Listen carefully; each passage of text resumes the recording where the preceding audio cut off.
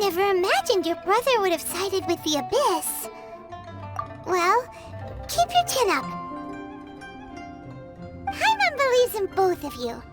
And when the going gets tough, the tough get going. Right? He said we needed to reach the end of our journey. Paimon bets he still has lots more to tell us. And we won't find out what this journey is or where it will end unless we keep going. Aw, don't mention it, partner. Travel buddies are supposed to look out for one another. Although, where should we go next? If we want to continue with the journey... Oh, you mean the god that took your brother away in the first place? You're right. After all, everything that followed, all this confusion, it all started with her. Yeah, Paimon bets she's the key to understanding this whole mystery. Well, we've ruled out 2 gods so far, the Animo and Geo Archons. So, next... Paimon doesn't think we can simply walk into Inazuma. Zhongli said it was a closed nation. We'll have to find some other way in. Why don't we ask someone from Inazuma how to gain entrance? Oh, Paimon's thought of someone already! Atsuko in Lua Harbor! She's from Inazuma! Let's see what she has to say!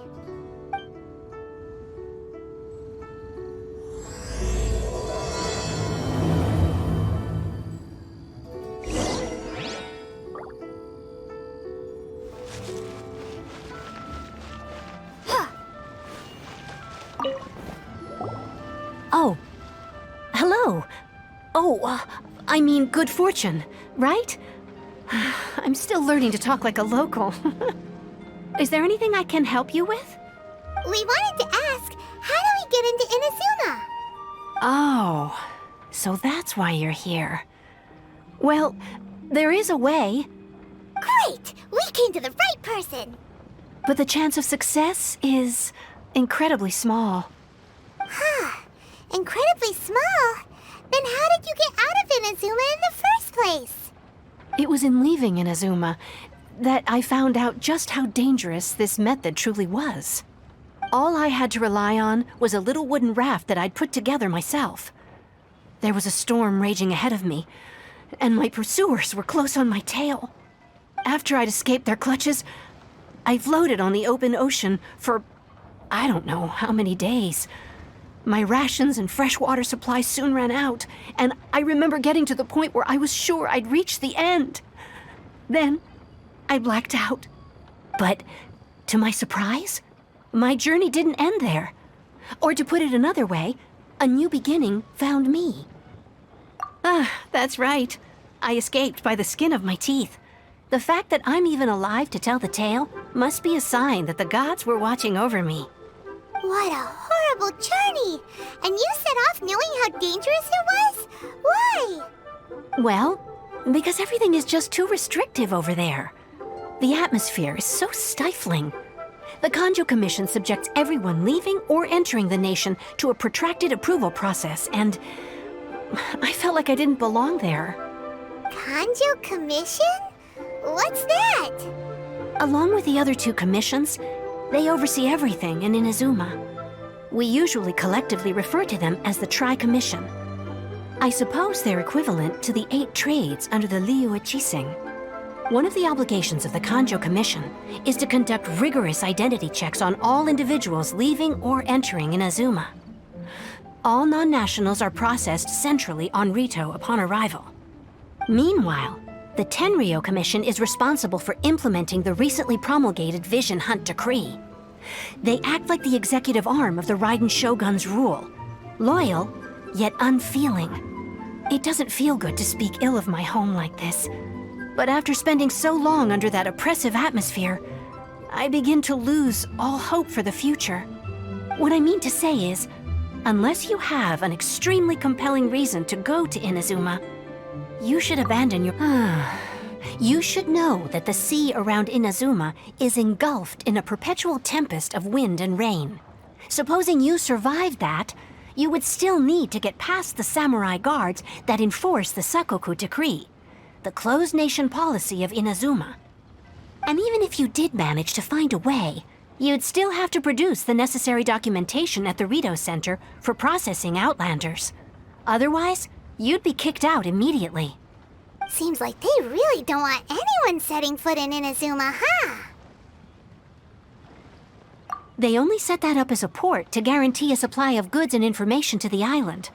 Most Outlanders would be unable to acquire the documentation needed. But if you really are set on going, there is one thing you could try. The raft idea sounds a little on the dangerous side. Plus, Paimon would definitely get seasick. That's not what I meant. You could ask someone from the Crux Fleet if they have some way of getting you to Inazuma. They're well known in Liyue. Voyaging far and wide has made them a well-traveled group with a wide range of experiences. They may just know how to break through the storm. But it's an armed fleet, right? Why would they agree to a request like this? That part is up to you. If you're able to persuade their captain, Beidou, then the hardest part will be out of the way. The Alcor is the flagship of the Crux Fleet. I heard that it's currently anchored by Guyunstone Forest on a supply run. This might be your best chance. Then there's no time to lose. Let's go find Captain Beidou.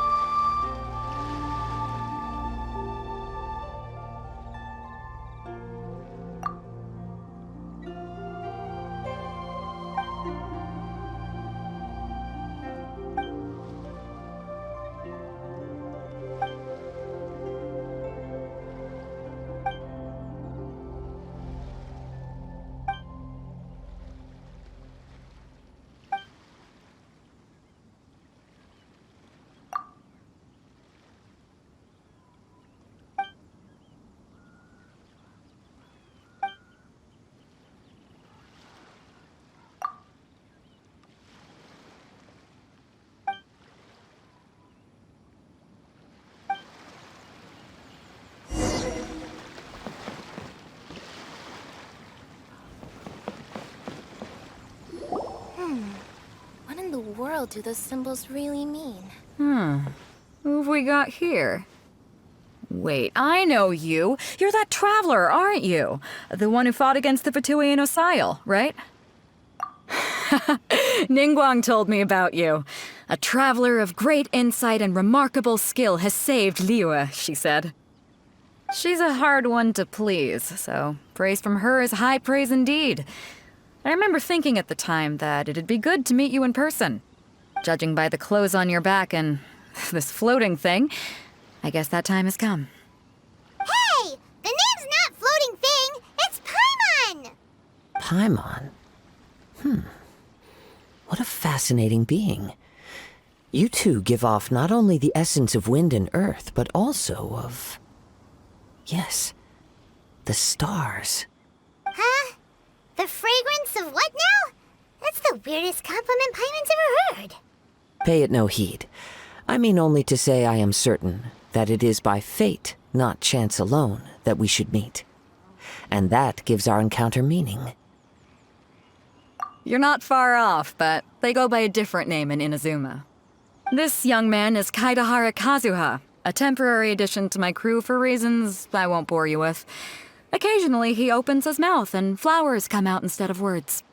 With this fine ship and the soft sea breeze, would it not be romantically irresponsible of me not to acknowledge it with a line or two of poetry? No, I can't argue with that.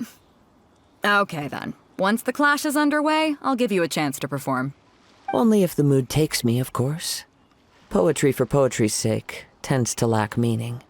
Hey, you don't want to pass this opportunity up too easily, especially seeing as our great hero here might be in attendance. Oh, wait a minute. What's the clash?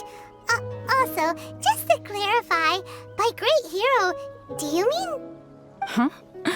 I thought you might be here to sign up. You're telling me you've never even heard of it? The Crux Clash is a martial arts tournament that I hold. There'll be a whole bunch of folks taking part to showcase their talents. There are two important rules.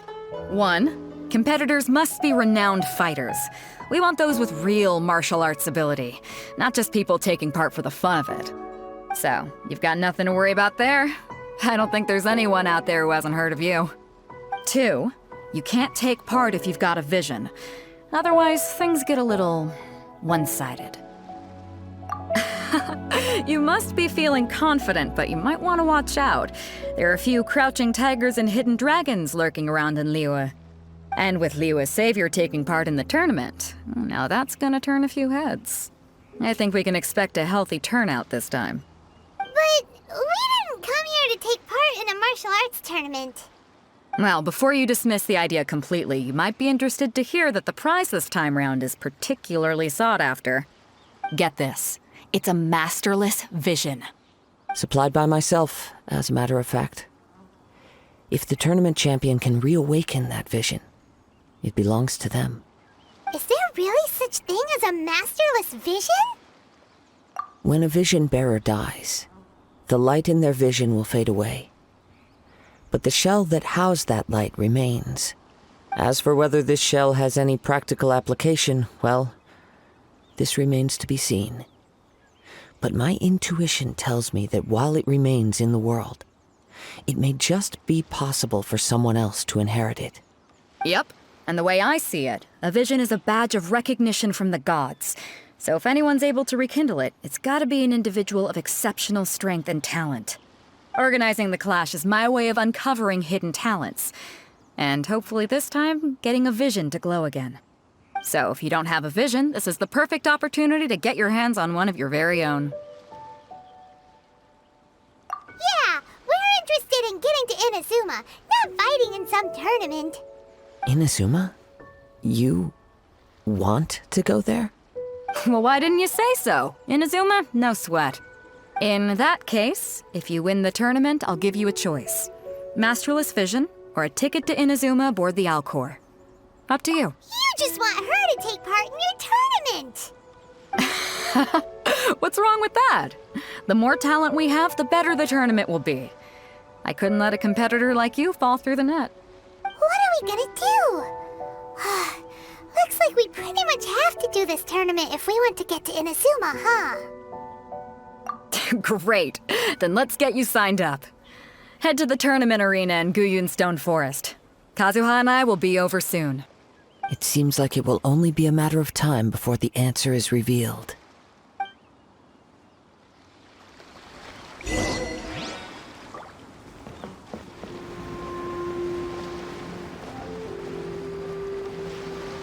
Before we sign up, let's see who the other competitors are. Beidou said that they had to be renowned fighters. Who will we be up against?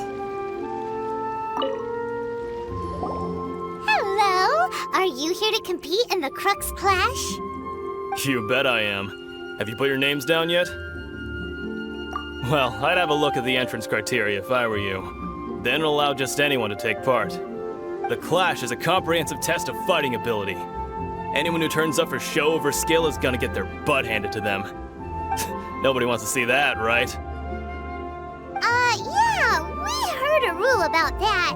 So, Paimon's wondering, are you a renowned fighter? Me? Only a former runner-up in the Chihu Rock Freestyle Combat Summit. Oh yeah. Also, that doesn't sound like the most official tournament out there. What? You... Nonsense. Have you been living under a rock? It's been going on for years. There were plenty of competitors when I took part. Not to mention, I've helped the Millilith catch treasure hoarders before. There were 2 of them trying to escape. I soon sorted them out. They tried to sneak past me under the cover of darkness. They didn't know what hit them. I planted a left hook on the skinnier one's face and sent him flying. Then, the big guy pulled out a knife. I stood my ground, of course. A roundhouse kick sent the blade hurtling into a beam above us. I told you. Unarmed, outnumbered 2 to 1, but I still got the upper hand. I'm not saying I came out completely unscathed, of course, but the fact remains that I did manage to subdue the both of them, and hand them over to the Millilith. I received quite the commendation. Oh yeah. But for us, even 4 or 5 treasure hoarders at a time is all in a day's work. Alright, we're gonna keep looking around. I'll see you in the arena, but I don't plan on losing to a pair of children anytime soon.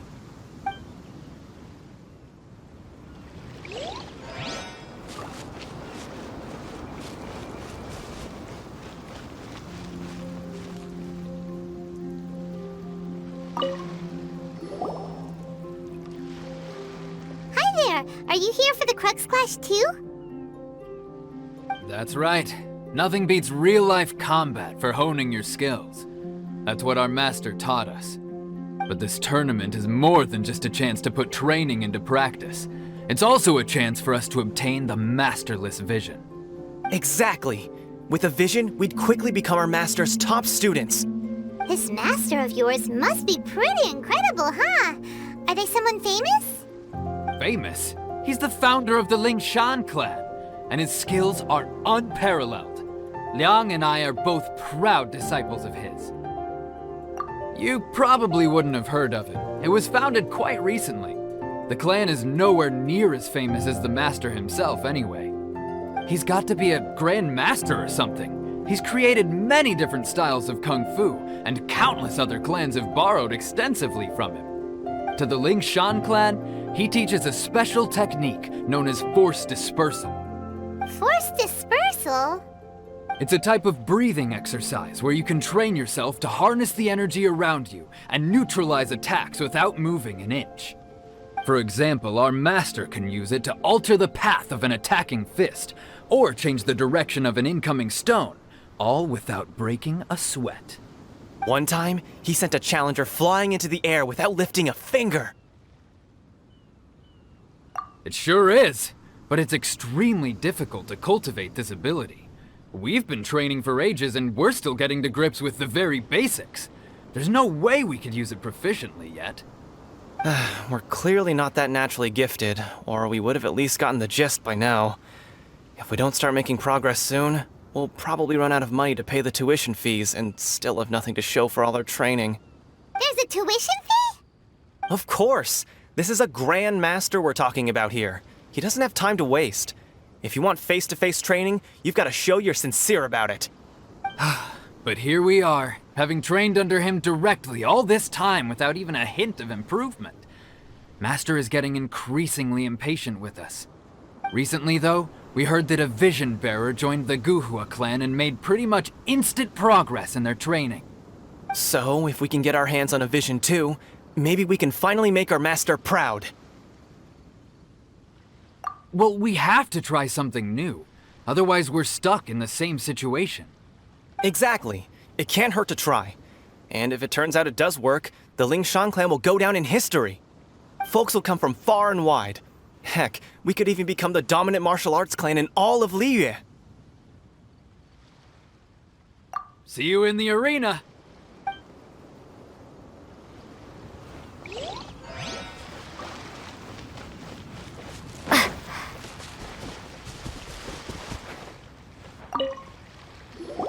Hey, youngster. Are you here for the Crux Clash too? If so, seems I found myself another new adversary.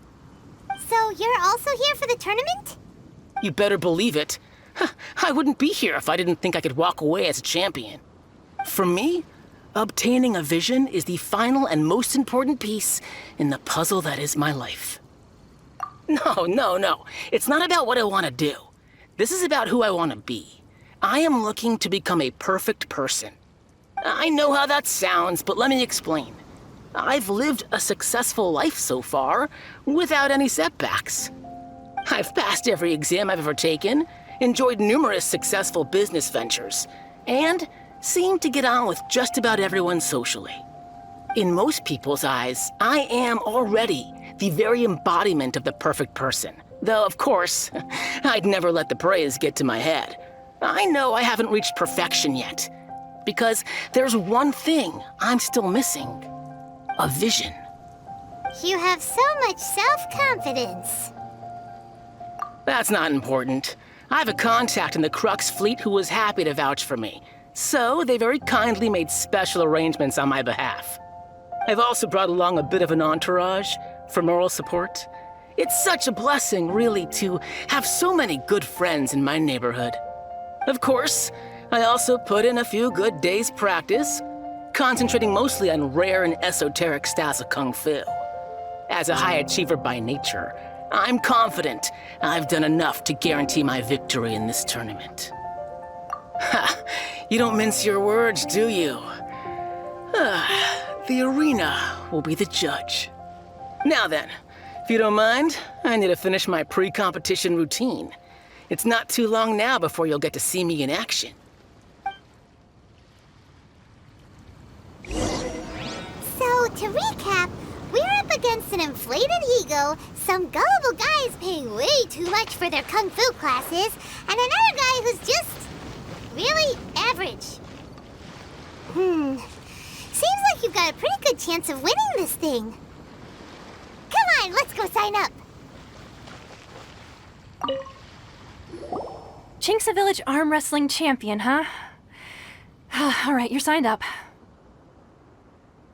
Next, please. What's your name? Wait, aren't you? Did I hear that right? Is it really them? Huh? Aren't they a vision bearer, though? Why are they trying to enter the clash? I have to ask, aren't you the traveler that helped Liyue fight off that ancient god? It's really her! The one that spoke with Lady Kuching at the rite of parting. Oh, I wonder if I can get her autograph later. I trust you are aware that only those without visions can enter the tournament? Really? But from what I've heard, the things you're capable of in combat are nothing short of extraordinary. You walk into the most dangerous situations imaginable, face off against all sorts of monsters, even the Fatui, and always come out on top. Yep, she still doesn't have a vision, though. See for yourself. My apologies. I didn't mean to be rude. I'm sure a great hero like yourself would have no reason to lie. Now, could I ask you to provide a few claims to fame? It's just a formality for you, of course, but I have to make a record of competitors' achievements as part of the sign-up process. So far, I've got defeated the ancient god Osail, so that's one.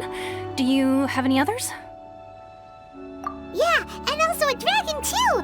Put down Battle with Storm Terror. Whoa! Might as well declare her the champion already. I wonder if it's too late to withdraw. Okay, that's plenty. Actually, this is the most dazzling track record I've ever seen. By a long shot. Right, your registration is complete. Now, a brief word about the prize. A great hero such as yourself can surely only be here for one thing. To win the tournament and claim the grand prize, namely, a vision. Oh, we're not here for that. We're here because Captain Beidou promised to take us to Inazuma if we win the tournament. There's another prize, too? Oh, first I've heard of it. Beidou must have upped the stakes this time to attract top talent. But why would anyone want to go somewhere as dangerous as Inazuma? I see. So, I take it you discussed your terms with Beidou in advance, then? Well, nobody expected you to sign up to a tournament like this. I can hardly believe it myself, to be honest. Anyway, the qualifying rounds are about to begin. I'll leave you to your preparation. Hey, so Paimon's thinking about that whole no vision bearers rule in this tournament. Even though you don't have a vision, most people in Teyvat think that you can't manipulate the elements without one. So Paimon thinks you probably shouldn't use your elemental abilities during the tournament. You know, just to avoid any misunderstandings. In any case, looking at the competition, it should still be pretty easy for you to win, even without using any elements, right? All right, it's showtime! You got this! You seem like you're raring to go. Are you ready to compete? Good. Then please follow me into the arena.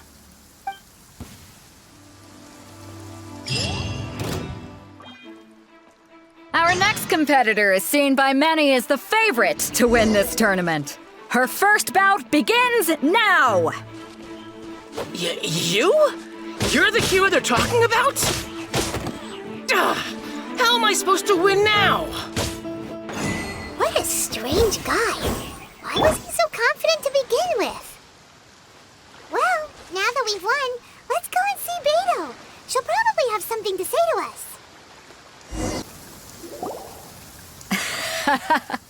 I knew I wouldn't regret introducing you as the favorite. So, what do you think, Kazuha? She totally dominated that guy and did it with style, too. Impressive. But I also observed our favorite exercise some restraint, as if to protect the opponent from serious harm. Well, I fought my fair share of battles, both big and small. And I say, after the show she put on just now, she's more than convinced me of her ability. So come on, we all know you've got a wide vocabulary in there. Can't you spare a word or two to congratulate our up-and-coming champion? All right. Let me think how to aptly phrase these words of praise. You fought well. All right then. I was thinking your inner poet might want to join in the fun, but I guess I shouldn't put you on the spot like that. You know, a lot of competitors came to me saying how surprised they were that Liyue's hero was entering the tournament. And since you signed up, we've had many others do the same, with more than a few top-tier fighters among them. I'm sure lots of... Well, since everyone sees you as the one to beat, I figure I should start treating you that way too. For one thing, we don't want you wasting all your energy in the early rounds fighting people who are well below your level. Not to mention, you must be itching to fight someone in your league too, right? So, I'm putting you straight through to the semifinals. Huh? But we only just started the qualifiers. Seems like a crazy system if we just skip straight to the semifinals. This is how Captain Beto works. You won't persuade her otherwise. Besides, at your level, you would have made it to the semifinals anyway. Huh. To be fair, Paimon was thinking that too. All right, I'm gonna watch some more of the tournament. If there's any potential contenders for you out there, I want to know who they are and what they're about.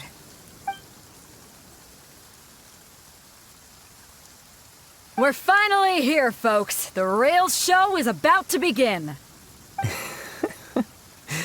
The captain seems to have high hopes for this tournament.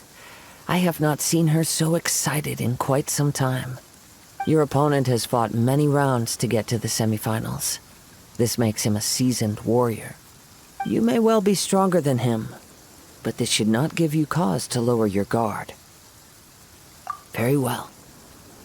Show me that you are ready to push through the storm that lies ahead. All right, that's enough chit-chat for now. The audience is waiting. Go find the crew member that signed you up. She'll take you into the arena.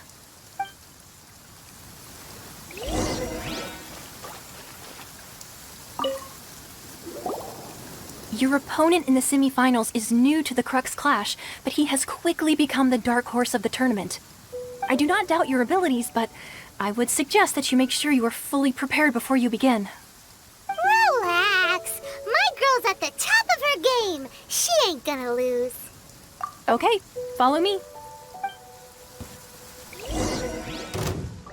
At last, the moment we've all been waiting for. The semifinals have begun.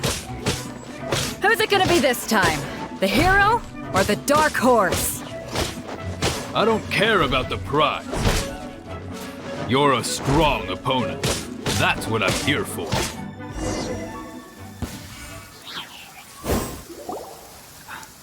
I'm sweating all over. It's a good feeling. Congratulations. I was beaten by the best. I need to train harder. Right. For a moment there, Paimon was a little worried. If you had a vision, you'd definitely be one of the strongest around. I wanted a vision once, when I was a kid. People said that if you're strong enough, you'll have your chance to get one. But mine never came. I lost interest eventually. You can't depend on a vision like you can your own body. I've fought and won against vision bearers before. The power they have was given to them by the gods. I don't envy it. Huh? You mean you didn't sign up to try and get your hands on that masterless vision? No, I didn't. I only wanted to pit myself against other fighters and see who was the strongest. Only in defeat can you understand your weaknesses and learn from them. So I'm pleased with today's outcome. I don't often have the pleasure of experiencing defeat. Wow! Now that's true strength talking. If you have the chance in the future, please come and spar with me again. I will be stronger next time. By the way, do you know who else made it into the finals? Is it gonna be someone even tougher than you? Whether they'll be as tough as me, I don't know. But what I have heard is that they're extremely quick. So don't get too cocky. There he goes. Maybe we should ask around, see what we can find out about our opponent in the final round. Paimon thinks we might need to up our game a little.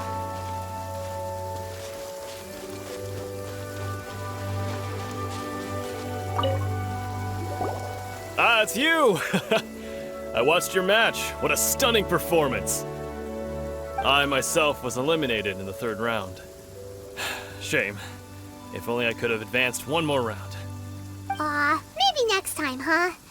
By the way, do you happen to know who else advanced to the final round? Why, yes. He's the same one who defeated me. He is a formidable opponent, quick on his feet and swift to take advantage of his opponent's missteps. I faltered for but a brief moment, but before I knew it, he had me on the floor. Given my stature, I have no fear of squaring off with physically strong opponents. But faced with a nimble, agile opponent such as him, I found myself completely out of my league. Still, I'm sure he'll be no match for you.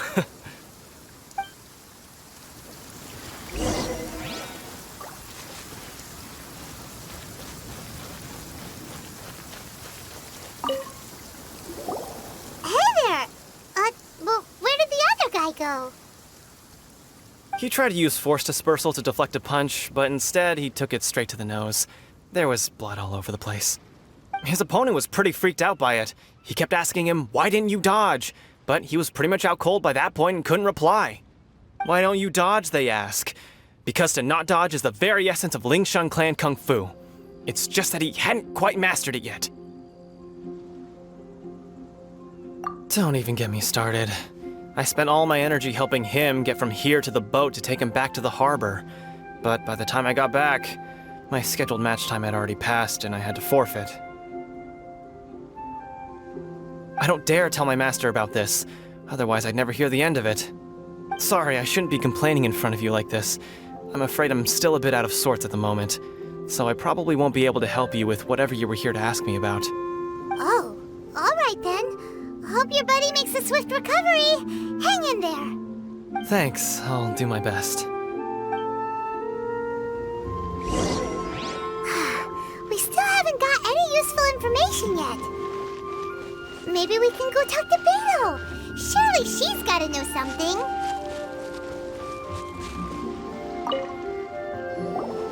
You gave an outstanding performance. Truly commendable. I could sense that you're not familiar with bouts of this kind, and it could have cost you the match. But you were quick to adapt, and managed to claim victory over your opponent. That is a most... In fact, I discerned this not from what I saw, but what I heard. The ground beneath your feet, and the pattern of your breathing. But it is nothing remarkable, for I discerned nothing more than Captain Beto did. He's right. But in my case, I was purely relying on previous experience. I guess not using your elemental powers must be quite new for you, huh? We wanted to ask about who our opponent will be in the final round. Do you think they'll be stronger than the one we faced in the semifinals? Not exactly. Contenders that reach the finals aren't necessarily stronger. They tend to have something unique about their style. As for the guy you'll be facing, his skill lies in his speed, and he has superior form. It's also obvious that he's seen his fair share of battles. What's the matter? Worried that you've bitten off more than you can chew this time? If that is the case, then I have a proposal for you. Let's go somewhere a little quieter, shall we? I haven't properly introduced myself yet. In the land of Inazuma, I was a wandering samurai. Yeah, we could tell that from your getup. But at the same time, when you talk, you don't really sound like someone who's used to waving a sword around. It is true that I am versed both in literary and martial traditions. But on the straggling path of a wandering samurai, is there harm in acquiring a surplus skill? I do not mean to flaunt my martial prowess, but I myself have witnessed reputable fighters hailing from across the lands. I do possess some knowledge regarding your opponent's particular skill set. Given your talents, a few hints from me will be all that's necessary to bring your opponent down. Hang on. Don't you think you're bending the rules a bit there? Gathering intelligence is an essential part of any duel. You must know your enemy. Besides, our favorite here has fought many battles on their journey from Mondstadt. Such impressive feats require more than just bravery alone. You betcha! Wait a second. We never told you that we've been to Mondstadt. Does one not leave a trail when traveling through the wild? In return, nature also leaves its traces upon you. However, there is only so much that can be discerned from these traces. I sense that many things about you elude me still. These are the things I am curious to know about. Come with me. Some post-match entertainment is in order. Now that we're alone, let me cut to the heart of the matter. You are skilled in manipulating the elements, and not just a single element, but Paimon knew that you were hinting at something from the moment we met. You've known all along. That's right. If the other contenders were to catch wind of your elemental abilities, let's just say it would cause some unwanted misunderstandings. If I'm not mistaken, you share these considerations, given your reluctance to use elemental skills even in the heat of a match. When I talk about that which I see or hear in you, this is not poetic symbolism at play. I mean these things in the truest sense possible. Since a young age, I have been attuned to the tidings of nature. I hear the breath of the wind and the whispers of the leaves. It is things of this nature that I also hear from within you. Nothing more. As crazy as all that sounds, somehow Paimon still believes you. My humble abilities are negligible compared to your incredible feats. To think a human could wield the elements without a vision, and not to mention your incredibly complex scent, like that of some mysterious being. Hey, stop evaluating us based on our smell! It's weird! Could you perchance enlighten me as to how you managed to obtain your combined elemental abilities? Extraordinary. So then, might I be so bold as to inquire how exactly it is that you learned to channel elemental energy and even wield it in combat? It's nothing really. Paimon just told her whatever came to mind. It's been a long journey, and many things have happened along the way. Somehow, she just naturally learned to use the elements through it all. Honestly, even Paimon doesn't understand how it all works. Perhaps such unfathomable things are the essence of the gods and the visions they grant. However, I still wish to have the honor of seeing how you wield the elements. Perhaps it may yet reveal something to me. Of course, I too shall share with you all that I've learned. That will make it a fair exchange. Now then, let's test your skills, shall we?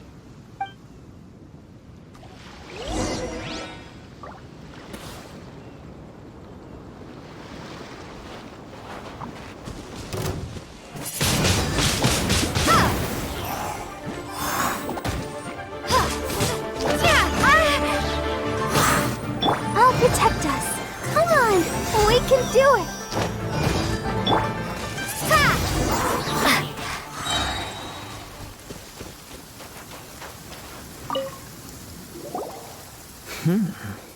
Your skills in battle are truly beyond reproach.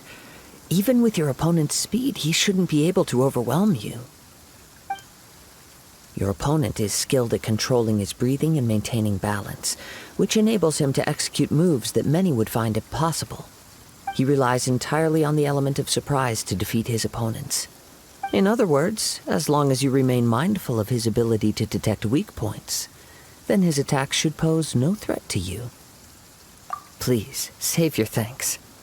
If anything, I should be thanking you for the opportunity to witness your command of the elements that defies all known principles. The world is a truly mysterious place, it seems, and one will always encounter that which is still unknown. You seem kind of obsessed with visions, but don't you already have your own? Why are you so intent on exploring the connection between visions and the elements? I desire to know what meaning visions have to the gods, and what influences the gods' decision to grant humans these visions. My apologies. You must be completely in the dark regarding such matters.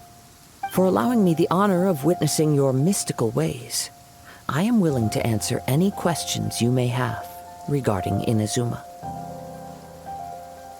So that's what you're curious about? Then allow me to tell you more. As you well know, a vision hunt decree is currently underway in Inazuma. Visions are a gift bestowed by the divine. People that have accepted this gift are now having their visions confiscated inexplicably, sometimes in circumstances that leave their original recipients dead. In the outset, supposing each of the 7 archons had their criteria for granting visions to living beings, then does the current Electro-Archon now doubt these criteria, or even the act in and of itself? Not to mention, with no new Electro-Visions having been granted for such a long time, it would seem that we can infer something of the Raiden Shogun's feelings on the matter. She sounds less like an Archon and more like a tyrant. As far as I know, she is an Archon that pursues eternity. She will relentlessly carry out her will with no regard to what others may think or feel. Liyue's contracts are meant to benefit all who reside within Liyue. But what does Inazuma's pursuit of eternity bring to its people? It goes without saying that the people locked within Inazuma do not fare well these days. Sounds a lot like something the god you encountered in the beginning would do. Oh? Have you encountered the Electro-Archon before? With time, we will change. But the Shogun will remain the same. If you wish to find her, she will forever be there. There will come a day when I too shall wish to understand the answers to eternity from her. Ah, the time for your match is approaching. Oh, right! We got so distracted talking about Inazuma that Paimon forgot all about the tournament! If you have no other matters to attend to, then we can return together. Very well, let's go. I wish to see who will obtain the vision. Why isn't he here yet? Never mind. We can start by making your entrance first. Everyone, listen up! Your attention, please! We've reached the climax of the Crux Clash! This is the final match! We've seen many exciting battles today, and now, at long last, the 2 finalists have emerged. Now, I'd like to introduce our first combatant.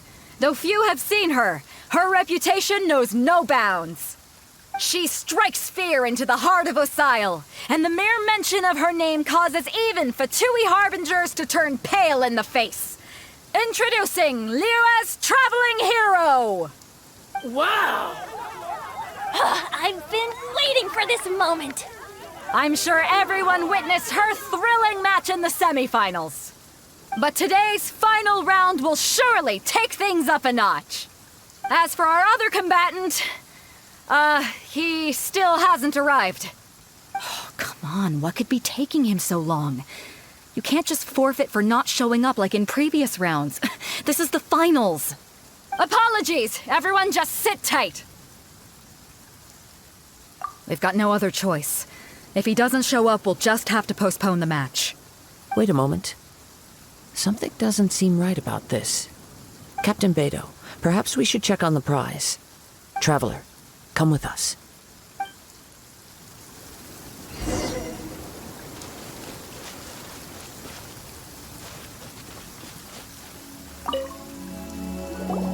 Let me see. It's gone all right. The vision is missing. Huh? Did somebody steal it? Who would dare do such a thing in broad daylight? We don't know when it was taken exactly. I never thought that someone here would have the guts to cross Captain Beto. No need to worry. Even the craftiest sleight of hand does not escape nature's watchful gaze. The culprit has only acted recently. They will not have gotten far. The vision was the prize that I had offered, and it was my responsibility to look after it. I will be certain to get it back. Well, if you insist. I'll leave the matter to you then. I'll stay here and try to offer some explanation to all the spectators that came to see the match. If you would, please come with me. But we're on an island. Where could he have possibly run to? Come with me. I can sense the winds are coming.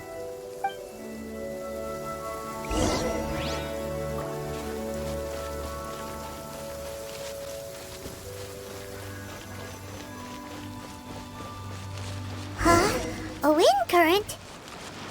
The winds have come at an opportune moment. Let's seize this chance. Ride the winds upward. From there, we can continue our search for clues.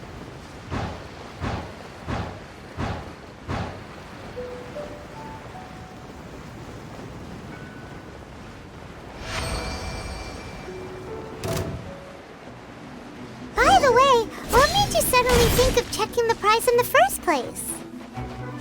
I heard it the moment it was stolen. Well, then why didn't you stop him? You'll see shortly.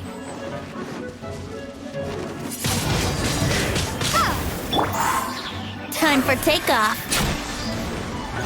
Brace yourselves. Time for retribution!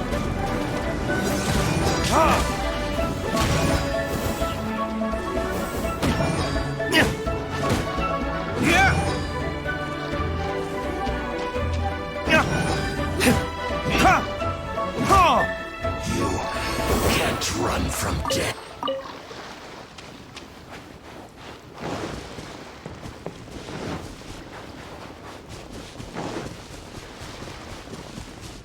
The winds are guiding us forward. The culprit is on the opposite shore now. You can hear that too? What does it sound like? Hubris. This way. Follow me. There may be an ambush waiting for us up ahead, but I trust that you are well prepared for such a scenario.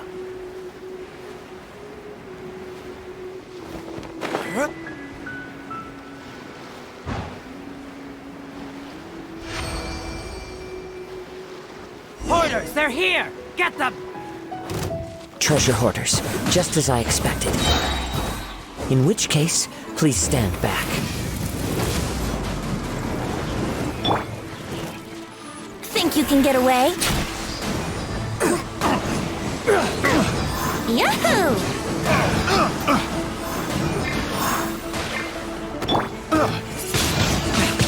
Wingblade! Prepare to be blown away!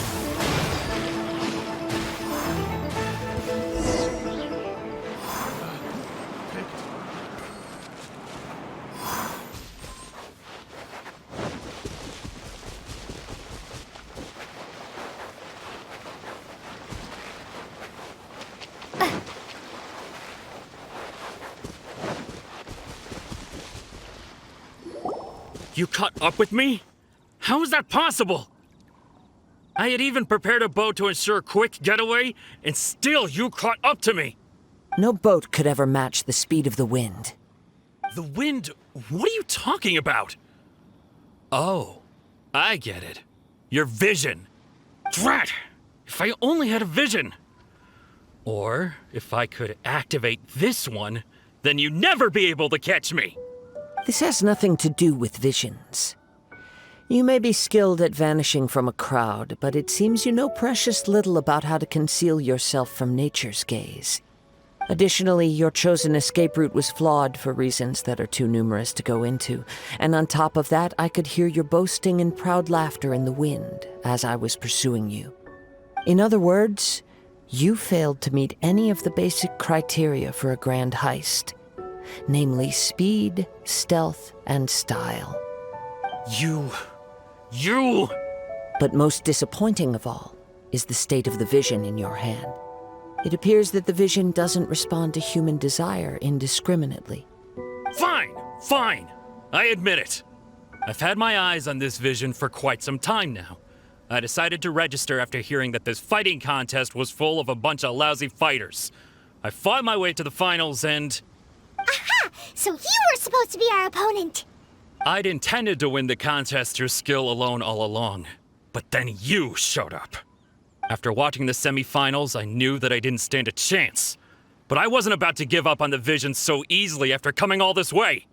Since there was no use in trying to face you in the match, I decided to put my skills to good use while everyone's attention was on you and Beto. I was convinced I prepared thoroughly for my escape, but somehow you still managed to catch up to me. Drat. This should have gone differently. I know an empty threat when I hear one. Fine. But you'd better mean it. It didn't activate once I took it anyway. It's nothing but a useless shell to me. You know, according to the laws of the sea, the penalty for stealing is breaking the culprit's arms. Huh? You're not serious, are you? Not to mention that the item you stole was a prize. You didn't show up for the final match, and you damaged the reputation of the captain of the Crux fleet. It seems that it would be only fair to brand the word thief on your forehead with a hot iron. Whoa, whoa! We don't need to go that far, do we? I never would have guessed you could be so cruel. If this is where talking gets me, then forget it. I'll risk a fight. Ha-ha!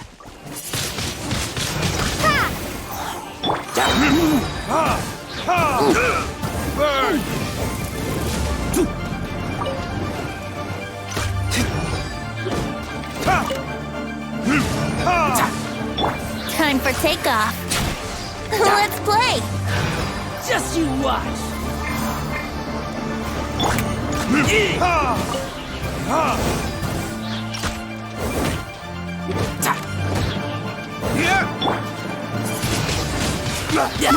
I'll have my revenge eventually. No, no. Do what you want, but please, don't brand my forehead, please! He has persevered to the bitter end, and now death looms near. Yet still the gods do not bestow their favor upon him. Put down the vision and leave. I've changed my mind. No further punishment for you. Huh? What's wrong? Are you asking for more punishment? It's up to you. Such willingness is commendable, and fits the way of the samurai. No need for that. Thank you for releasing me. You truly are generous. Huh? Paimon doesn't get it. Were you just trying to scare him? I take no pleasure in frightening others. I was just testing all possibilities while the vision remained in his hands. When people are forced into a corner, that is when their greatest strength will appear. I thought it may be an opportunity for him to awaken the vision. But unfortunately, nothing happened. Yes, I wanted to know whether it were possible for an extinguished vision to be reawakened. From the moment he stole the vision, I decided to use him for this experiment. I've tried many other methods in the past, though few tales tell of a masterless vision reawakening. After seeing you command multiple elements, I figured that nothing is impossible. Come, why don't you give it a try? Let's see if you can give me the answer I'm hoping for. The vision didn't seem to respond at all. I see. So you are also unable to rekindle the vision. No matter. This was expected. I suppose this vision is still mine to take for now. Yeah, what's the story behind this vision anyway? The story begins with an old friend. He was once a good friend of mine. One day he asked me about a sword art of which he had heard, the Musono Hitotachi. I told him it can only be witnessed when divine punishment is administered.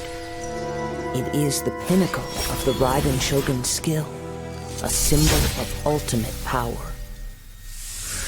But he replied, there must be one who can withstand it. There will always be those who dare to brave the lightning's glow. Then, the Vision Hunt decree arrived. People's aspirations were stripped away as the Raiden Shogun began to construct her ideal of eternity. While I was fleeing from place to place, I heard that my friend had challenged the Vision Hunters to a duel before the throne. A solemn yet brutal challenge. The defeated face divine punishment, while the victors gain a second chance. Perhaps he thought he of all people should make a stand. Coming face to face with the Musono Hitotachi was all that he truly desired, after all. When I arrived at Tenshukaku, the duel was over. I heard his sentence of divine punishment, his severed blade hitting the ground. Perhaps that was the glory he had yearned to witness. In his last moments, what expression was on his face?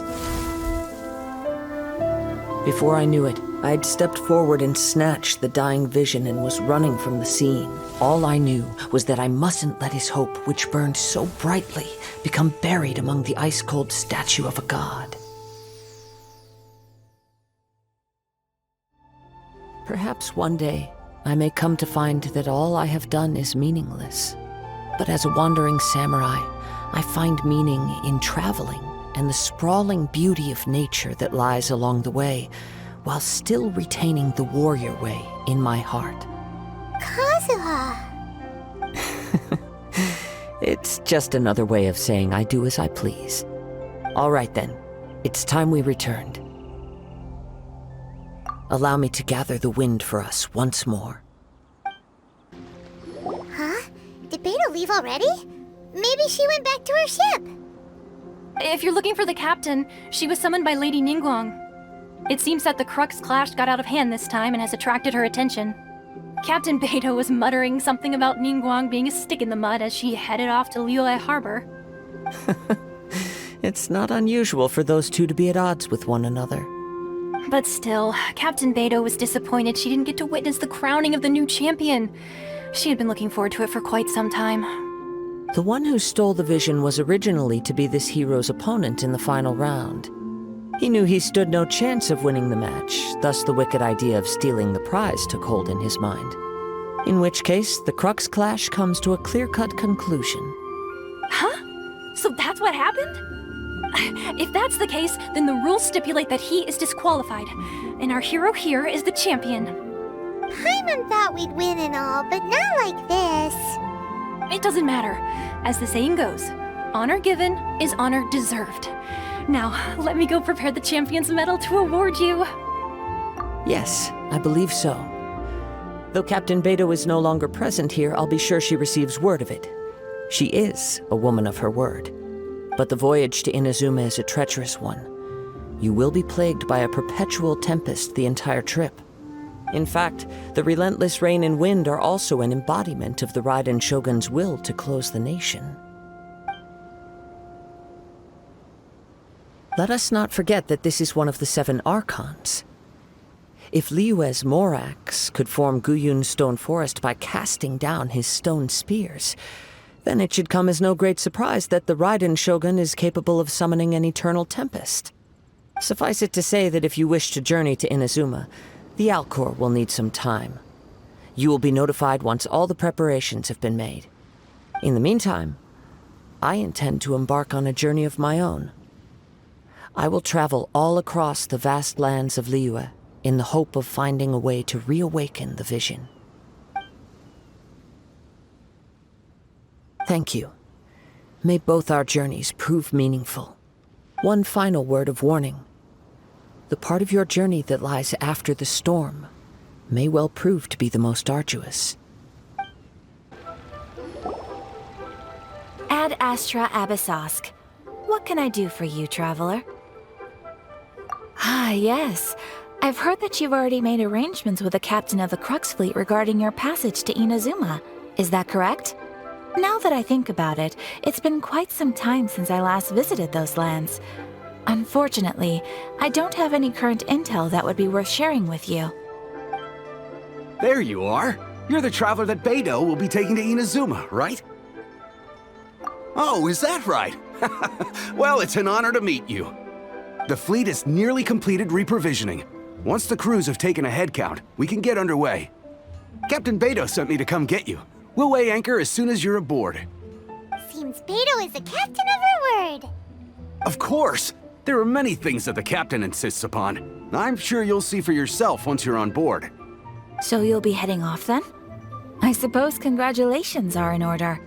Whether the journey before you leads to the heights of the heavens or the depths of the abyss, each step you take is another achievement. Until we meet again, Ad Astra Abyssosque. Oh, it's kinda hard to say goodbye now. We practically see each other every day. Well, if that's how you feel, why not come and find me when you arrive? I'll be awaiting you on Narukami Island. So there's another Catherine in Inazuma? See, there's no need to get all sappy now. Well, I guess it's time for you to bid farewell to Liyue Harbor. Now that I've delivered my message, I'll be heading back. The ship is currently anchored off of Guyun Stone Forest. Okay, thanks for coming all this way to let us know. Just following orders. I'll see you two aboard the Alcor.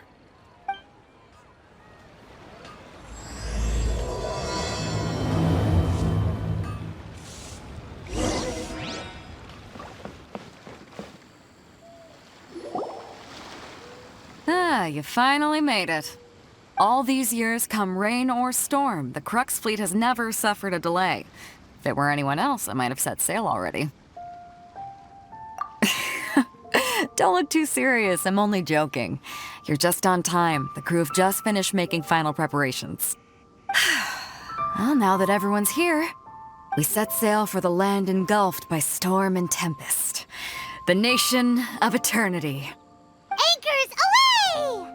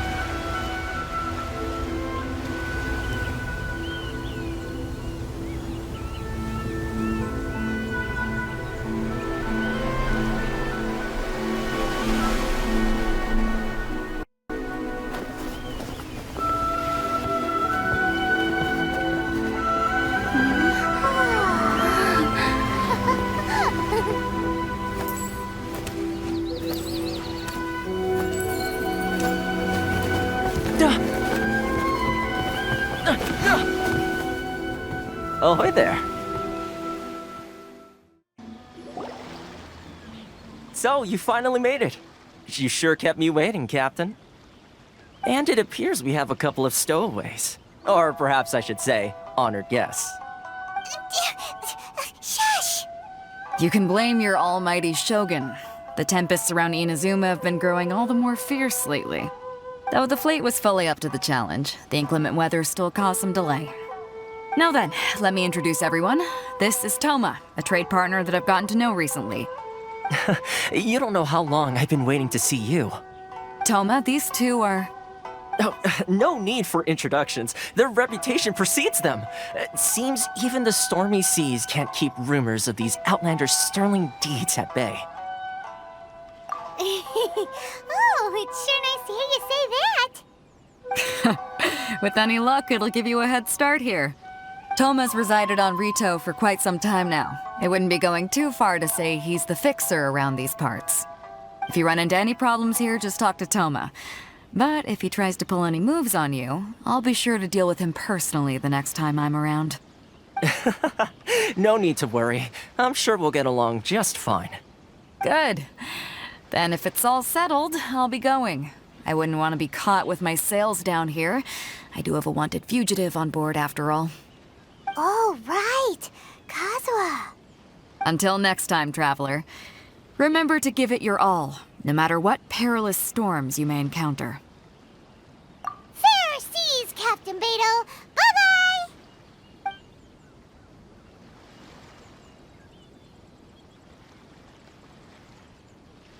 Now then, first things first.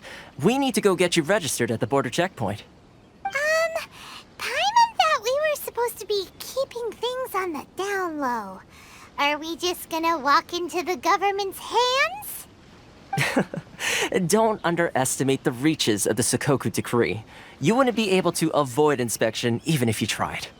So we have to play by the rules, even if we're kind of bending them. Hello? Please state your name, identity, and the purpose of your visit. Oh, except you, Toma. You must be new here. Excuse me? Please provide the information requested and also declare any goods you are carrying with you. Oh, well, I'm sorry. We cannot approve entry for purely personal reasons. So, unless you have a valid reason for visiting in accordance with the rules...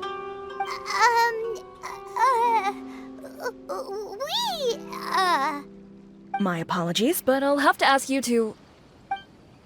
Here are the entry papers, for your kind perusal. What? Take your time. No rush or anything. I just wanted to see what you'd say. Sorry about that. I see. Okay. Your papers are all in order. Welcome to Rito. Whew. So, where do we go next? The Outlander Affairs Agency. They only check entry permits here. If you want to remain on Rito, there's a process you have to go through with them. Sheesh. So it is super strict, just like everyone says. Well, let's not forget that to everyday folk in Inazuma, people from everywhere else are referred to as outsiders. As the word suggests, Outlanders aren't very welcome in Inazuma with the Sakoku Decree in force. Not even on Rito, where they've established an outsider settlement. I like how you think. I've got a feeling we're going to get along very well. Now, let's head over to the Outlander Affairs Agency. Most of the current rules were put in place by the administration of Rito, the Kanjo Commission. The Kanjo Commission? Yes, one branch of the Tri-Commission of Inazuma, responsible for growing and managing the nation's wealth. You really haven't heard of it before?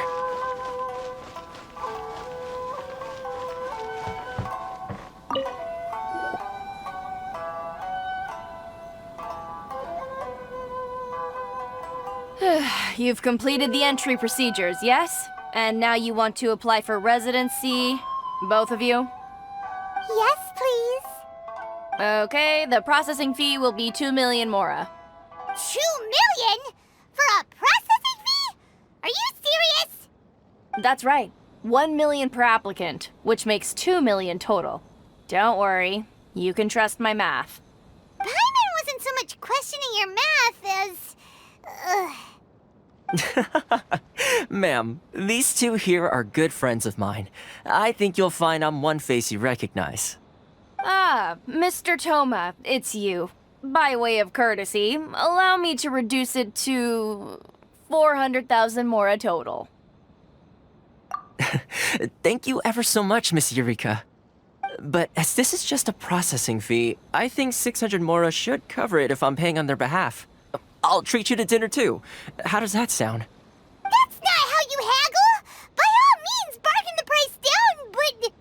All right then, as you wish, Mr. Toma. I will make a record. Much obliged.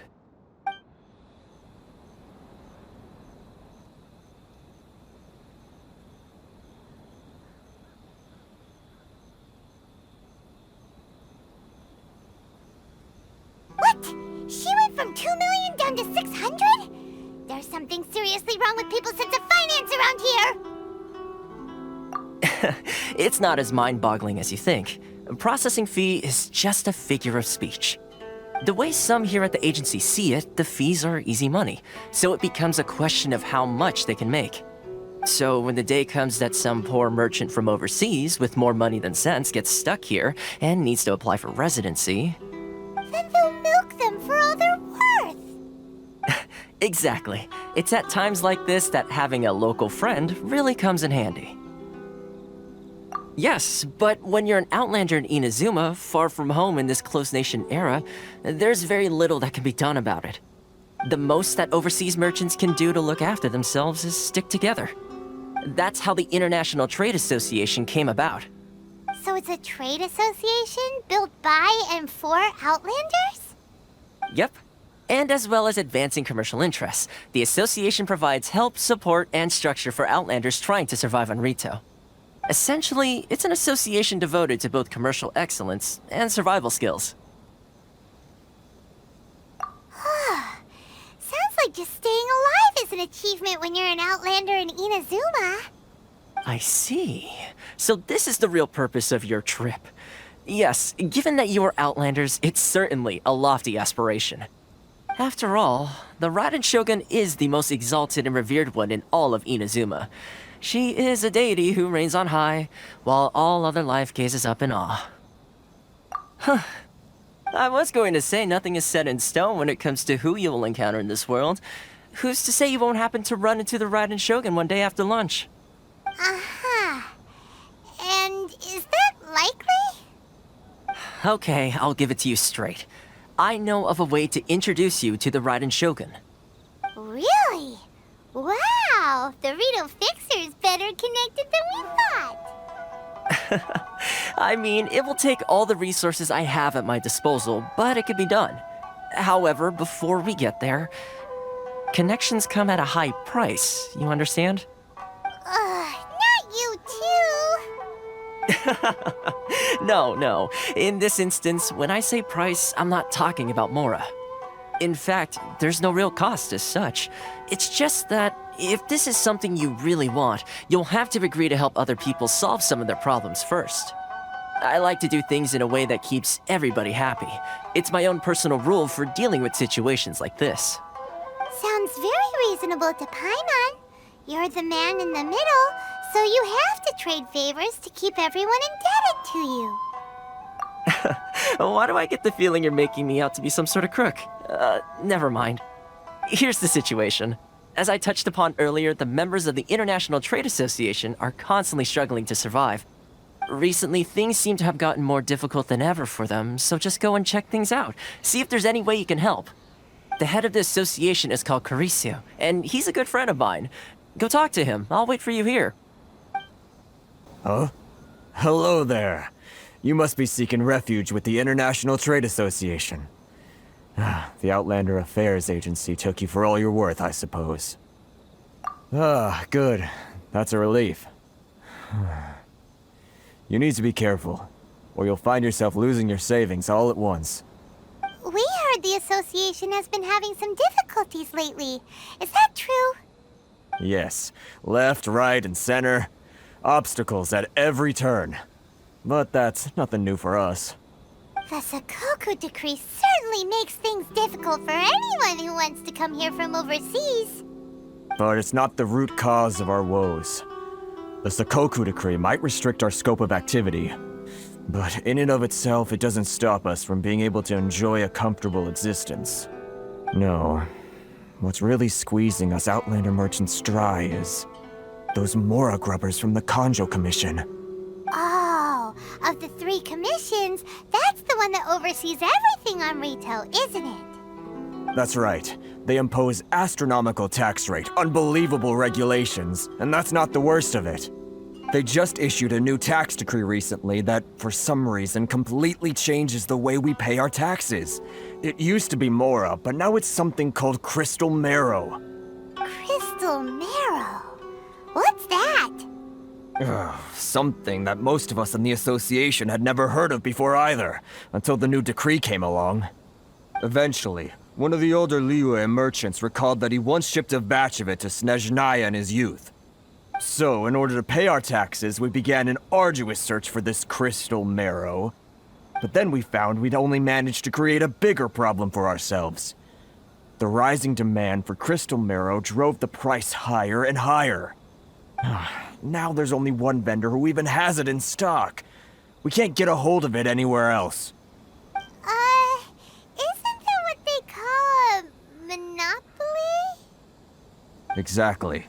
So this vendor keeps pushing the price up, and we have no choice but to buy from them because the tax decree forces us to. It's a vicious cycle, the consequence of which is that our taxes will soon exceed our profits. And once that happens... We've tried communicating with the Commission directly, but this is a nation where the cries of a few struggling merchants will never be heard over the ever-present roar of thunder. Fontaine, my dear homeland. I miss you an awful lot at the moment. Sounds awful. They're really bleeding them dry. What do you think we should do? But Carisu's the head of the association, and even he hasn't had any luck. Not to mention, we're Outlanders too. Right. And besides, I think this may well be the fate they've ordained for us. Okay. Well, we could try tackling the problem by going to the other party involved. That vendor... I've actually done business with him in the past, but after a point he stopped contacting us. I have no idea where he sources this stuff. Well, it definitely sounds like he's being unfair. How do we find him? We could go talk to him and see if he lets anything slip. Hey, that's a pretty good idea. Since you're not affiliated with the association and you're new to Rito, he may just let his guard down. If I remember correctly, our usual meeting point with him is under a tree by the coast in the residential district. See if you can find him there. Got it! We're on the case! Huh? I don't think I recognize you. Are you new arrivals? Haha, very funny. Real fixers don't need to refer to themselves that way. I wasn't born yesterday, you know. So, what do you need with me? The sheer nerve. You don't go around asking questions like that. If I gave you my sources, I might as well hand you the whole darn business. Trade secret, got it? You know what trade and secret mean, right? This guy's got a bad attitude. Ha! Are you even buying? Oh, I see what's going on here. Carisu and his associates sent you here to try and plead their case, didn't they? They're wasting their time. The price is non-negotiable, not by a single Mora. Hey, what's your problem? Get out of here, go on. Tell them they're lucky to be buying from me in the first place, and they ought to be more grateful. If it weren't for me, they'd be in seriously hot water. What are we gonna do? There's no talking to this guy. Good idea. Let's check back in with him.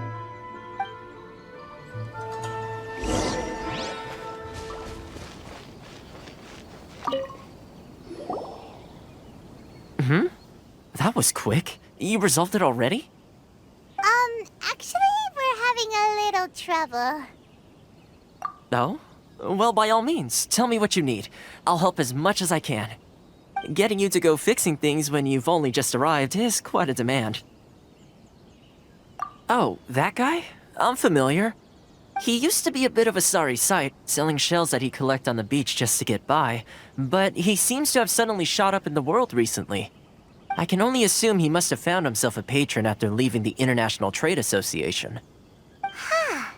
You're saying he used to be a member of the International Trade Association? So he's an Outlander too? Yes. Couldn't you tell when you spoke to him? That's right. Werner was born in Mondstadt, then went into the shipping business, trading between Leah and Inazuma. When Inazuma closed to the outside world, he was one of a group of outlanders that ended up stranded on Rito. What a bummer! The International Trade Association was initially very generous to him, but over time, with decree after decree, the association members found it increasingly difficult to make ends meet. So he left the association and turned his back on them. I'm sure it's more nuanced than that. I believe even the most ungrateful and cold-hearted of people still have some amount of gratitude and warmth left in them somewhere. Really? Is that all you need to know? Well then, it sounds like you may have found a way in with him.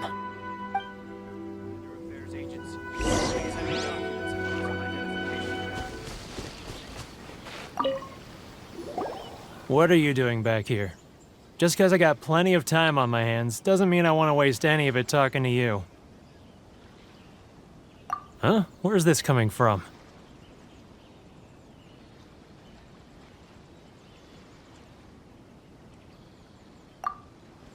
Mondstadt?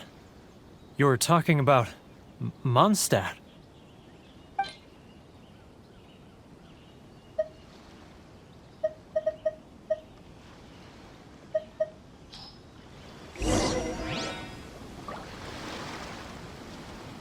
Mondstadt?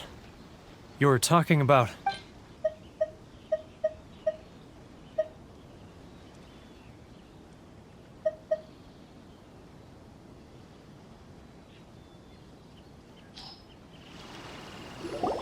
Goodness, I can sense it now.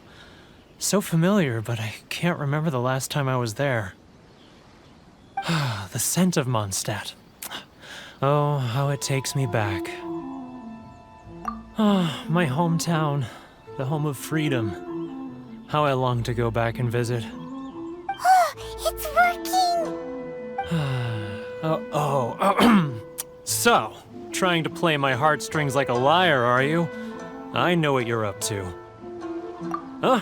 What is this? What are you up to now? Just close your eyes already! You mean the sound of the ocean?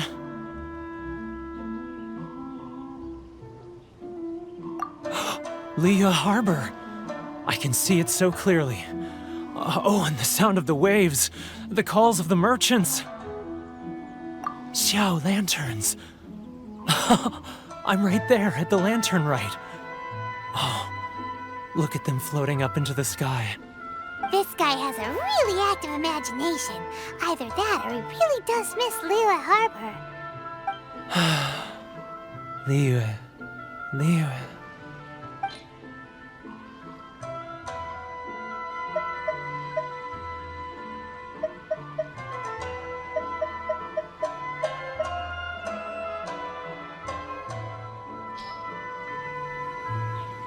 Wait.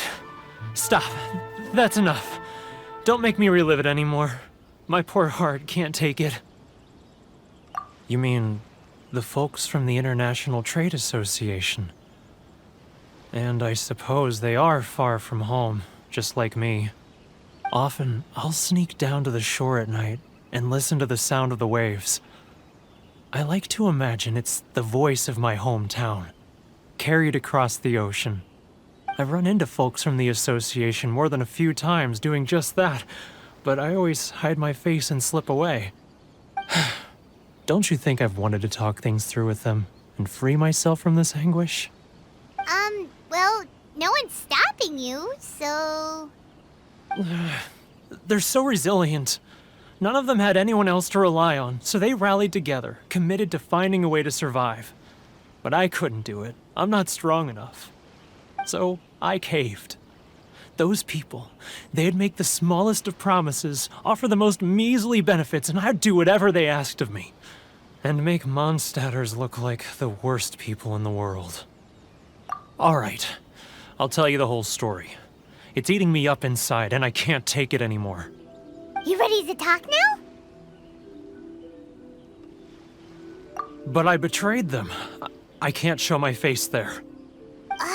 Come on, you scaredy cat.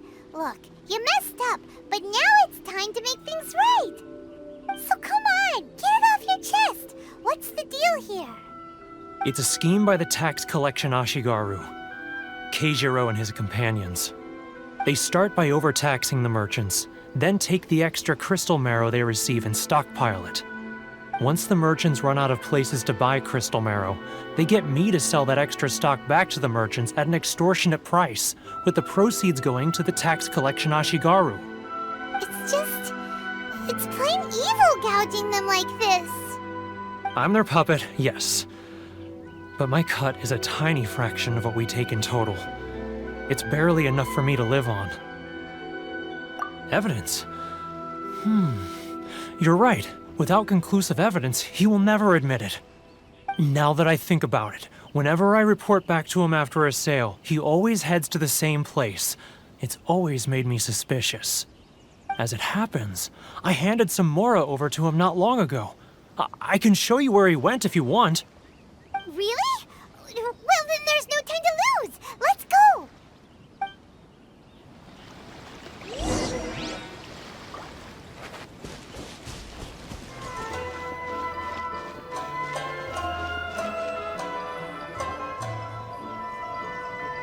Keijiro! It's him! After him! Which one should I choose?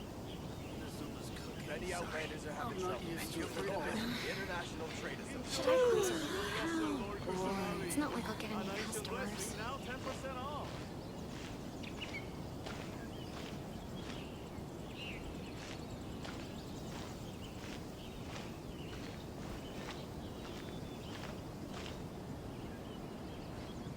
Ah, Ryoko, how's business? All the better thanks to your generous patronage. Good. Thankfully, I earn plenty these days. Oh, but of course, tax collection is difficult work.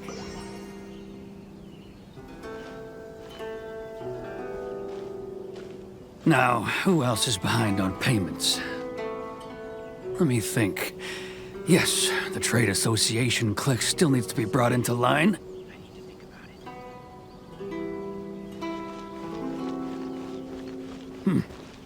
What was that sound? Shh! Quiet! Don't let him find us! Must be hearing things. Drat, I'm behind schedule. I need to hurry.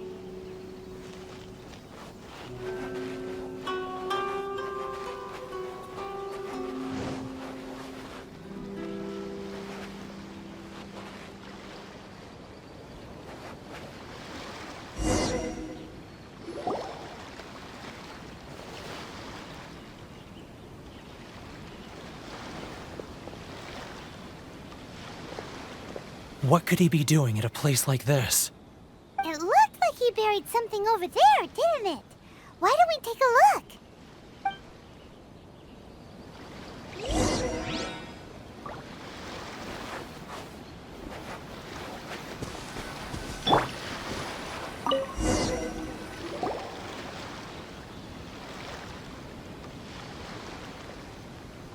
Whoa, it's a ledger. Boring! Paimon thought he'd hidden a big pile of Mora here.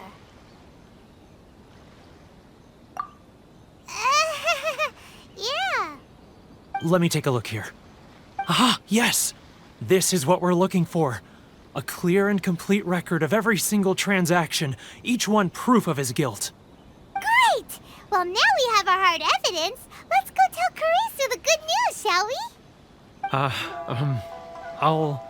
I'll say goodbye to you here then. Huh? You aren't gonna come with us? I need a little more time before I'm ready to face the head of the association. I'm sorry. Huh. Poor Werner's a pretty awkward guy, huh? But we really don't have anything left. If this keeps up, our sales will come in at a loss. There'll be nothing left for us to do but starve.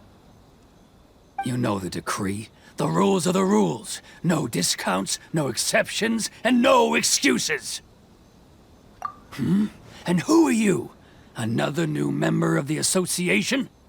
It just so happens that we found your little ledger, so now we're here to tell everyone all about how you embezzled crystal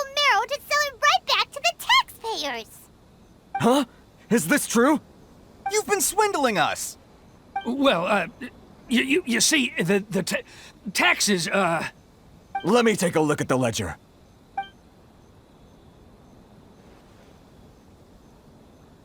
Well, would you look at that?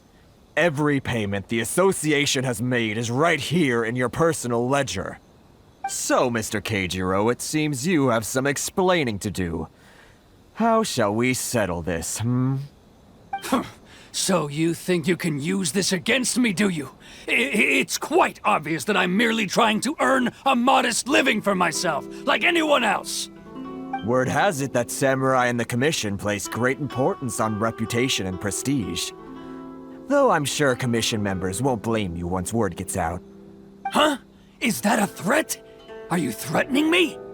No, not at all. I'm simply stating that it would be quite a pity if an illustrious gentleman such as yourself were to have their reputation tarnished. Well, even if what you say is true, what do you suggest we do about it? I believe you still have a quantity of crystal marrow in your possession, correct? Perhaps that crystal marrow could be used as compensation for the recent tax hike, and us merchants could finally have some more breathing room. Is that it? Oh, do you have any idea the hoops I had to jump through to get the crystal marrow and keep it hidden? Fine. In that case, I'll send it over to you today. And not even an ounce of shame for his actions. So that's it? My shop's been closed for weeks now. I've even had to ask my friends to help bail me out. What about my losses? Come on, Harrison. We've already struck a good deal here. I'm sick of being pushed around like this. I won't let him off so easily. Harrison! Hey, what's all this racket? Does someone dare question the decree? Ah, Chief, you've arrived. What was all the commotion I heard just now? Oh, we were just discussing a minor tax issue. I do my utmost to lend them a helping hand, but they're never grateful. A helping hand? The only thing you're doing is stuffing your greedy pockets with our hard-earned wealth. I assure you that Hirage Shinsuke will hear of this. Oh, and you dare to utter the Commissioner's name. You Outlanders have no respect for the rules. Seize the merchants. We will resolve this dispute back at headquarters. Uh-oh. This is going in a bad direction. Gentlemen, come now. Is there any need for this? If there's a dispute to resolve, let's get a drink and talk it over. Who are you supposed to be? And why in my right mind would I join you for a drink? Ha! You never heard of the Fixer? Here's my card. Huh. You're from the Yashiro Commission. Shh. Huh. Well, this is Kanjo Commission territory. However powerful the Yashiro Commission may be, you have no business meddling in Rito's affairs. Of course not. Still, perhaps you could show the young lady of our clan some courtesy. You wouldn't want your name showing up in a petition to the Shogun, would you? That fan, the Shirasagi Himegimi. I don't need any trouble with her. Okay, let's forget all this. It'll give us one less thing to worry about. But, Chief! Enough! We're leaving. Let's get dinner one day soon, gentlemen. My treat, I insist. No response, huh? I suppose that bridge is well and truly burned then. Thank you so much, Toma. But I'm sorry your relationship with the Kanjo Commission had to suffer for our sake. Hey, I was joking. It's a small price to pay, and you're more than welcome. If there's anyone you should be thanking, it's the Traveler. She's the one who found a way to turn things around. If nothing else, I'm sure the tax collection Ashigaru will tread a little more carefully in the future. Toma, what was all that? Shh, not here. Too many people listening. Let's move somewhere else. Corruption seems rife in the Kanjo Commission. They truly are rotten to the core. All right, time for me to answer your questions. What would you like to know? Straight to the point. Let me reintroduce myself. I belong to the Kamisato clan of the Yashiro Commission on Narukami Island. I'm an attendant of the Shirasagi Himegimi.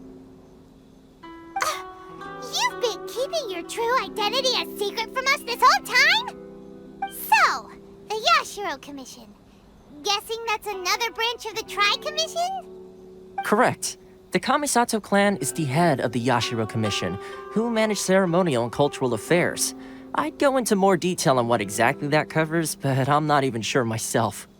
I'm just someone who was fortunate enough to be taken in by the Kamisato clan. My role is to take care of the daughter of the clan, Kamisato Ayaka, also known as the Shirasagi Himegimi. Seems like she must be super famous in Inazuma, given the reaction of those guys just now. Oh, most definitely. She's graceful, dignified, and kind-hearted too. The people of Inazuma quite adore Miss Kamisato. Her fame even somewhat eclipses that of her older brother, Kamisato Ayato, despite the fact that he's the current head of the clan. I suppose those who treat others with compassion earn themselves the same treatment in return. Miss Kamisato's situation certainly seems to attest to that. Take me, for example. I'm just an attendant, and yet she treats me as an equal, as she would a friend. You're asking the right questions, and to be honest, I don't want to keep you in the dark any more than is necessary. Firstly, you should know that being a fixer is not something you can fake. I spent the better part of a month tirelessly building up a network of relationships on the island, and I got to know Captain Beto during that time too. Still pretty good going for just a month's work. Well, maybe I have a slight knack for schmoozery. But the main thing was, I had to make sure I'd be in time to receive you when you arrived. Inazuma may have closed off to the outside world, but that hasn't stopped a lot of people from hearing about your feats in Mondstadt and Liyue. So, when Miss Kamisato heard of your intention to come to Inazuma, she began looking forward to your arrival with great anticipation. She's excited to find out whether the rumors are true. That is, that you have what it takes to change the tide of the times. Change the tide of the times? In the test I gave you earlier, although there were a few hiccups at the end, it was you who found the way to turn the situation around. Navigating powerful people, using their character flaws to your advantage. It's just what Miss Kamisato had hoped to see. With your help, even the Vision Hunt decree...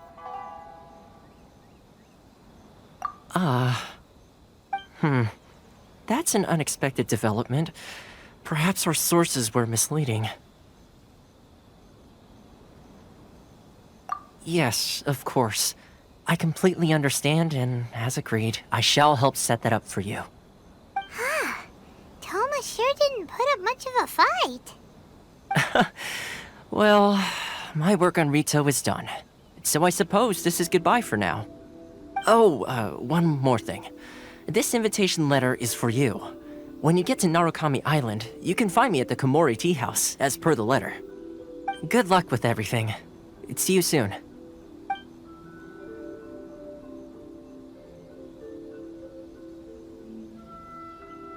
Toma's not such a bad guy, huh?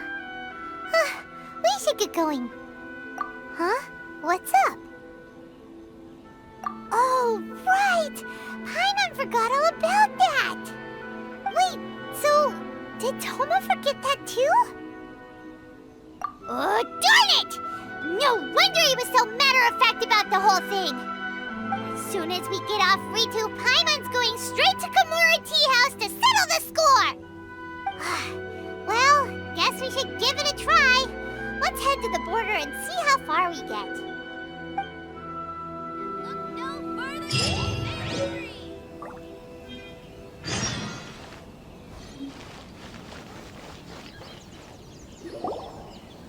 Stop there! Present your travel permits. Sorry, but we really gotta get to Narukami Island. It's kinda urgent. If you don't have a travel permit, this is as far as you'll get. Those are the rules. As expected. Traveler, you gotta think of something. How do we get out of Rito?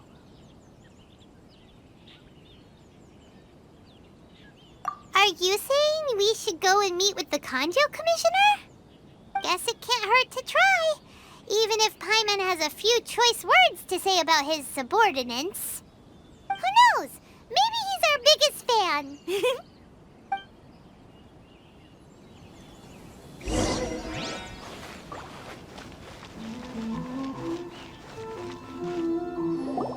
Halt! This is the Kanjo Commissioner's office. No trespassers. We're here to see, the Kanjo Commissioner?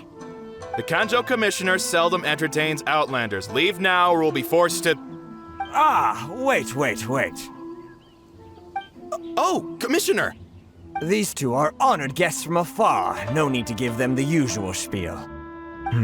Come on in. Let's see what we can do for you. Huh! Did you get all that, mister? My sincere apologies.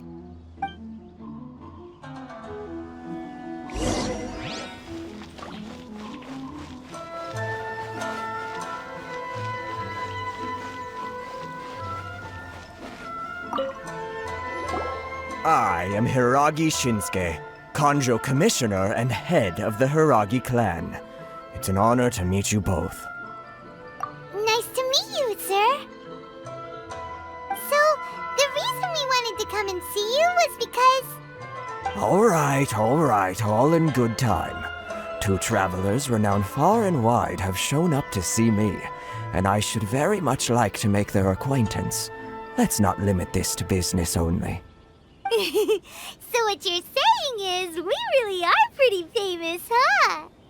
Absolutely. How many other people in the world have what it takes to knock the wind out of Storm Terror's sails and put the Overlord of the Vortex back under the sea, eh? Exactly! Paimon thinks you make an excellent point. And I hear you also foiled a Fatui plot in Liyue Harbor. Even beat one of their harbingers in a duel. Is that true? Whoa, you heard about that too? Yep, it's true, all right. As I thought. Something wrong? No. I'm simply awestruck by you both is all. Rito is greatly honored to have you visit us. One other thing I heard about you is your great zeal for helping other people. This makes me wonder whether you might be so kind as to render your assistance to the Kanjo Commission. Oh, sure, no problem. Whatever you need, right? Excellent. Well then, you must know the Qingxin. A flower grows on the mountaintops of Liyue. Yep, we've picked a few of those before. So, you want us to go back to Liyue? Yes, bring me 300 Qingxin, would you? Freshly picked, I mean. Did Paimon hear that wrong? Too much trouble, is it? I see. Then how about this? We have a few items that need delivering. Perhaps you can help with that? That sounds much more like it. 709 letters to be precise. Hey, what gives? How come you don't have people to do that already? Terribly sorry. We're just a little short on people lately. What sort of an explanation is that? Traveler, what are we going to do? Should we really help this guy? That's the spirit. Don't keep me waiting too long now. You're seriously considering taking this job? The terms are ridiculous.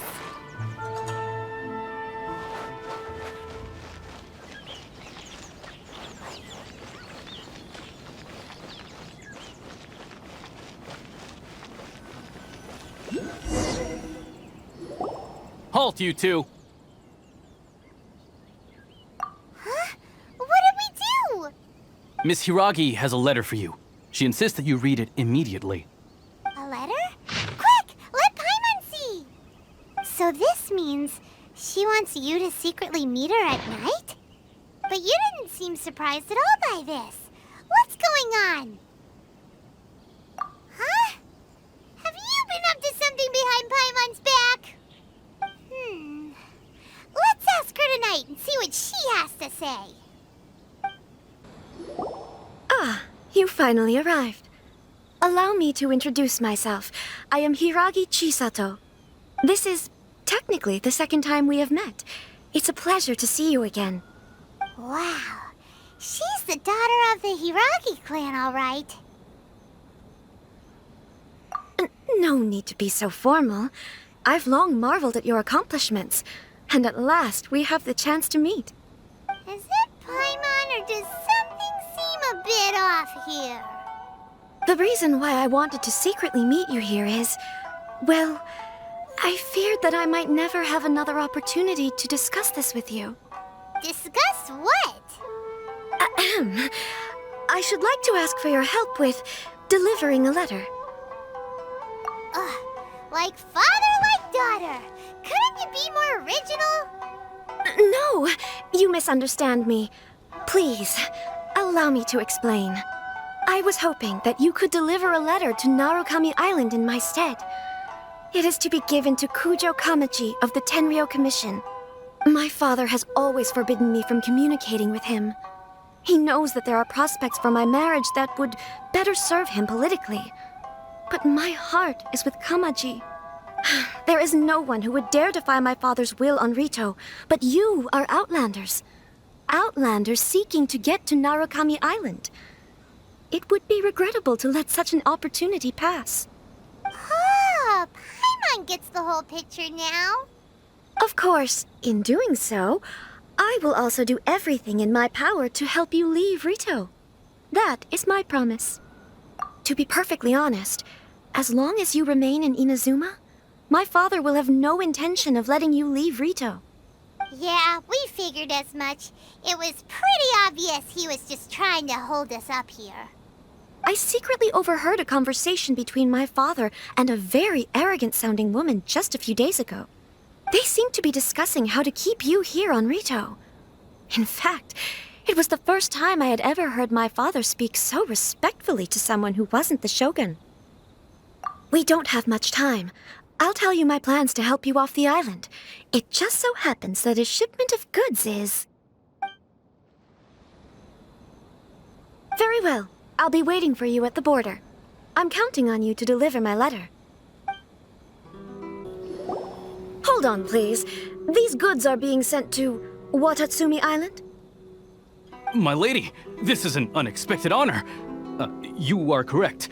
These goods have been repeatedly requested by the Kanjo Commissioner. We must be certain that they reach Watatsumi Island intact. Is there something wrong, Lady Hiragi? No, as you were.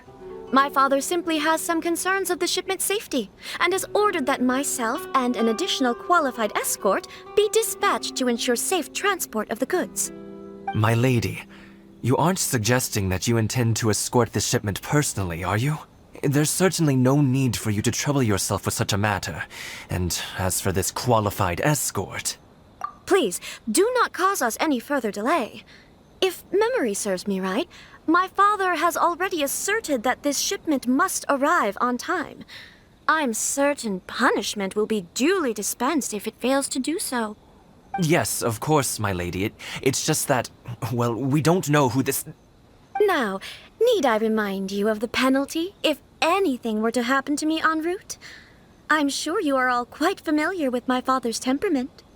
Do you really presume that you can fully guarantee my safety on your own? Boy, Chisato can talk the talk. They don't stand a chance. Yes, my lady. Very well then. It's an honor to have you accompanying us. Your safety is our highest priority. Shinojo, you can't really be agreeing to this. Well, the request is from Lady Hiragi herself.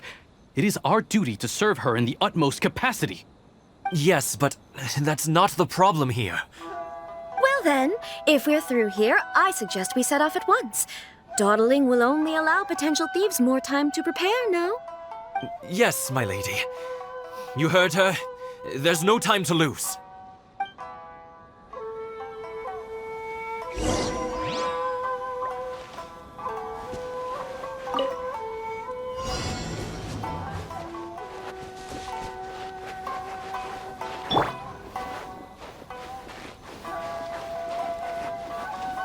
My lady, please stay back. We'll handle it. Not as well as we'll handle it.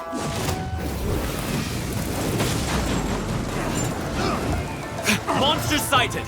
Prepare to counterattack! Protect Lady Hiraki at all costs! We'll take care of this! Stay with Chisato!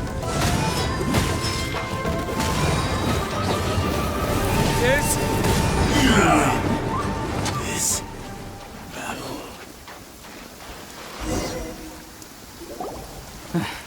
We can take refuge in the village up ahead. How are you faring, my lady? I'm perfectly all right. You may stop here. The road to Narukami Island is just over there. In my letter, I've requested Kamachi to grant you a special travel permit from the Tenryou Commission. Consider it a... My lady. So that's how it is. I had a feeling something was amiss, but Shinojo, you... No, Lady Hiragi would never hide anything from us, I'm sure of it. But who is this Kamaji you speak of, my lady? I'm not afraid to say that he's the one I love. The one you love? Shinojo, did you honestly think that... What? No, I was just clarifying, that's all. I would never in my wildest dreams, You two needn't worry. Please, forget that this ever happened. If my father catches word of it, I alone will be held accountable. Yes, of course. As you wish, my lady. But what will happen if your actions here are discovered, Chisato? Don't fret. My father has always been one to spoil me. The worst he'd do is sentence me to half a day without food, or something to that effect. Huh. Paimon never suspected a guy like him could have a soft side. I wish you a safe journey. I'm sure we will meet again. Bye, Chisato! Come now. Quit your staring and let's get moving. We've got goods to shift. All right.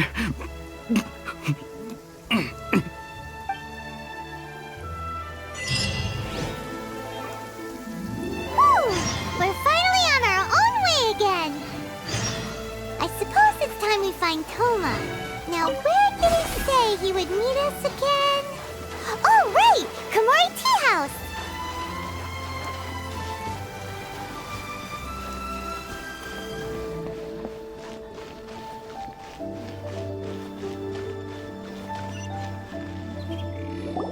According to the letter, this should be the place.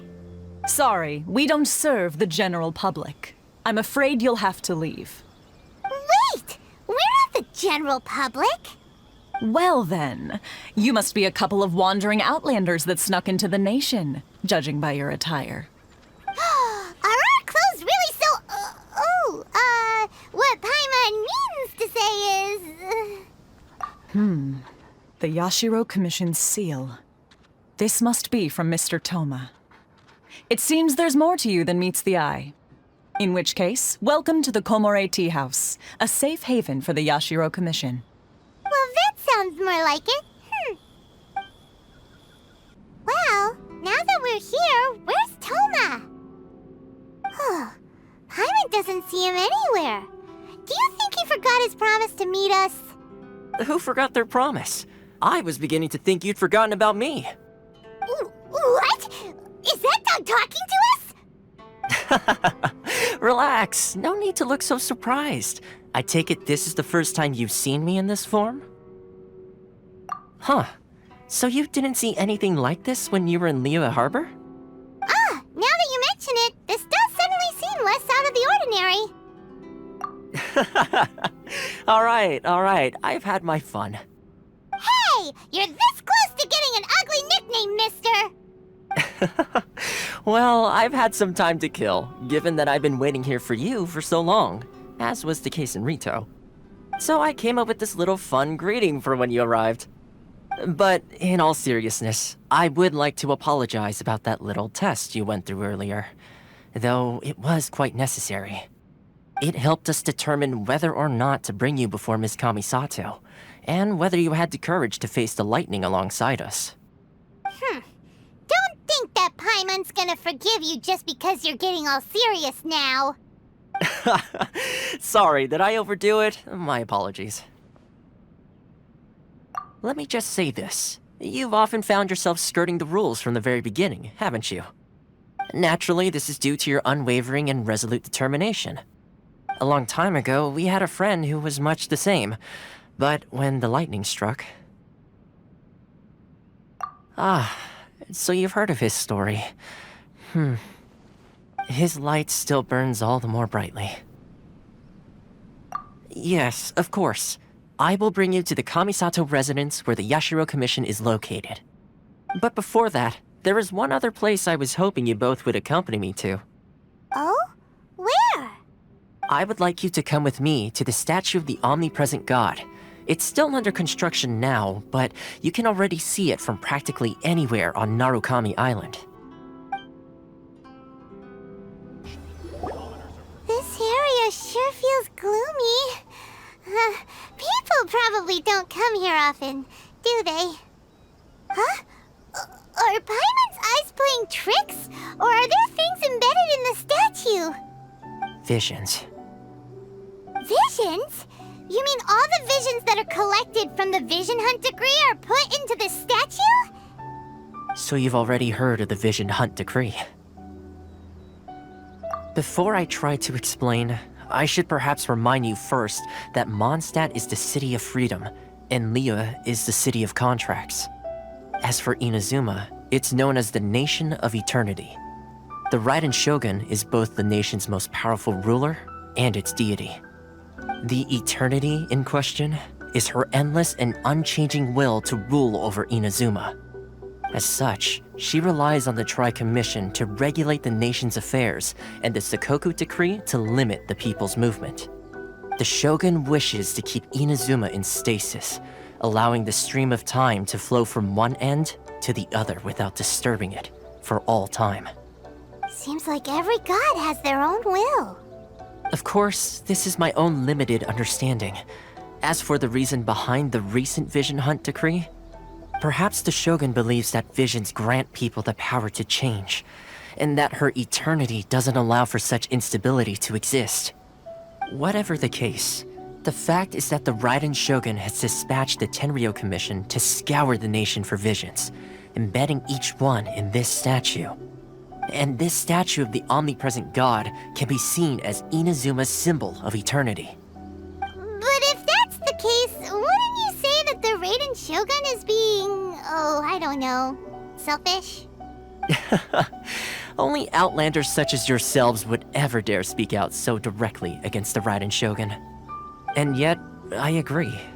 The Vision Hunt decree is something that simply should not exist. And Miss Kamisato has been committed to fighting it since the day it was announced.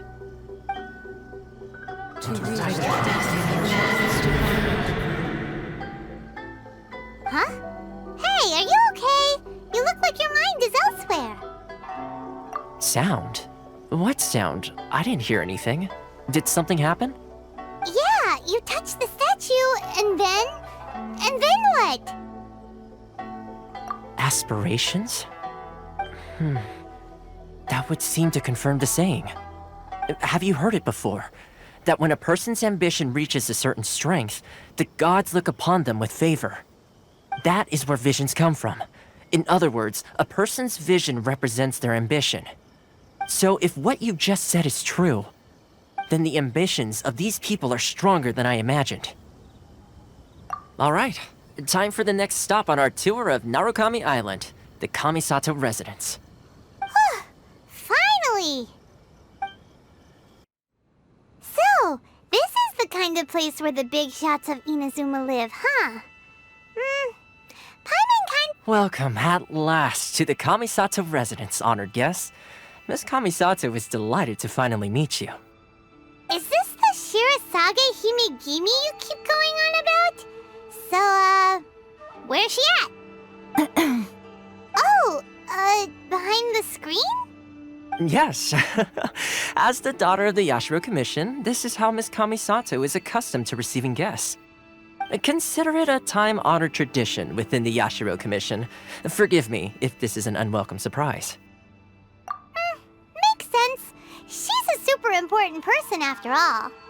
Please forgive my lack of courtesy for receiving you in this fashion, especially following such a long and wearisome journey over the sea.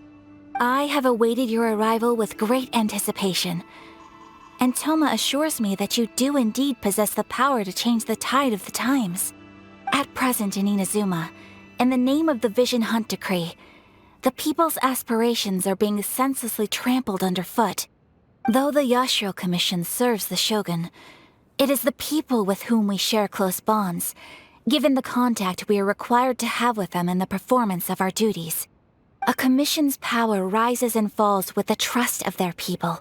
Thus, we cannot remain indifferent to this situation without also remaining indifferent to our own fate. Traveler, lend us your power, and we can... Oh. See, milady, it's just like I said. This will take us nowhere. No, please! Wait! Please, don't go! I will introduce you to the Raiden Shogun on one condition. You must fulfill 3 small wishes on my behalf. What are your wishes? They pertain to 3 whose visions were taken from them. Perhaps once you've met them, you will understand.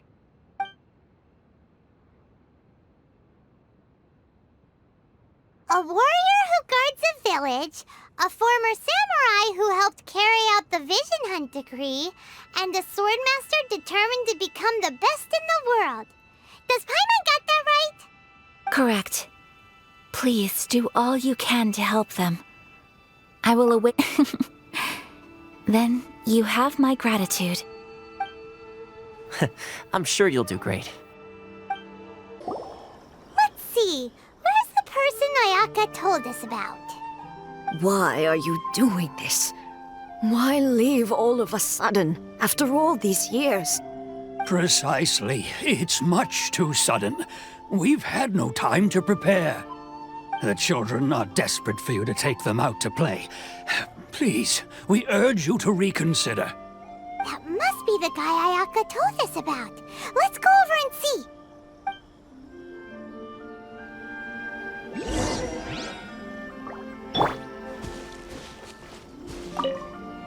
Ah, you must also be here to try and convince Tejima to stay. Tejima has protected this place ever since he arrived here 30 years ago. Keeping out the treasure hoarders, fending off any monsters that draw near, resolving quarrels between the villagers. He has put an enormous amount of work into looking after this place, and we all think the world of him. But now, all of a sudden, he says he plans to leave us. We can't help but wonder, was it something we did? We will gladly apologize if that's the case. All we want is for him to stay.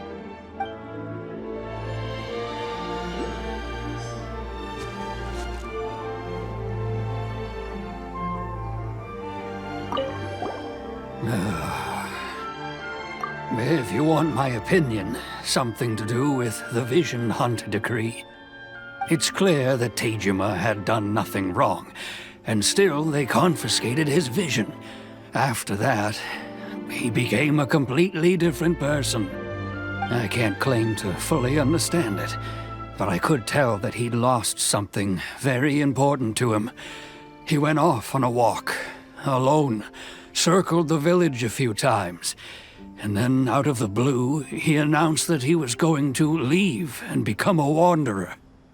Truth be told, we aren't sure whether trying to keep him here is the right thing to do, but equally, it doesn't feel right to let him leave when he's in this state. He's a lost soul. Seems like he's a well-respected guy around here.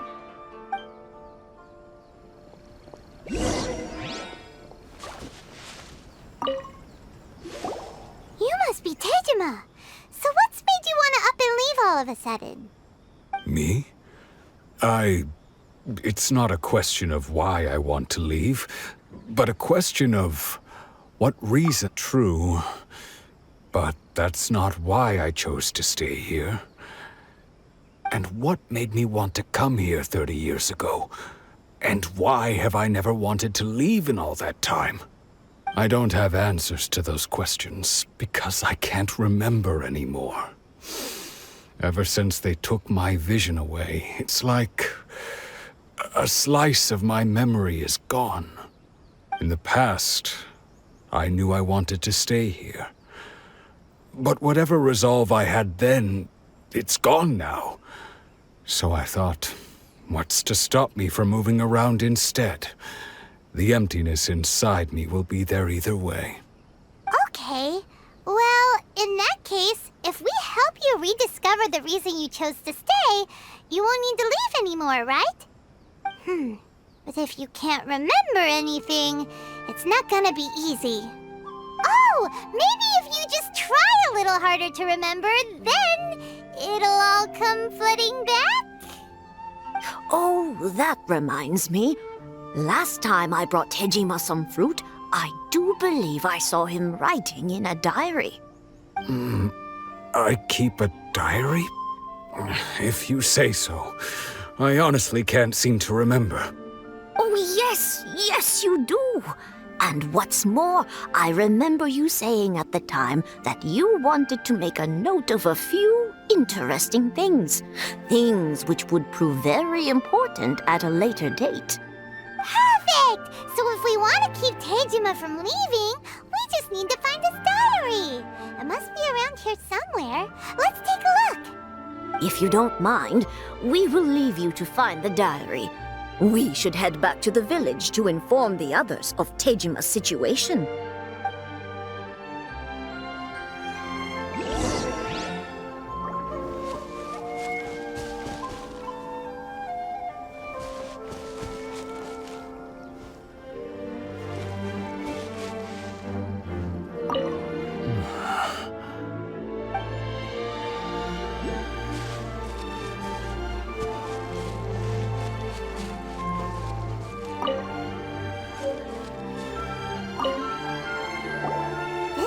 Tejima's diary, all right.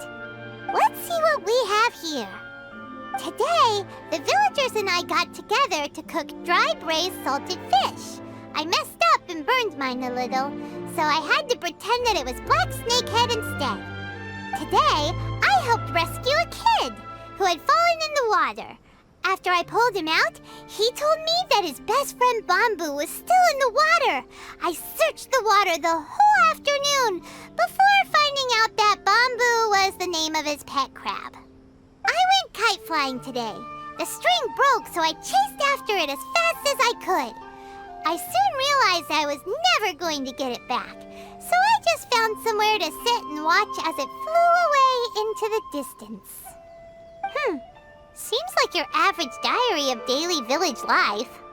Huh? Wait, there's more! I went to pray at the shrine again today and stayed there a while. The omamori you gave me has faded a little, but it is still my most treasured possession. Now that's the kind of info we're looking for. Time to pay a visit to the shrine.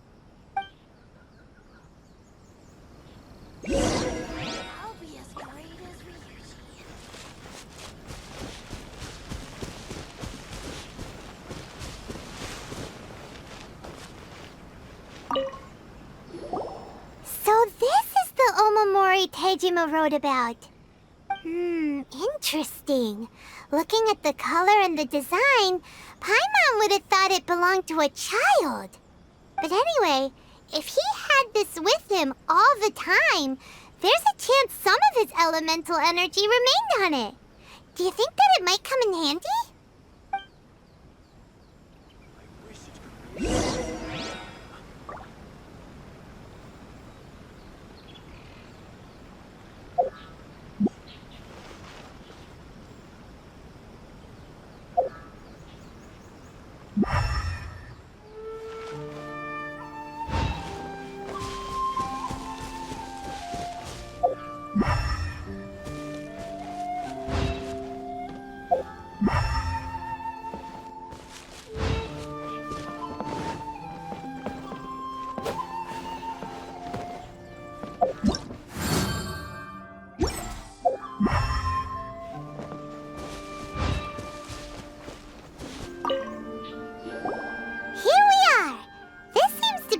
That Tejima visited a lot.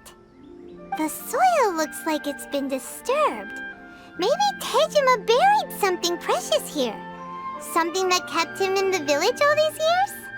Must be something pretty amazing if it made him stick around for 30 years. Let's dig it up and take a look.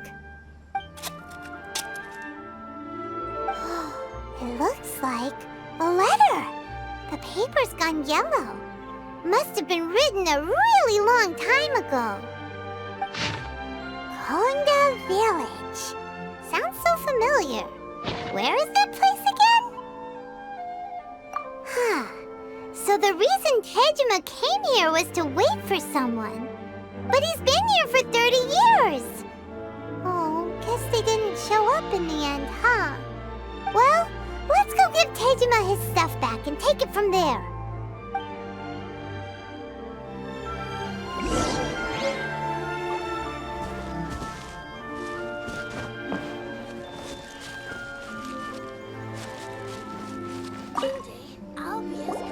Well, I'll be. That's certainly my handwriting. And I guess the Omamorian letter belonged to me too. But I have no memory of anything that's written in this diary. Still, it's clear that I was waiting for someone here, and that I chose to wait for 30 years. Over the years, I must have made a note of anything interesting.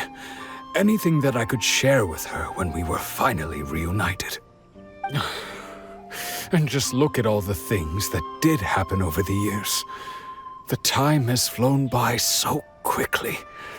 30 years feels like the blink of an eye. How could I have forgotten something so important to me?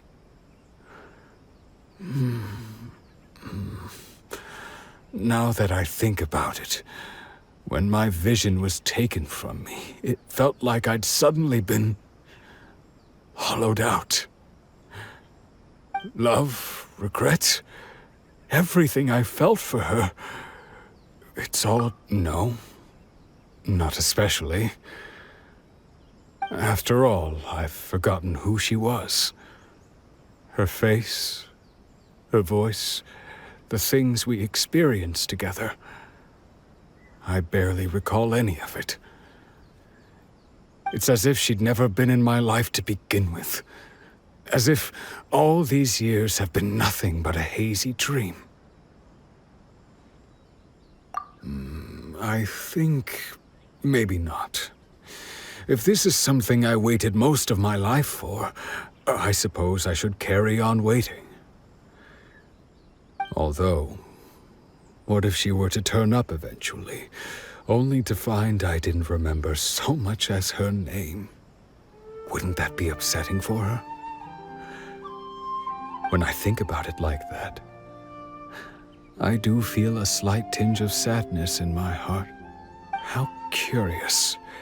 Why am I thinking like this when I don't even remember who she is? It's just like that feeling of emptiness, the feeling that something is missing. Thank you both for helping me reconnect with my reason for staying here. I shall remain here and keep waiting for her. Tejima seems to be dealing okay, but still, it makes Paimon really sad. Seems it's just like Ayaka and Toma were saying. If you lose your vision, you lose all your hopes and dreams too. That certainly explains the state Tejima was in earlier. At least we were able to help him, weren't we? Well, let's go find the next person. They say the Tenryou Commission is directly controlled by the Shogun.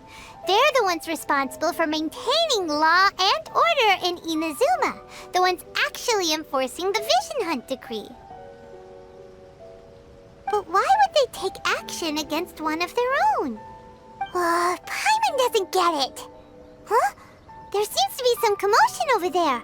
Let's go see what's happening. I'll ask one more time. Do you intend to withhold this month's emergency provisions? The entire clan is counting on that food. We demand an explanation.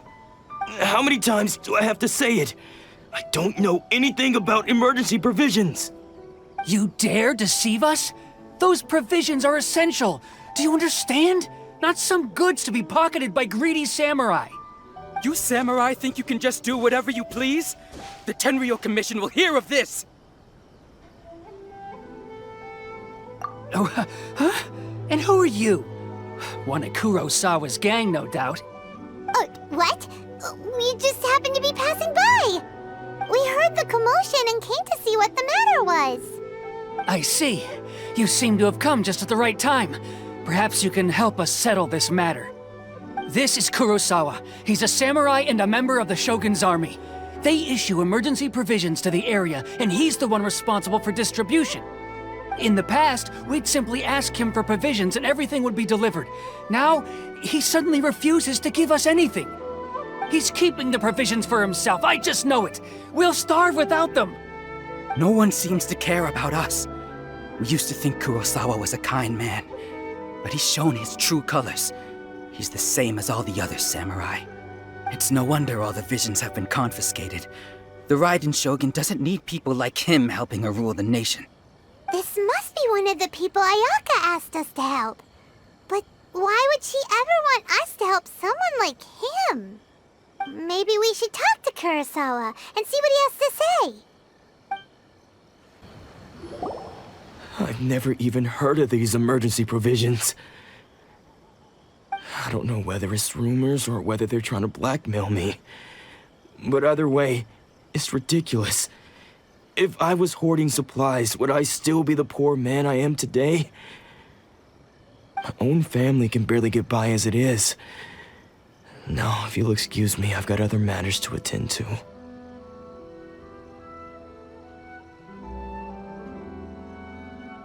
And that's the first bit of truth I've heard all day. The Shogun's army told me that I was unworthy of my vision. And they said I was slacking off in my work. Apparently, I'd even disappointed the Raiden Shogun. And that's why they confiscated my vision. Well, that's strange. You were helping enforce the Vision Hunt Decree. Why would you be unworthy of your vision? To be perfectly honest, I don't seem to remember the details. All I know is that I would perform certain things every month. But I don't recall what they were. And it's not just that. I have this unsettling feeling, like someone owes me something. Does it have to do with the missing emergency provisions? I didn't take any. Like I said, if I was taking them for myself, I wouldn't be going through such hard times right now. To top it all off, my house was just raided by treasure hoarders, which is why I came here in the first place. I was chasing after them when I got held up by these two. If you don't believe me, go find the treasure hoarders yourself. If there were any emergency provisions to be had, they would have found them. Huh. He seems to be telling the truth. But we better confirm. Let's go round up those treasure hoarders and see what they have to say. We should be able to follow their tracks. They couldn't have gone too far. We really outdid ourselves this time. All those samurai houses packed with goods. We really hit the jackpot. I mean, besides that one house. You haven't seen anything yet. There'll be a lot more where this came from. Today's just the beginning. I'll be leading you all on an epic journey of pillage and plunder that will go down in hoarder history. You demand, boss! These seem like the treasure hoarders we're after. Let's teach them a lesson!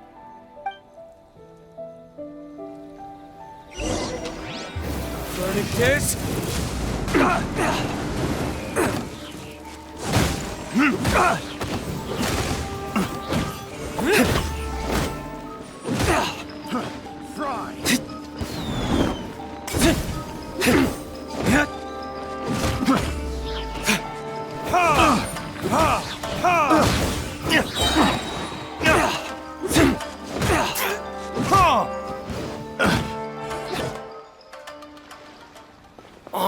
There goes all the Mora. We worked hard to steal that, you know? Come on, boss. Think of something. Not bad, kid. You ever think of joining the treasure hoarders? We could use someone like you. Kurosawa. Oh, I remember. So he's the one who sent you after us, huh? Just our luck. I knew he shouldn't have hit that place.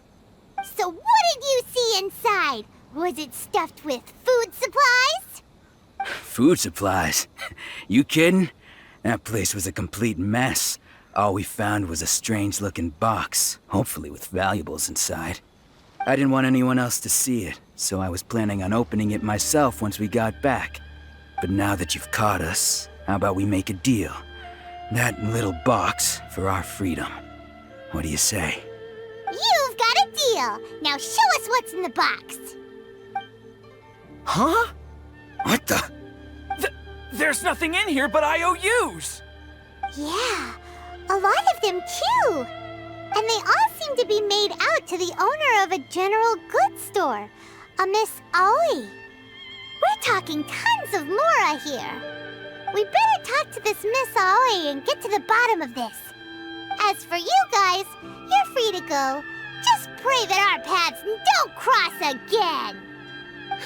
Yes, of course. So, we redeemed ourselves for some IOUs. Does that mean we broke even? Shut it. Let's just get out of here.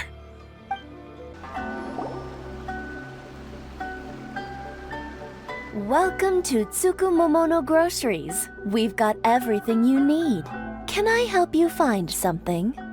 Or perhaps there's something you want to inquire about? Ah, so you're friends of Kurosawa, I take it? Perhaps you're here to pay off his debts. Whoa! Let's not get ahead of ourselves. We're just here to learn where they all came from.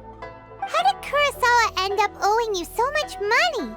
Did he buy anything super expensive here? Let me think. Kurosawa would come regularly to purchase large quantities of foodstuffs. He'd always put the payment on his own account. However, the price of provisions began to skyrocket recently, and his salary was no longer enough to cover the cost. So, he started writing out IOUs to cover whatever he couldn't afford of the usual amount. So that's how he was getting those emergency provisions. But why did he have to purchase a usual amount? If the prices increased, couldn't he just buy less? Well, if you think about it, the citizens receiving the emergency provisions must have been carefully calculating how much they needed to sustain them each time. Kurosawa thought that it would be quite the disappointment for them if they found they didn't have enough, especially after such long and careful planning. So he deemed it necessary to take on the debt rather than let the people down. Wow. Kurosawa was purchasing all the emergency provisions at his own expense. And no one ever appreciated what he did. They just complained and held him accountable. People's attitudes will always reflect their circumstances. In the face of hardship, nobody cares to think twice. If you ask me, had Kurosawa told everyone the truth about the supplies from the start, then there wouldn't be such a severe backlash now. Of course, I'm sure there would still have been some unrest. What he was doing was truly a thankless deed. As for why he chose to spend his own money on emergency provisions and never tell anyone, I'm still not too clear myself. If you're still curious, why don't you go ask him yourself? I see. That reminds me, it seems that his vision was recently confiscated. Most unfortunate. If he doesn't clear the debt on his name, he'll have no choice but to sell that sword that is so dear to him. Sword? What sword? Oh, didn't he tell you? He possesses a very valuable blade. He's carried it for years now. I've asked him about its origins. He told me that it was a gift from his father, that it was too precious to sell. In hindsight, I regret that I never made an offer on it. Everything has its price, at least that's what I think. Why don't you ask him about the sword yourself? Perhaps it'll even provide you with the answers you're looking for. Oh, but before you go, if you would kindly settle today's bill. But we didn't buy anything! Information is also a kind of commodity, wouldn't you agree? Don't worry, I won't charge much for information about Kurosawa. Nothing we ever discussed was explicitly confidential anyway. Oh, let me think. At least we now know where the emergency provisions were coming from. Plus, we found out that Kurosawa has a priceless sword in his possession. Let's go talk to Kurosawa again and see if he can remember anything.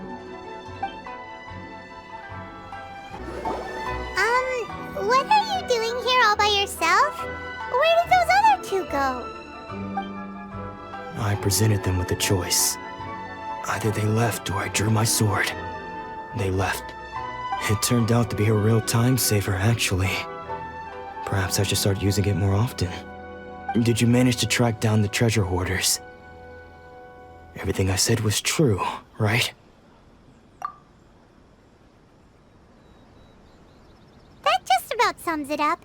It turns out that you really were distributing emergency provisions, but they were all purchased at your own expense. Strange. Is that really the kind of person I was? I don't really have any such recollection. Even after all you've told me, I still don't remember anything. Why was I purchasing emergency provisions for everyone? And why would I put myself in such a difficult situation? I really don't understand. But I cannot deny that when I brandished my sword to scare those two away, I could sense that my body was somehow reluctant to do so. This sword was once wielded by my father. I remember once when I was young, I wanted to sneak out with the blade and show it off to the kids next door. My father ended up catching me in the act and scolded me severely. What did he say? I can't seem to remember that either. It would seem that I forgot many important things when my vision was taken from me. So many memories gone. Forever. No matter how hard I try to remember, all I can remember now is my father telling me that this blade bore his life's creed.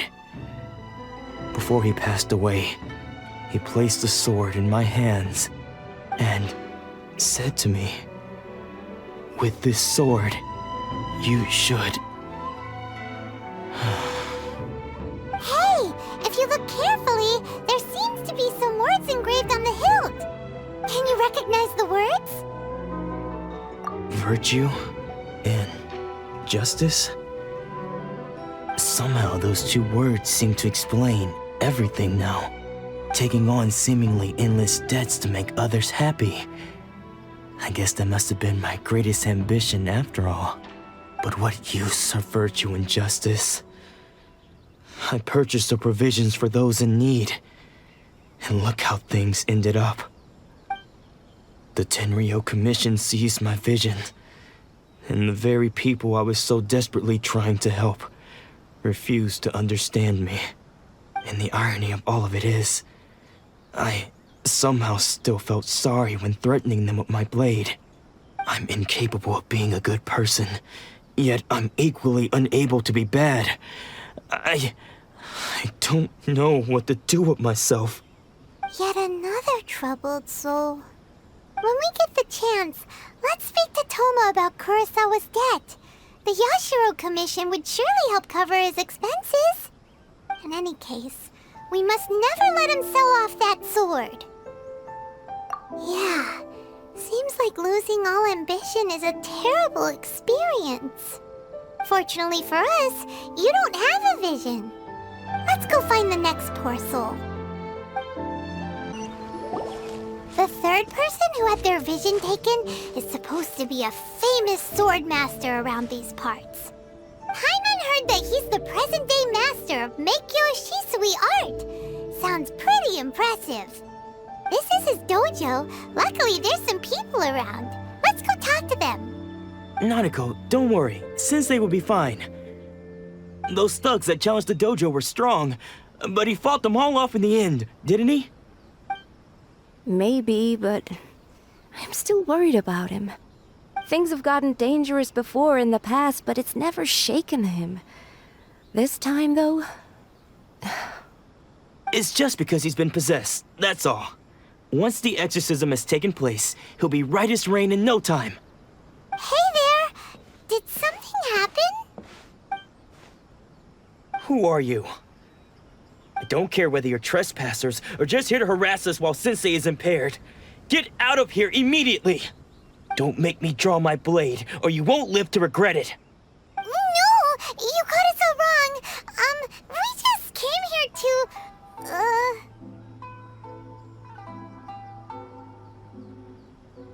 Disciples? Yep. We've heard all about the mighty master of Meikyo Shisui art. It's the whole reason we came all this way, to seek him out and ask him to train us. But then we got here and overheard you talking about how he got possessed or something? From the way you're dressed, it doesn't look like you're from around here.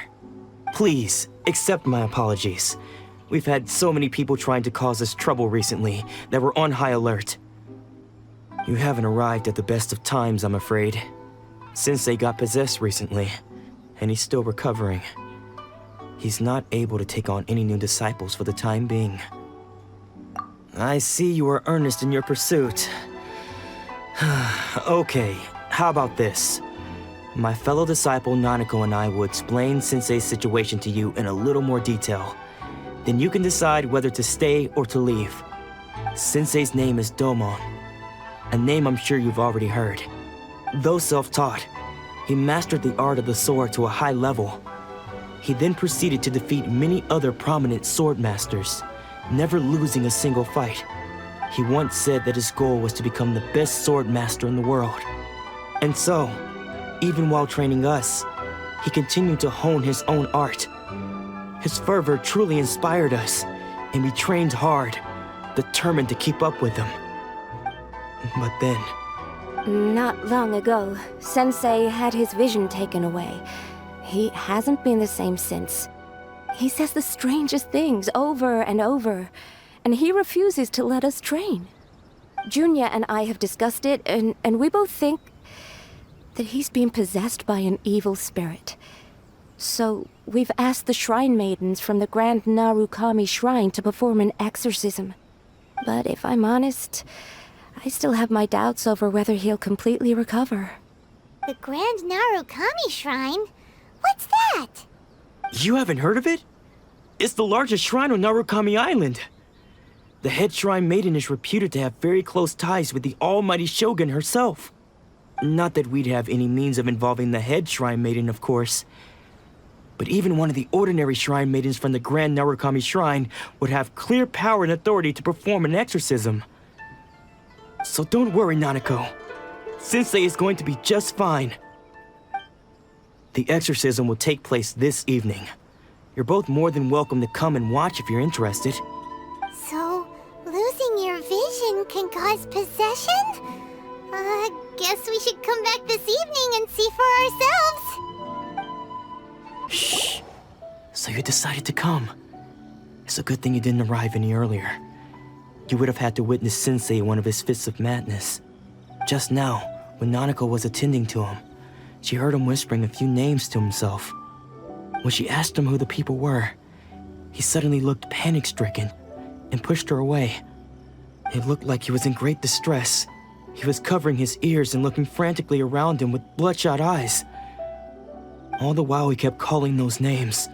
Some of them we knew, others we didn't recognize. But they all seemed to be the names of sword masters he had defeated in the past. One of them was Anzai. He used to be a fellow disciple of Sensei's, his senior, in fact. But Sensei defeated him in a duel many years ago, and he has been a wanderer ever since. Sensei wouldn't stop calling his name. Thankfully, the shrine maidens managed to subdue him, so the exorcism can finally continue. The ritual has now begun. All we can do is patiently await the result. Here's hoping Sensei will be back to his normal self very soon. Please, excuse me for a moment while I fetch some water. If he wakes up, he is sure to be thirsty.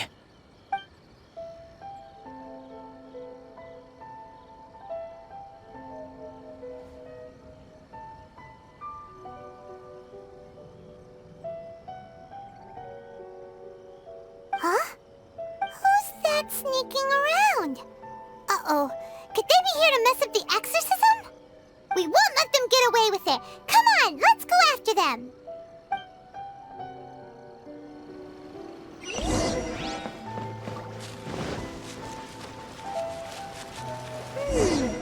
Seems they aren't here. Should we keep going further up? Is this definitely the right place? Let's look a little further up. Aha! Suspicious person sighted! That's gotta be him! How did you catch up with me so quickly? Are you sure you're Domon's disciples? You move even quicker than he does. Unless... I guess it's been a few years. Maybe his skills have improved again. Excuse me? We're the ones asking the questions here. First off, who are you? And what are you doing sneaking around these parts?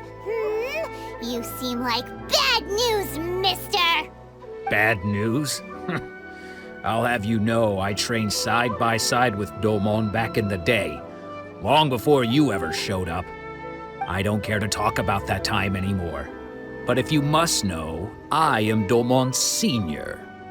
His senior? Wait, that means you must be... Anzai? Yes, that's me. Because I don't wish to see Domon or anyone else associated with him ever again. When we were young, we trained under the same swordmaster, studying Make-Yoshi Sui art together. I had begun training 5 years before him, and everyone looked up to me as a steady and dependable older disciple. Practitioners of Make-Yoshi Sui art seek to achieve stillness of mind, freedom from all agitation. So the majority of disciples are indifferent to rank and reward. I was no exception.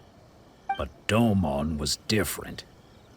The first thing he did when he joined was go straight to our sensei and ask him, with a beaming smile on his face, how to become the best in the world.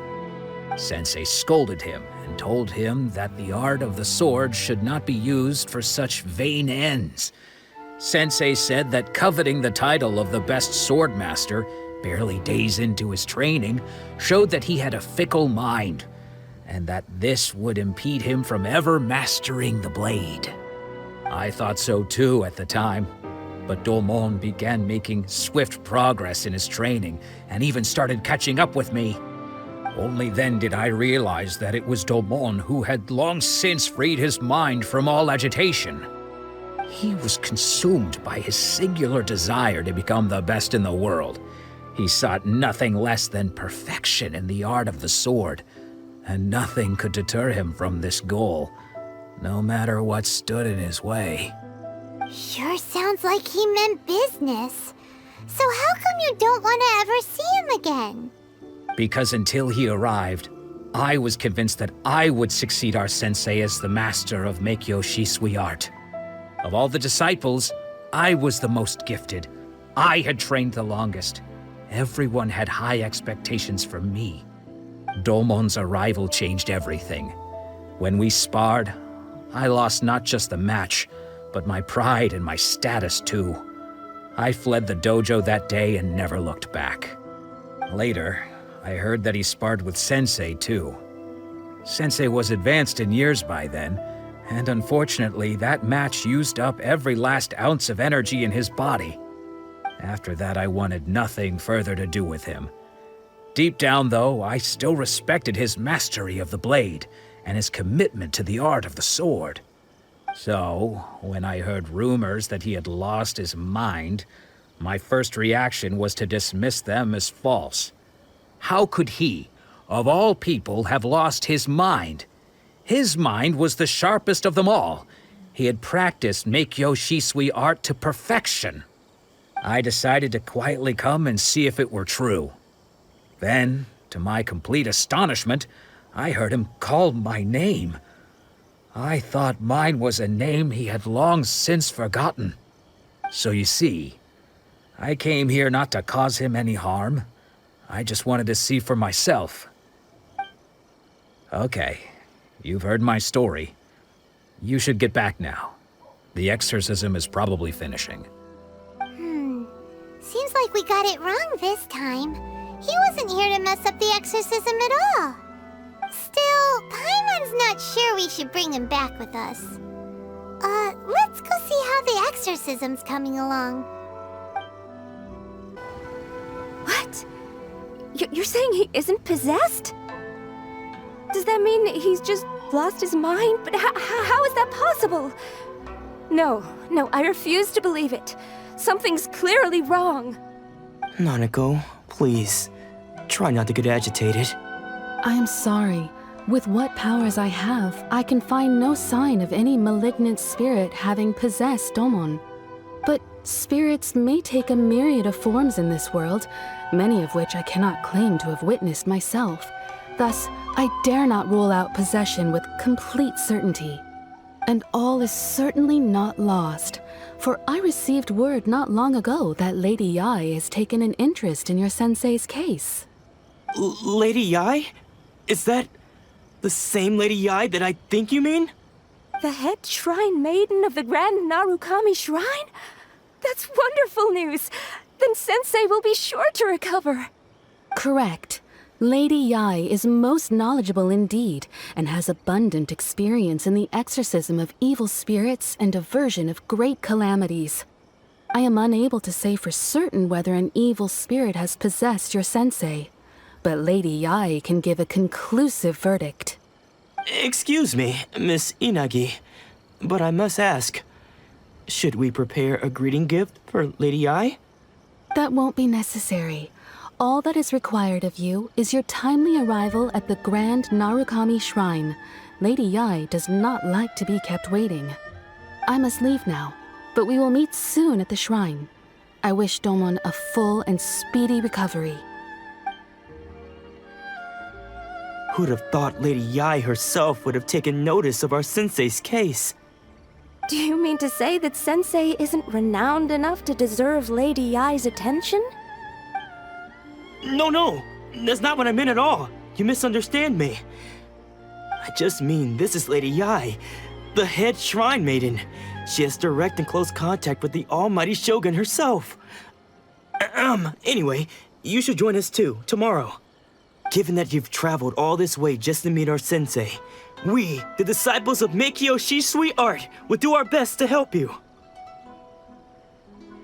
Sure! After all, everyone seems pretty excited about Lady Yai. We're curious to meet her too.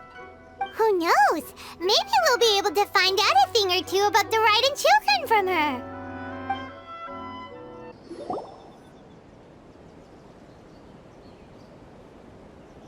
Do you think that's Lady Yai? Oh, no wonder Junyo is so excited. She has a really striking presence. Also, is it just Paimon? Or did she look right at us just now?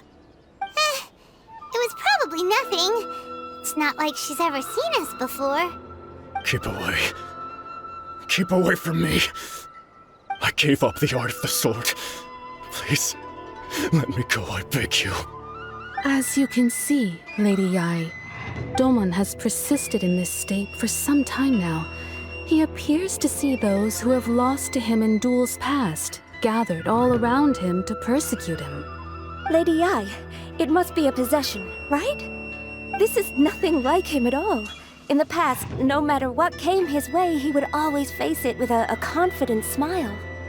I'm sorry. It is clear to me that your sensei is not possessed by any evil spirit. But then does that mean he... Yes. This is a change in the person himself. Unable to cope with the tremendous pressure he was under, he suffered a spiritual collapse. With his wits impaired, he finally descended into madness. As one who is thrown into the sea, though he fights back desperately against his predicament, it does nothing to prevent his descent into the depths. As for what has triggered this change, I believe it must be the loss of his vision. For to be stripped of one's vision is to be stripped of one's ambition. Stripped of his ambition? But Lady Yi, even without his ambition, why should he suffer such a dramatic change? How does that explain his descent into madness? Your school practices Meikyo Shisui art, does it not? Stillness of mind, freedom from all agitation. What a fine notion that would be if any in this world could ever hope to achieve it. There was once one who claimed to be indifferent to rank and reward, and who fled enraged when defeated by his junior. And then there was an aged swordmaster who was aggrieved enough that he crossed blades with a disciple he himself had taught. Then, what of the one who crossed blades with his own sensei and beloved fellow disciple, and defeated them both? Can one truly remain unagitated, of still mind in moments such as these? Lady I'm not sure I understand. The path of the swordmaster is filled with twists and turns. It is no small undertaking to pursue the position of greatest swordmaster in the world. It requires one to take their sword firmly in both hands and cut down the hopes and dreams of others, even those of one's closest companions. Only a deep commitment to his ambition to become the best made it possible for him to rise above the pain of these encounters, to focus on the way ahead. When that ambition disappeared, he began to doubt himself. As he battled his growing anxiety, he slowly descended into the state you see him in now. Much like a certain fatally flawed friend of mine. Poor Sensei. To think he's been suffering so greatly. I'm sorry. It's all my fault. Father, Sensei, Ansai. That's enough. Huh? Isn't that Ansai? Where did he come from? Did he follow us the whole way here? Ansai, why are there two of you? Is that you or a ghost? You're here for revenge, aren't you? I knew it would come. I never should have. You're right to assume that my feelings towards you are far from kindly. But I didn't come here to settle a score. It's been so long now that I made peace with it years ago. You did nothing wrong that day. I couldn't face the humiliation. That's why I ran. I don't think most of the people you beat along the way would hold it against you. On the contrary, when you cut our ambitions short, we entrusted them to you, in the hopes that they might carry you further. Now I know that we can't place our hopes in you any longer, since you've been stripped of your ambitions too. But that is no reason to strip them of theirs. Follow the way of the sword all the way to the highest peak. You taught them that, didn't you? But what if one day, the same thing happens to them? I put everything I had into trying to become the best. But what if it was all a huge mistake right from the start? If there's a chance they'll end up like me one day, I'd rather they stay where they are now than go any further down this path. Have you asked them what they think? Sensei, after you rescued me from the hands of the pirates, I told myself I would follow in your footsteps for the rest of my days. I can't know whether I will suffer in my future as you do now. All I know is that here and now, in the present, I wish to continue. I want to keep going until the day that I can stand before everyone with my head held high and announce that I, like my sensei Domon before me, am a master of Meikyo Shisui art. Nanako's far from the only one. Actually, all of us think that way. Goodness. Well, You see? You can place the ambition you once had in their hands. Being stripped of your ambition is something that's never happened to me, so I can't claim to understand it. But I do know what it feels like to have your ambitions crushed. That's what happened on the day that you so effortlessly defeated me. So, just as I once placed my ambitions onto you, it is time for you to release yours into their custody. You are not in the same position that I was. When I left, I had nothing to my name. But you have a great number of worthy disciples. I understand. I'm sorry to have made you worry for me, and for the state of Miyakyoshi, sweetheart. I no longer have the resolve to become the best in the world. The emptiness and suffering inside of me will not abate, so I cannot hope to still my mind and be free of agitation. But as your sensei, I shall commit to imparting unto you everything I have learned in my life so far. This is my promise. And I humbly ask Anzai, my senior, to hold me to my word. You can count on that. I'd be checking in on you occasionally anyway, just to make sure you hadn't lost your mind again. But I am now used to the life of a wanderer. I do not belong in the dojo anymore, so I will simply stop by once in a while to make sure you aren't cutting any corners with them. Well, don't just stand there staring at me. Say thank you to Lady Yai and then get yourself back home.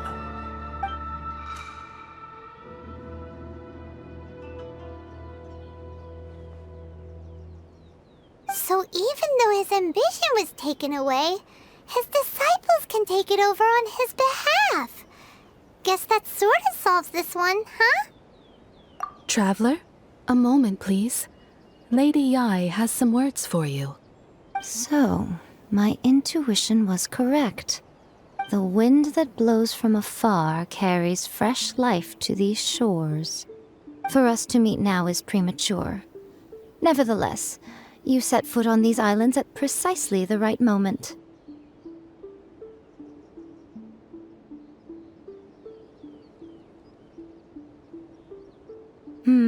I have high hopes for you, child.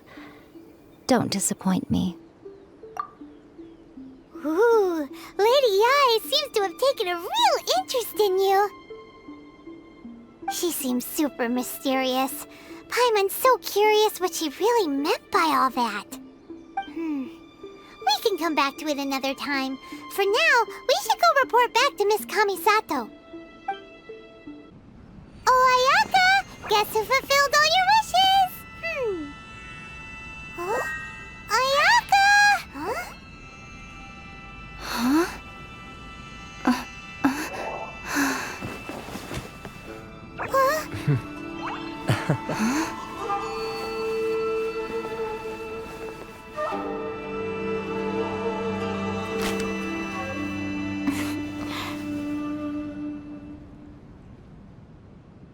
Traveler, Paimon, it is a pleasure to finally meet you both face to face. I have heard all about how you helped our three friends. My sincerest thanks to you. Yeah, short of getting them their visions back, it seems like there's no way to really help them. Ayaka, how come this time you get to come out and meet us in person? Because now that you have done the three things I asked of you, I consider you to be my friends. As you will observe, I dispense with the screen for Toma also. Ooh, wait a second. But isn't Toma your, servant? Paimon's happy to help and all, but Paimon sure as heck did not sign up to be a servant. Oh. Paimon, you are most entertaining. Toma is first and foremost my friend, and was so before he ever became my attendant. Oh, okay then. Ayaka, you seem pretty different out in the open compared to how you are behind the screen. Thank you both kindly. Back to the matter at hand. You have now witnessed the pain of those deprived of their visions. What are your feelings on what you have seen? Perhaps in the eyes of a deity such as the almighty Shogun, the lives of those who inhabit the world are inconsequential. Thunders roar, lightnings flash, the winds assault, and the rains descent. All these things take place with no regard for the feelings of the common people. But I believe that surely you understand what they must endure. It seems that perhaps now you can appreciate my feelings on all of this. In which case, perhaps you would be willing to reconsider your stance? You will? Really? Naturally. All right, bravo, my lady. You were right all along. See? I told you she wouldn't reject them. I'd placed my trust in the right person after all. Now then, given that the remainder of our discussion pertains to matters of a more confidential nature, perhaps we could move to the Komori Tea House? We ought not to involve other members of the Yashiro Commission.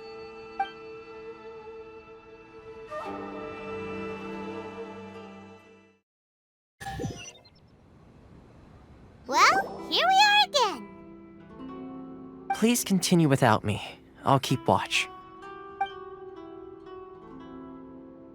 So, what's the deal with this place anyway? What makes it your favorite meeting spot? This is land that was gifted to the Yashiro Commission by the Shogun. The Kamisato clan has the exclusive right to plan, build, and repair any property on this land, and even to allow or deny access. Such privileges exist due to the Yashiro Commission's role in managing ceremonial affairs. Oftentimes, it is not appropriate to discuss details in front of bystanders. Oh, Paimon gets it! Gotta keep a bit of mystery, right? Once the number of ceremonial affairs conducted in the city began to decline, our forebears built a tea house here. Only members of the Yashiro Commission are permitted to come and go as they please. Makes sense. Perfect place for a secret base. In any case, we can talk freely here. I presume you have a few questions that you wish to ask me? The almighty Shogun. I've seen her on but only a few occasions, most of them formal ceremonies. She inspires awe, commands respect, and exudes a sense of absolute authority. But as I recall, there was something else about her that struck me even more deeply. It was her almost complete lack of any emotion. In that sense, she appeared to me to be less of a ruler and more of, well, an executive official, I suppose. Focused exclusively on her single goal of implementing eternity, acting accordingly without feeling. The issue is this. For the vast majority of people, the Vision Hunt Decree is something that has no implications whatsoever. After all, it is but a tiny minority of people who receive visions. Moreover, it is not unknown for visions to spark jealousy in others. Because of this, the attitude of most people towards the Vision Hunt Decree is one of indifference. How can they be like that? Paimon's getting mad. Nevertheless, in addition to us, there is also the resistance on Watatsumi Island. Resistance? You mean like an army fighting against the decree? Yes. Many who have lost or fear losing their visions have rallied together under Sangonomiya on Watatsumi Island to form a resistance group. To say a little more about Sangonomiya, historically, there has always been some conflict between them and the shogunate of Narukami Island due to their different belief systems. But I do wonder whether there may be some other agenda behind their resistance movement, beyond merely fighting the Vision Hunt Decree. Of course! We have tried on numerous occasions. Unfortunately, each time a proposal to repeal the decree arrives at Tenshukaku, it is promptly vetoed by both the Tenryou Commission and the Kanjo Commission, and subsequently scrapped. They invariably adopt a stance of unconditional support for the Shogun's decisions. They have no interest in discussing anything. It almost makes one wonder whether they had a hand in the Shogun's sudden decision to issue the Vision Hunt Decree. Ooh, Paimon has a question though! Oh? What would you like to know, Paimon? Have you got a plan yet to fight the Vision Hunt Decree? To be honest, we do not. What? Please, do not forget that challenging the Vision Hunt Decree is tantamount to challenging a deity. Coming to terms with that is already a difficult step to take. So what are we gonna do? Well, for the moment, all we can do is try and reduce the harm that is being caused by this decree. For example, by providing vision bearers with safe refuge, or manufacturing counterfeit visions for them as a contingency measure. You're telling Paimon that there are people out there who can make fake visions? Don't underestimate the talents of the craftspeople in Hanamizaka. To the naked eye, their counterfeits are indistinguishable from the genuine article. The problem we are facing right now is that Master Masakatsu, who was providing us with counterfeit visions, has recently been arrested by the Tenryou Commission. Darn! So they found out about it? Ugh. Yes. We knew it was not a long-term solution, and that it was only a matter of time before it would be exposed. But we cannot simply abandon Master Masakatsu. Exactly. I feel the same way.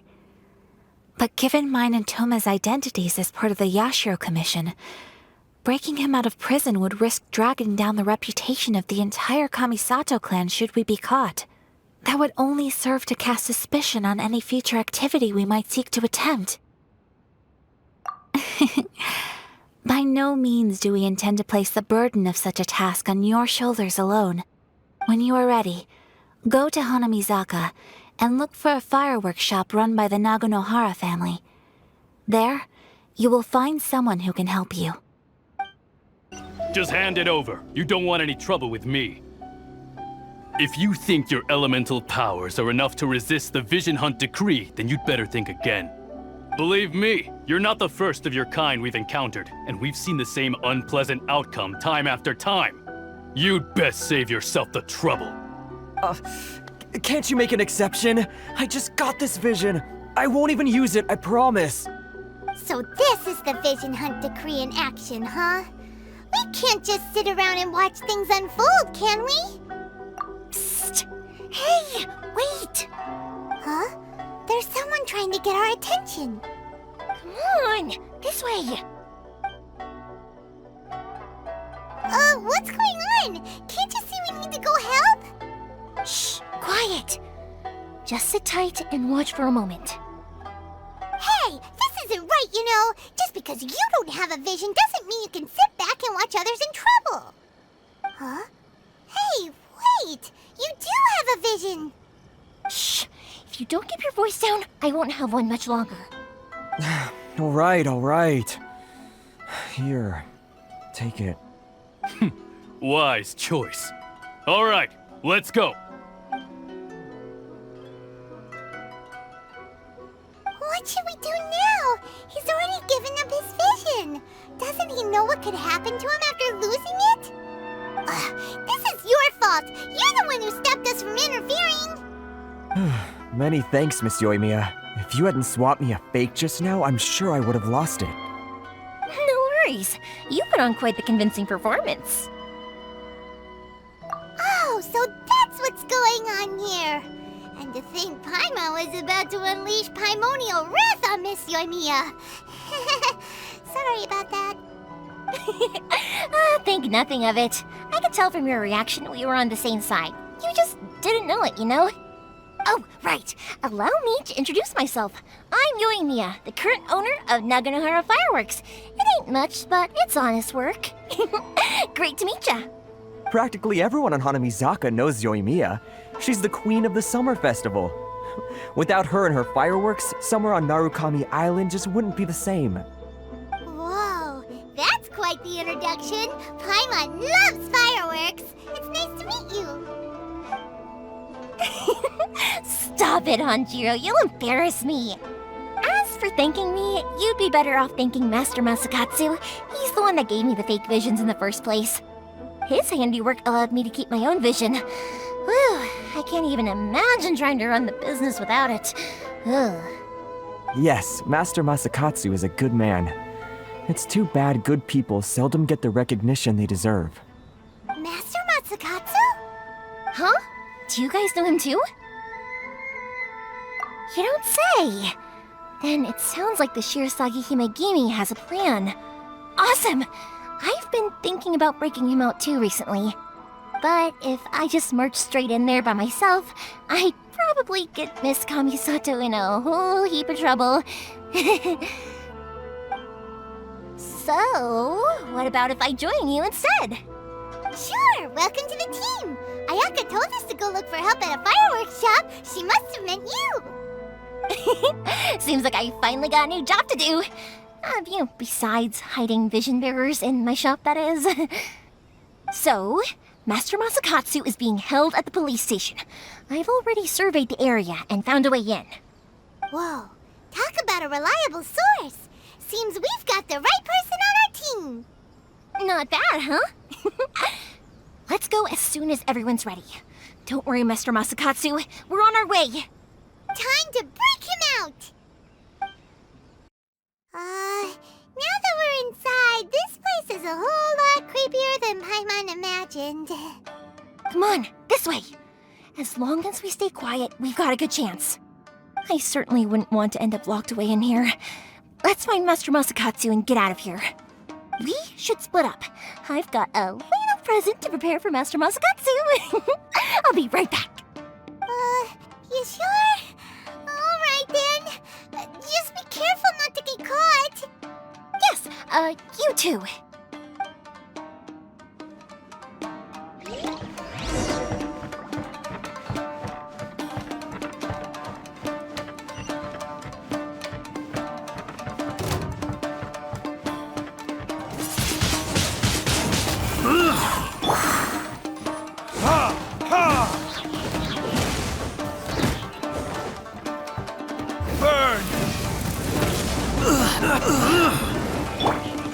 Go.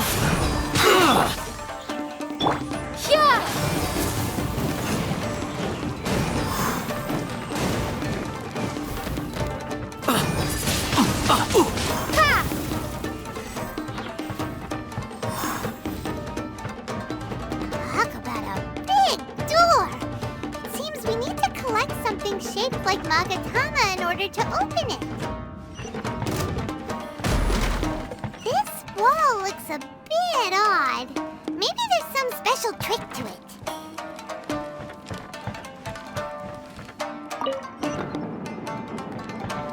These guys seem a lot tougher than usual. Paimon wonders if that armor over there has anything to do with the source of their strength.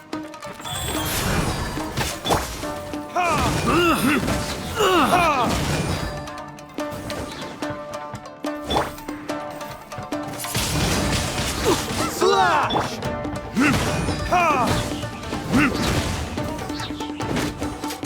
I need to train harder.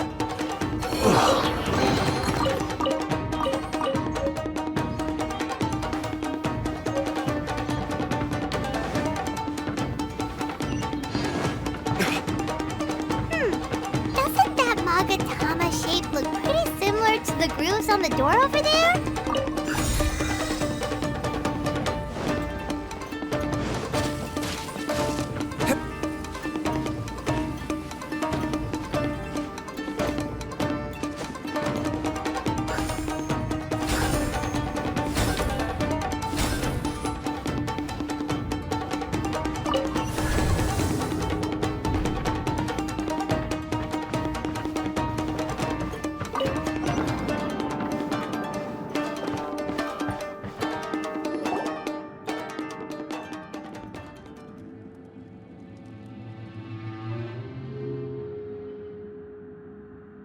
Shh! Quick! Hide!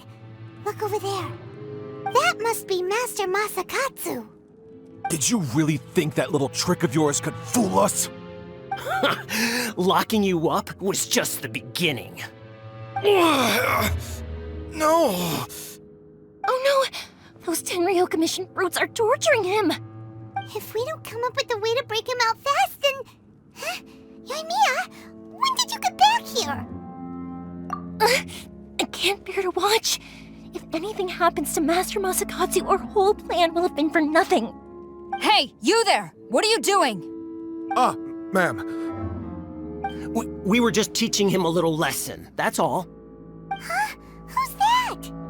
That's Kujo Sara, adopted daughter of the Kujo clan of the Tenryo Commission. She's also a general in the Shogun's army. What's she doing here? Make way, let me have a look at him.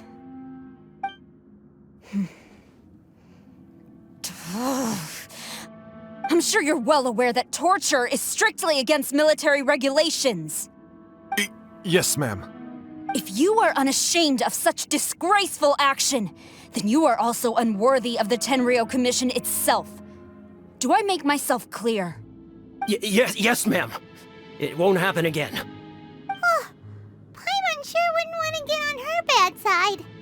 Hey, this is our chance. Let's move while they aren't watching Master Masakatsu. Yoimiya, are you sure now's the right time? Who is that? Quick, go and investigate. Yes, ma'am. They're coming! Quick, hide! Sorry. I didn't mean to. Don't worry, I've got us covered.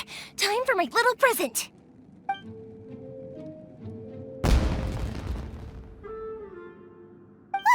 Fireworks! Huh? Was that an explosion? It sounded like fireworks. Quick, let's hurry! The fireworks were enough to distract them. Maybe more than enough. Fireworks aren't just for festivals, you know. I was particularly proud of this batch. I decided to. Whoa! Yoimiya, this is turning into a bit of a fireworks display. Well, fireworks are my craft after all. Every batch has to be spectacular. Look, the coast is clear. Now's our chance.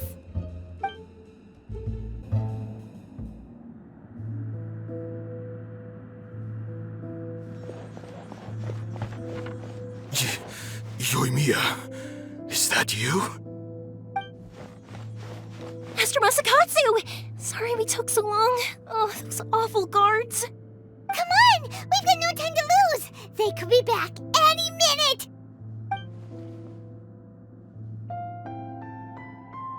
Oh.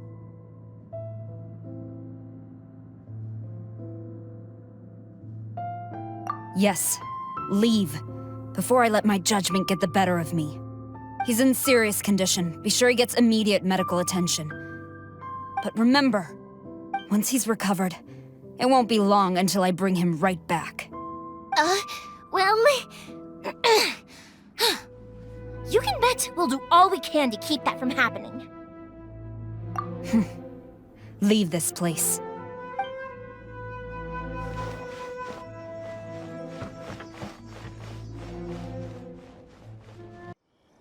Phew. We're finally out of that creepy place. Yes. Finally, I've made it out of there.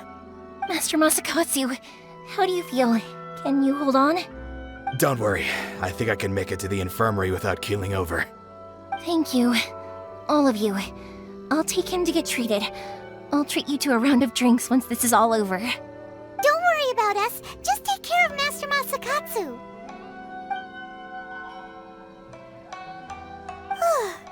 Good thing we were able to rescue him. Right, Kujosara. Do you think she was making up for how the guards were treating him? It seems as though there are some okay people among the ranks of the Tenryou Commission. Though Paimon would never agree with their actions in the Vision Hunt Decree, of course. How about we go tell Ayaka and the others the good news? I see. So Kujo-Sara stayed her hand. It would appear she still has some honor to her. I wonder if we should try establishing contact with her. Perhaps we could coax out some information. Unlikely. Don't forget, Kujo-Sara is also carrying out the Vision Hunt Decree. She obeys the orders of the Raiden Shogun without question. In her eyes, Master Masakatsu is of no threat to the decree. This is why she was so willing to allow his escape. If our true motives were ever divulged, she would act against us without a second thought. True. Though if you ask me, Master Masakatsu's release is an unexpected blessing. We are now one step closer to victory. And we couldn't have done it without Yoimiya and the Traveler. You're turning out to be even more reliable than we expected. Don't mention it. Indeed. Things may have turned out very differently this time without the help of the Traveler. But if we wish to mount any sizable resistance against the Vision Hunt decree, there is still much to be done. It is time we make ready our next set of plans. There's no need to rush, my lady. Things seem to have taken a turn for the better, at least. Not only have we rescued Master Masakatsu, but our list of allies appears to be growing. Yes, which reminds me. The Tenryou Commission seems to be making preparations for a celebration. They call it a ceremony of sorts. And the number of samurai out enforcing the Vision Hunt decree seems to be waning. The days ahead may be more peaceful than usual. A ceremony, you say? Why would such a task be left to the Tenryou Commission? I don't know, but I'm sure it has nothing to do with us. Anyway, with the Tenryou Commission busy with preparations, we should have a little more breathing room than usual. You do present a good point. Being in a constant state of alert will only tire us further.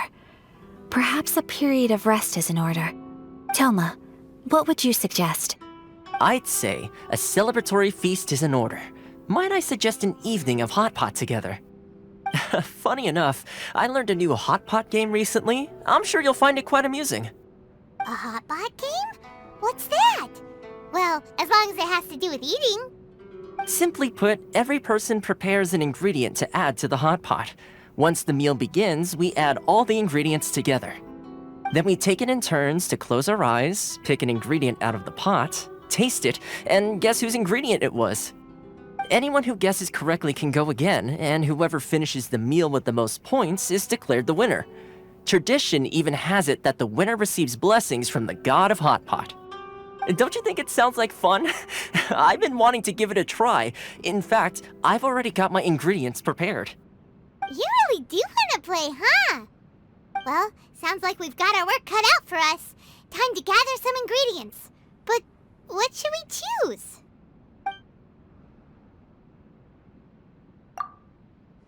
Let's see what we've got here. Fresh fish fillets, shrimp, bamboo shoots. Nice! You can't go wrong with these. Paimon can't wait. Paimon never thought we'd be the only ones to actually put anything edible into the pot. Don't go wasting the rest now. This was possibly the scariest looking hot pot Paimon's ever seen. Fortunately, Toma ended up eating all the weird stuff. Yeah, you can say that again. But hey, at least I got the most points. Oh, wait a moment. That doesn't feel good.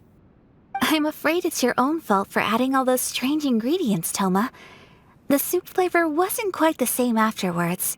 Even with the Traveler's normal ingredients, I still couldn't guess any of them correctly.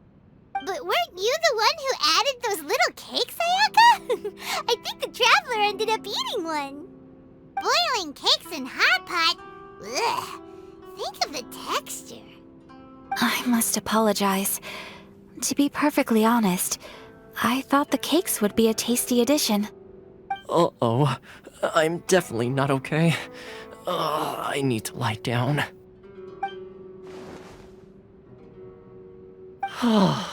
I feel like a new man.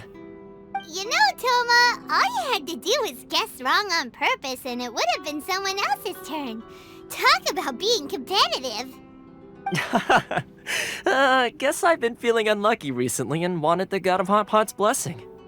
Perhaps I did get a little carried away. Still, I couldn't be beaten at my own game first time around.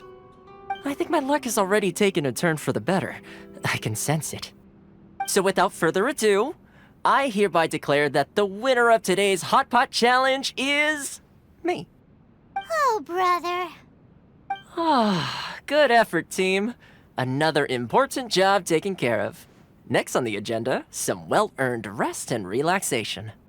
Yes. If the Tenryou Commission truly is as busy with preparations as Toma claims, then some rest would be a welcome change of pace. And with the extra time, there are some other matters I wish to attend to. Let's all take some much-needed time off. After a few days' rest, we'll reconvene at the Komori Tea House and discuss our next operation. Downtime is hard to come by these days, so be sure to make the most of it. I'll tidy things up here and start thinking about our ingredients for our next round. There's gonna be a sequel? Sure, why not? We should play again now that everyone knows the rules. I'll see you all later. Bye, Toma! Seems we won't need to be visiting the Komori tea house for a while. Why don't we go explore some other places? Inazuma is not such a bad place. Paimon's having a pretty good time. But we should probably go and see about the next operation that Toma and Ayaka were talking about, right? As usual, it's the first stop, Komori Tea House. Are you ready to head over?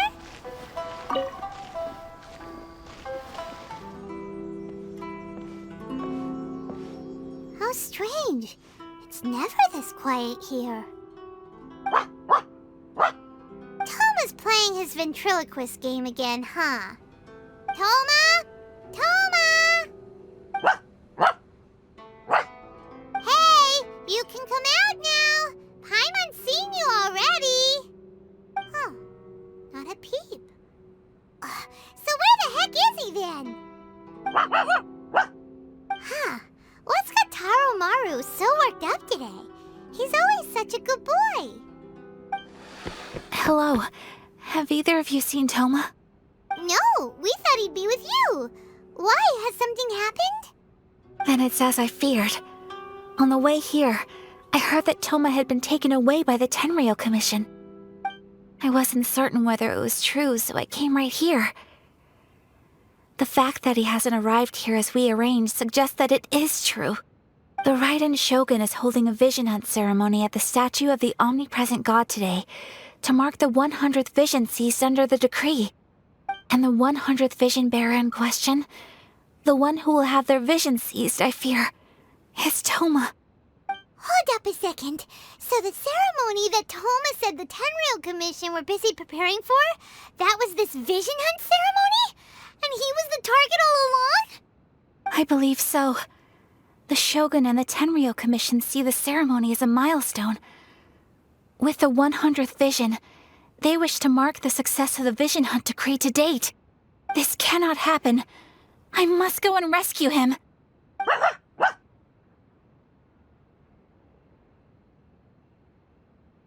Yeah, like it or not, you represent the whole Yashiro Commission. So if you go and pull a stunt like that, you're basically declaring you and the Raiden Shogun are enemies now, right? And by doing it so publicly, you might be implicating a lot of other people from the Yashiro Commission too. There is no other option. I must act with haste. The ceremony is about to begin. I will not abandon Toma like this. He is my friend. To think that not long ago we were all eating hot... But... Okay, I'll wait here for your return. Get back safely. Don't worry, Ayaka. A friend's life is on the line. We ain't about to mess this up.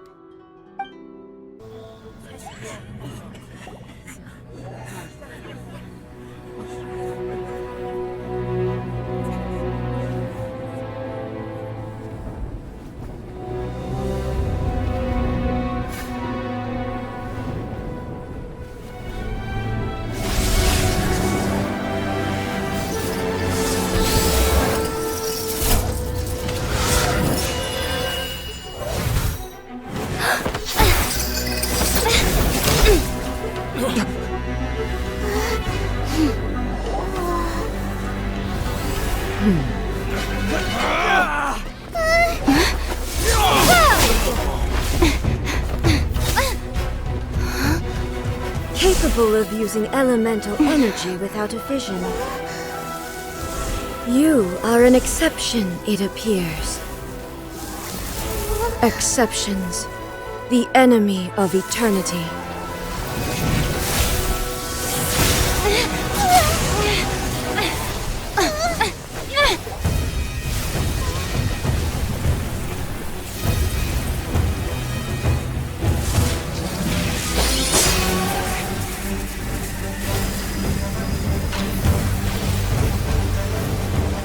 You will be inlaid upon this statue.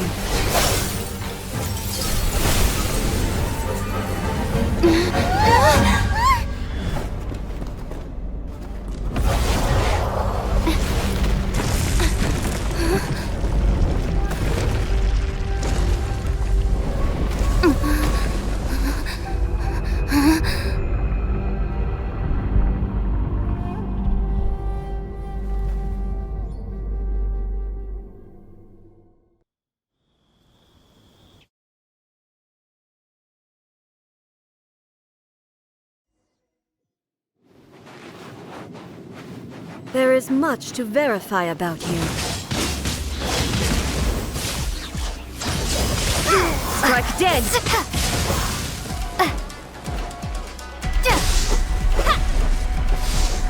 You are an enemy that requires special attention.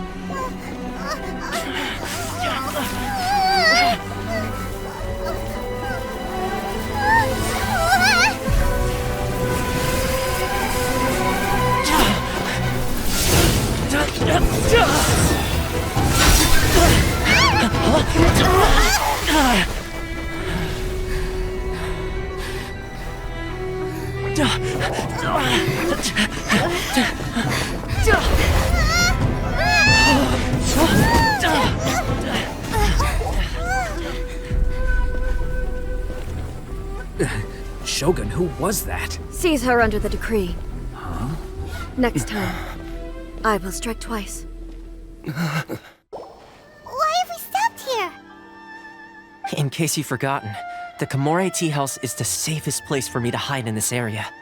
The only thing is, I probably won't be able to leave again for some time. I'll have to leave the next steps to you. Go to Tatarasuna and find the resistance. The Shogun's army is almost certainly about to issue a warrant for our arrest. There are very few parties that will be willing to shelter us, but the resistance is an exception. Hyman's pretty sure Ayaka mentioned them before. Oh yeah! Sanganamiya's group! The ones who came together to fight the Vision Hunt Decree! That's right. The resistance was founded by Sango no Miya Kokumi, the divine priestess of Watatsumi Island. Currently, it's her subordinate, Goro, who leads them in their war against the Shogun's army. However, the Yashiro Commission is not on especially close terms with the resistance, so your dealings with us would normally be frowned upon. But you're different, so that shouldn't work against you. As far as I can see, the resistance shouldn't have any reason to turn you away. The only issue is that we can't be sure of the resistance force's current location. You'll have to ask around along the way. You'll likely pass through territory occupied by the Shogun's army at some point, so be sure to stay on your guard at all times. Don't worry about me. I can remain hidden when I want to. I won't make it easy for them. We gotta hurry up! The Tenryou Commission could be right around the corner! Let's get out of here!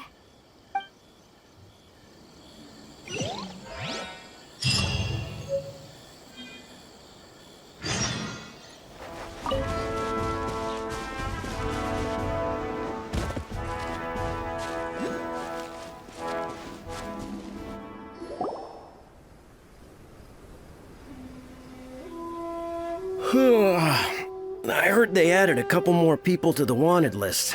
They're high-priority targets, apparently. But most of our forces are out on the front line. How are we supposed to effectively prioritize them? We'll just have to make sure we keep our eyes peeled when we're out on patrol. I wonder how they're faring on the front line. Last thing I heard was that we'd pushed the resistance back to just northwest of Musojin Gorge. I don't know if that's true. I doubt it. Their rearguard isn't far from there. We're gaining ground at the moment, but I don't think we pushed them back that far. Anyway, we should focus on patrol. Come on, we're up. Fair point. Time to go to work. The northwest of Musojin Gorge. So that's where the resistance forces are based.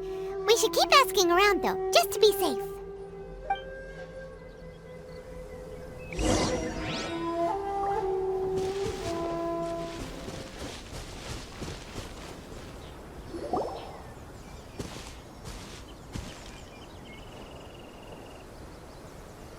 Oh, hey.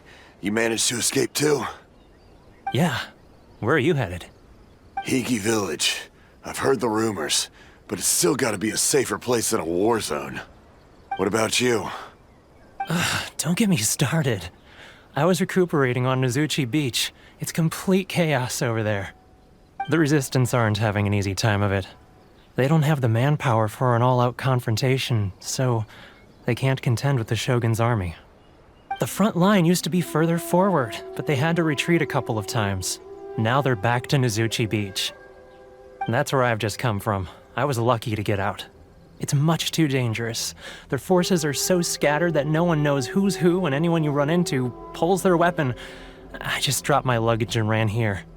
I think we need to keep moving. Things are changing so fast. The further away we can get, the better. Agreed. Why don't we stick together? Can't hurt to team up with someone. Nozuchi Beach. Sounds like that's where the Resistance and the Shogun's army are battling it out right now. Let's head over and take a look.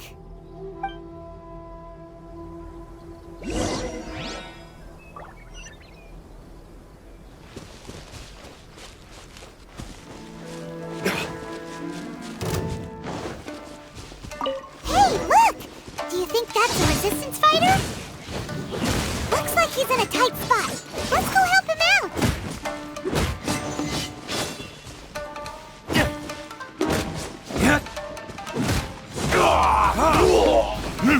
Show me what you've got! Burn!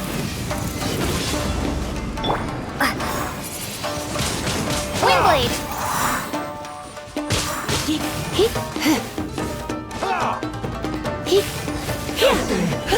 Bested.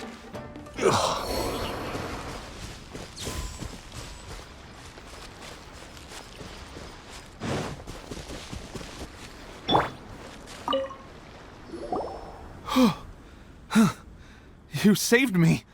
I thought I was about to die. Thank you so much for your help. I'm Teppei, of the Gobius platoon. I'm with the Resistance. I was sent to the front line just recently. I was looking forward to doing my part. Instead, it seems I fell at the first hurdle. So, you aren't dressed like Resistance fighters? Have you come here looking to sign up? Great! Just the other day, I heard General Goro complaining about how desperate we are for more people. Your support will make a big difference. I'll escort you back to our camp.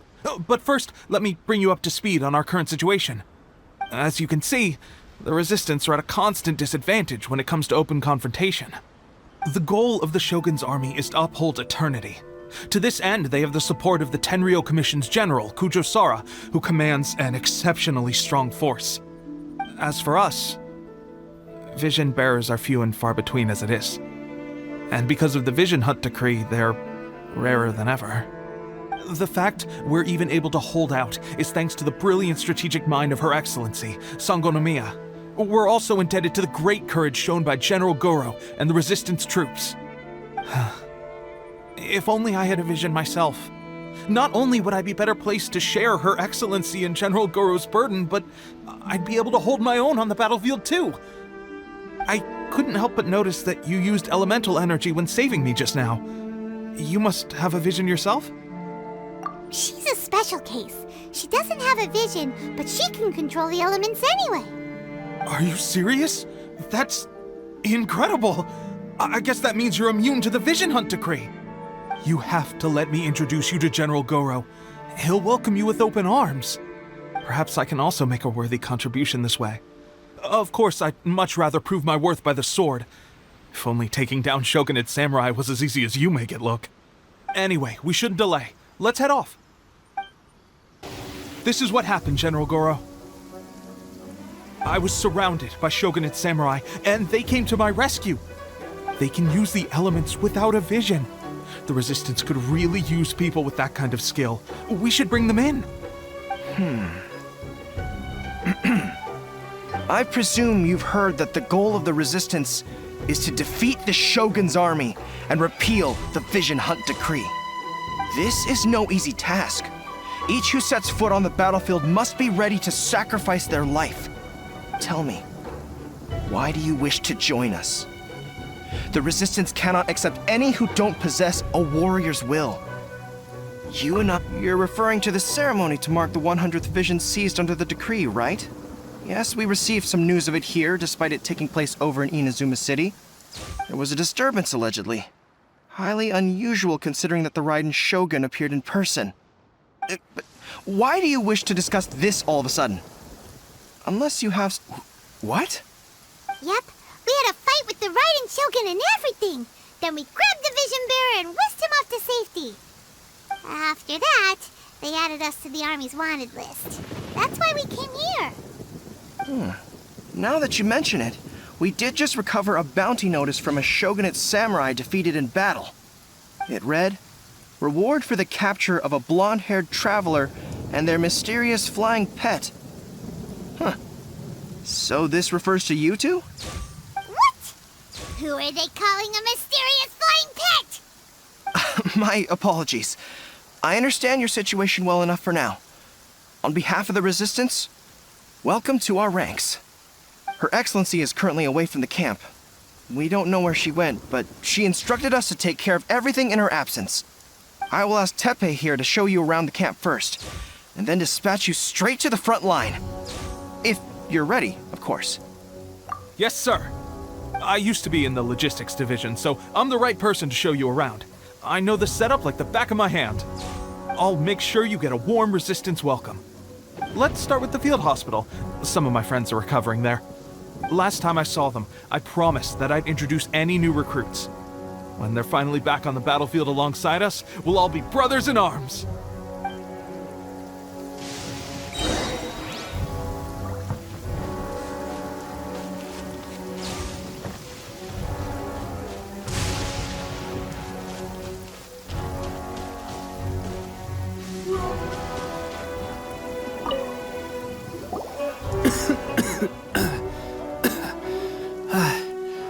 Is this a new recruit? Looks like a strong addition to the troop. Hopefully someone I can spar with after I've recovered. Whoa. Brand new recruit and your first thought is to start sparring with them. You're getting ahead of yourself. That wound of yours isn't something that's gonna clear up in a few days. Teppei, did you bring this one in? How are things on the front line? Well, the enemy are much stronger than we could have imagined, but we're holding our own. I've been right in the thick of it. At one point, there were a horde of enemy troops surging towards us like the tide, but I didn't flinch. I drew my blade and charged straight into the fray. 4 shogunate samurai, and only 1 of me. But I still managed to fend them off. Look at you. When did you grow nerves of steel? This lady stole the show, though. When she saw me tiring and falling back, she burst onto the scene and took down a whole group of them in one fell swoop. They were no match for her at all. I heard she even stormed the Vision Hunt ceremony, and that the Raiden Shogun herself failed to take her down. Amazing work, both of you. Still, I can believe most of that, but her facing off against the Raiden Shogun? I think you might be embellishing the story a little there, Teppei. I mean, we've all heard of the Muso no Hitotachi, right? Either way, to tell the truth, with all the losses we've sustained recently, I was starting to lose hope in our ability to hold out much longer. But seeing fresh recruits join our ranks and hearing Teppei's exploits, I'm itching to get myself better as soon as possible so I can get back out on the front line. Huh. That's a lukewarm epiphany if you ask me. While you're lying there itching to get better, I'm still out there training hard despite my injury. Oh, even though it burst open again yesterday. It did? Well, do you need me to get you something to dress it with? I heard about a remedy recently that uses wild bugs. All you need to do is grind Onikabuto into powder and it makes a very effective dressing. They say it feels cool on the skin and acts fast to completely cure flesh wounds. Sure, I'll take one. Thanks. Sounds a little strange to me. I would have thought wolf hooks would do the trick, but it's your decision. Well, how about we let our new recruit decide? I'll stay here and make some preparations. If you're a fan of weird and wonderful remedies, please gather some Onikabuto for me. I'll take it from there. But if you're more of a wolf hook advocate, bring some of those instead. Personally, I recommend we try the new remedy. It sounds promising.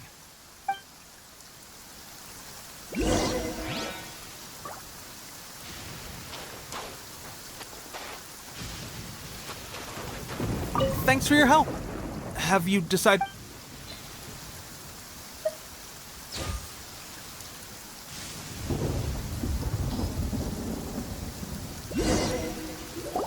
Oh. Never mind. I guess this was probably the safer option. I may need your help in a moment to change their dressings. Here's hoping this'll speed up their recovery. And, thanks for your help gathering the ingredients. This really hurts when you first put it on. It's a standard remedy, but a dependable one. More importantly, thanks for the fresh dressing. Much appreciated. You may have skimped a little here, though. I feel like I could use some more. I'm dying to get out of this place. I just want to be back on the battlefield with you. I don't think it works like that. Piling on extra dressing isn't going to make you heal faster. Especially not when you're sneaking off to go train in the middle of the night. You have to cut that out, you know. Thanks again, Teppei. And thanks to our new recruit here. Speaking of training, that reminds me. They should be doing some archery practice down at the training grounds right now. Why don't you take our new recruit to go check it out? It'll be a good chance for them to meet a few more of our platoon and settle in. You got it. All right, let's move out.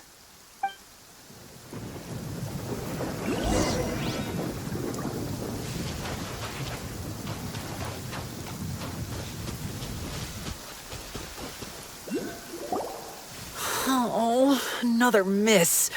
This sucks. Let's see now. I've loosed exactly 10 arrows and only one... Bullseye? Only one hit the target. This isn't good enough. It's evident from these past few days the practice alone isn't enough to improve our marksmanship. How hard could it be? Just draw the bow, aim, and shoot. Clearly, I underestimated the skill involved. With progress like this, who knows when we'll be fit for battle? I suppose all we can do for now is wait for the drill master's next visit and ask him for more tips. Seems things have gotten tough on the front line recently. All the best drill masters have already been dispatched to fight. I guess we'll just have to keep practicing ourselves. At this rate, who knows if we'll ever become resistance fighters. Come on, guys, less complaining, more training. Teppei-senpai? Listen up for a second. I've come to introduce our newest recruit. In battle, she single-handedly slayed multiple shogunate samurai without so much as breaking a sweat. And that was after interrupting the vision hunt ceremony with a feat of stunning bravery. Not to mention surviving an encounter with the Raiden Shogun. Is that true? Perhaps you'd be willing to give us some archery tips? We promise not to take too much of your time. A quick demonstration would be all we need. Our previous training was so rushed that we hardly remember the proper technique. It would mean a lot. Oh, you got it. We won't let you down.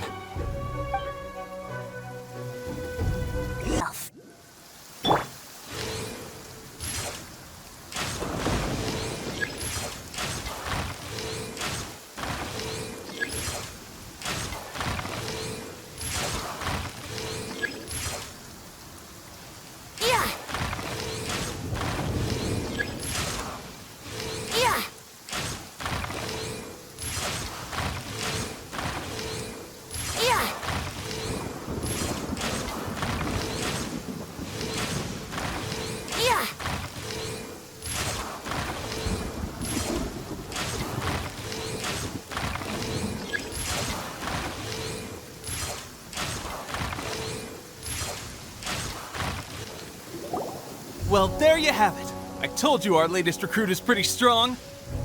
Incredible! I think I understand what I was doing wrong now. My posture was off, and I didn't draw back with enough force. Seems I also need to focus on keeping my grip steady and monitoring the external environment. If I can get those few down, I'll be hitting my mark in no time. Those few, huh? Watching your demonstration was a great help. I learned a lot. At least this time I was able to observe some proper technique. As long as I can retain it, I know I'll become much stronger. Honestly, before this whole conflict came about, I was just another everyday citizen of Watatsumi Island. My wife and I were leading a quiet life together. War and battles were the last things on our minds. That all changed with the Vision Hunt decree.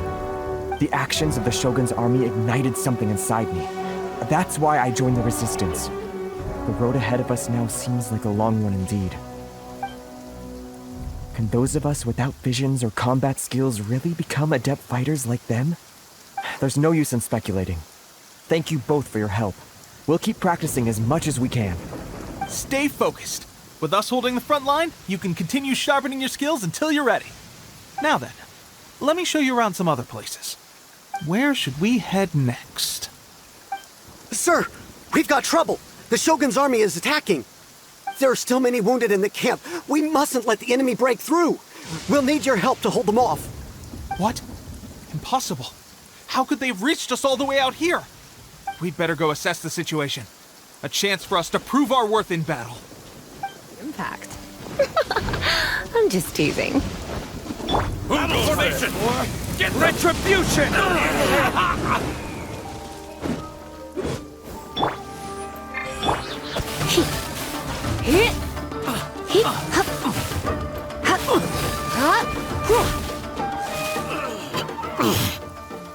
Well, we managed to hold them off.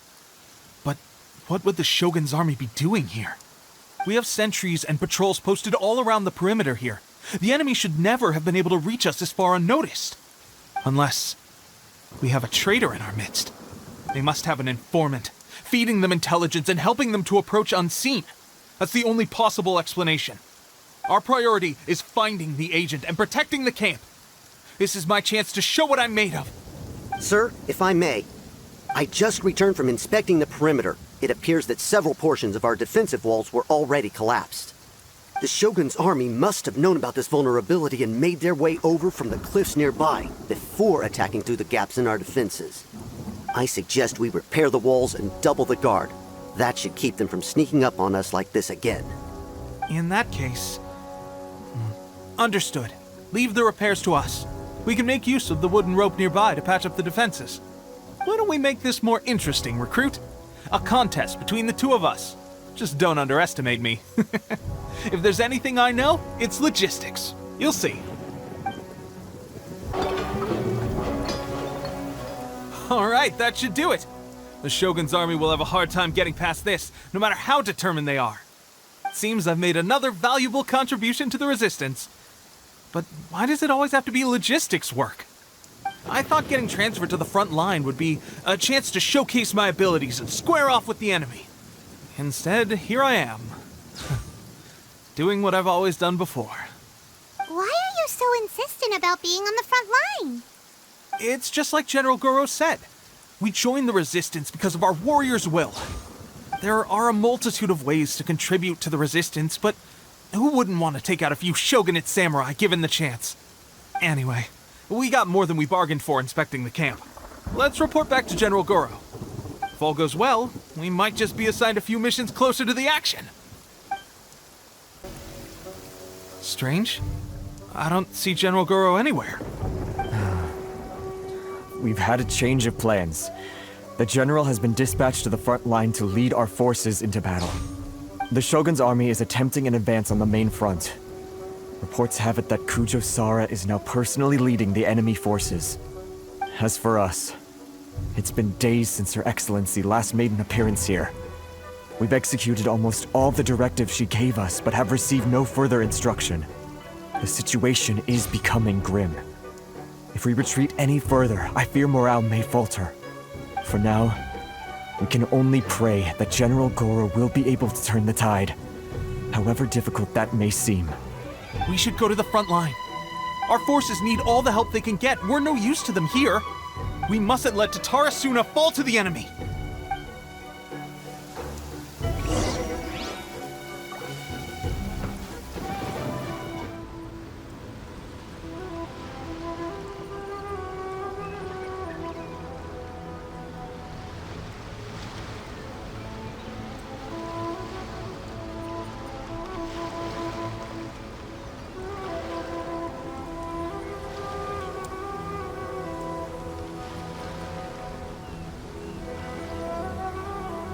So, you are the only one here? I thought I might get to meet your grand strategist. She is the one that's been causing our forces so much trouble. The fact the Resistance has even held out for this long is thanks to her. But soon, the Resistance will fall. They are no match for the might of the Shogun's army. Her schemes mean nothing now. We have already rooted out those behind the Resistance. All who have dishonored the almighty Shogun will be punished. I have faith in Her Excellency and in the soldiers of the Resistance. The Vision Hunt Decree is a brutal injustice. Our resistance has only just begun. It is futile. There is one other thing. I'm sure you've seen the recent arrest warrants. I trust that the blonde traveler is somewhere among your forces now. I will make you a deal. Hand her over to us, and you'll buy yourself some time.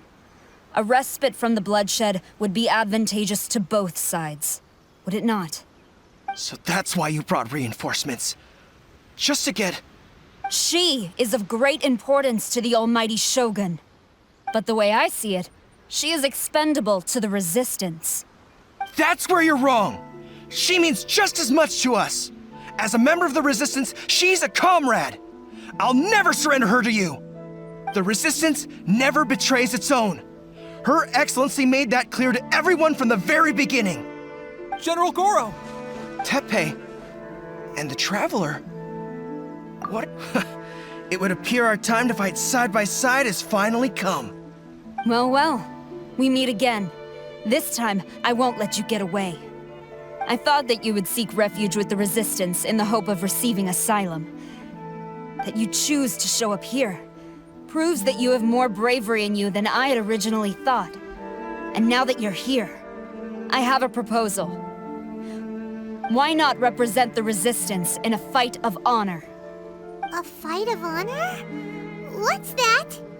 Before the battle begins, each side chooses their finest warrior for a match of single combat. To the superior force, there's little significance in such a duel. But to the weaker force, victory could constitute an important boost to their morale. Her motives are clear. She wants to use the match as an opportunity to capture you. Do not feel compelled to participate. We could take the fight to them without such a ceremony. Well, what do you think? Will you fight?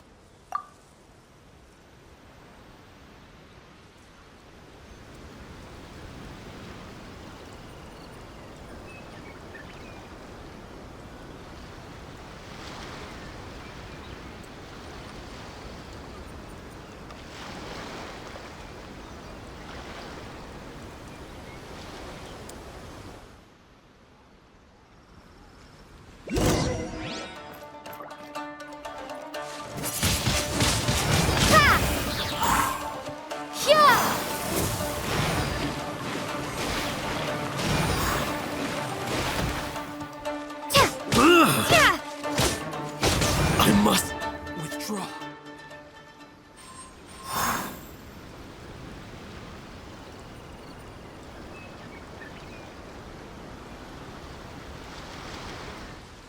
Remove all threats to eternity! By order of the almighty Shogun! Be wary! You're up against a powerful opponent! Run away!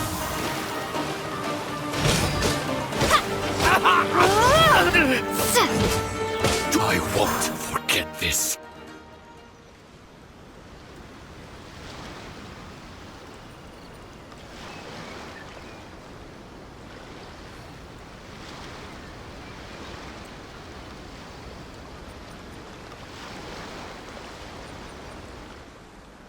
You got this!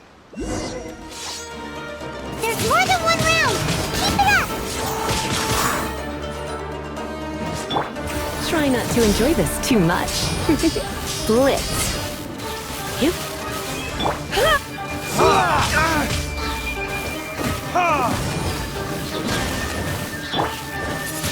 Watch your step. I dare you. Let's dance! Clear cut. Windblade! I'll spare nothing.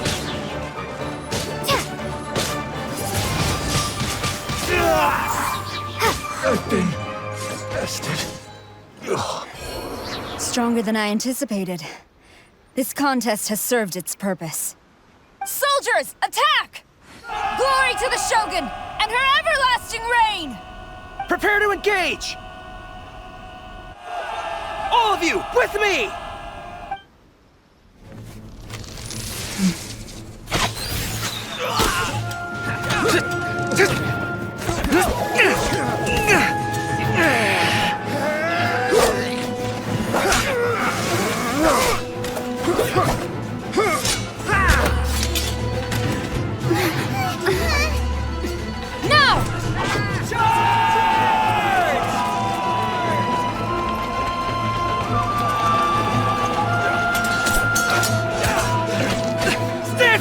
Hold the line!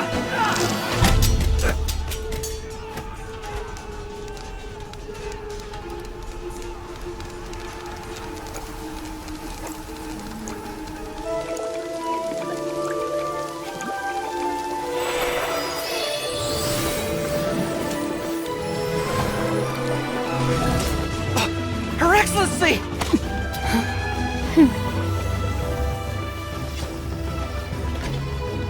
The wait is over, my comrades. Now is our moment!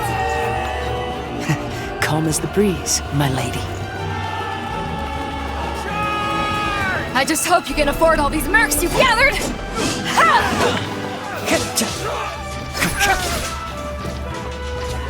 Kazuha! We meet again, old friend. Retreat!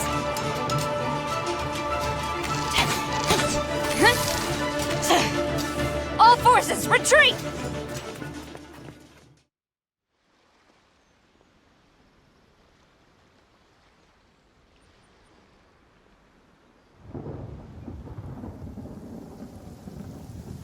Greetings. Well, this is the first time we've met. Please, allow me to introduce myself.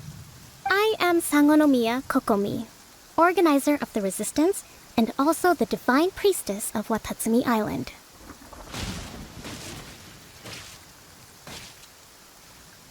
Perhaps it's the first time you're hearing that title. To put it simply, I'm the person currently in charge on Watatsumi Island, which is also the home front of the Resistance. I've actually heard all about you from Beidou and Kazuha. I hadn't expected to find you join the Resistance, though. Do you have a plan beyond this point? In that case, shall we continue our conversation at the Shrine of Sangonomiya? Although the Shogun's army has retreated for now, the war is far from over. The Vision Hunt Decree has not been repealed, and neither the Tenryo Commission nor the Raiden Shogun show any sign of stopping. In short, our problems have yet to be resolved. I suggest we move to the shrine to discuss our counterplan. What say you? Can I come too? I know Watatsumi Island very well. I can carry on being your guide if you'd like. Goro, thank you for all you have done. Our forces are weaker than the Shogun's army, and my absence can only have made the recent days all the more trying for you. I'm afraid I must still ask you to stay a while longer, to keep eyes on the Shogun's army and also to see to the wounded. But I will ask the mercenaries to remain stationed here, and Kazuha is here too. Hopefully this will serve to reduce the pressure you are under. Well received, Your Excellency. I must return to Sangonomiya now. I have a few things to attend to. Once you're ready, please rendezvous with Teppei. He will escort you there. Thank you for all your efforts so far. From this day on, I fight alongside you. Fight for the future of Inazuma.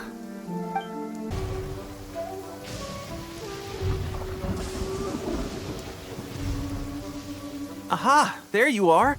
Good to see you. Your appointment with Sangonomiya is fast approaching. We should get going. Are you ready? We'll start by heading to the camp on Watatsumi Island, and then we'll go meet Her Excellency together from there. If you start to feel seasick at any point during the trip, let me know straight away. That said, you've spent time with the Crux fleet in the past, so I think you'll probably be fine. Ready? And away we go!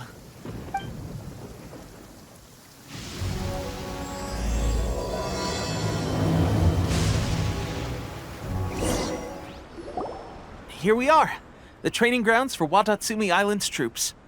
Right now, the resistance is predominantly made up of local soldiers from Watatsumi Island. Some of them are fighting with the Shogun's army in Tatarasuna, and some of them are stationed here on the island to keep the locals safe. Did you used to train here too? Yep. Unfortunately, I had to join the fight in Tatarasuna before I'd had the chance to impress the instructors, so they had me start off by helping in the logistics division. I'll be staying here for now. If you need me for anything, just come here. If I'm not around, just write a note and stick it on the wall. As soon as I see it, I'll come find you. Shoot! It's nearly time for the appointment with Her Excellency. I'll have to show you around Watatsumi Island some other time. For now, let's get ourselves over to Sangonomiya.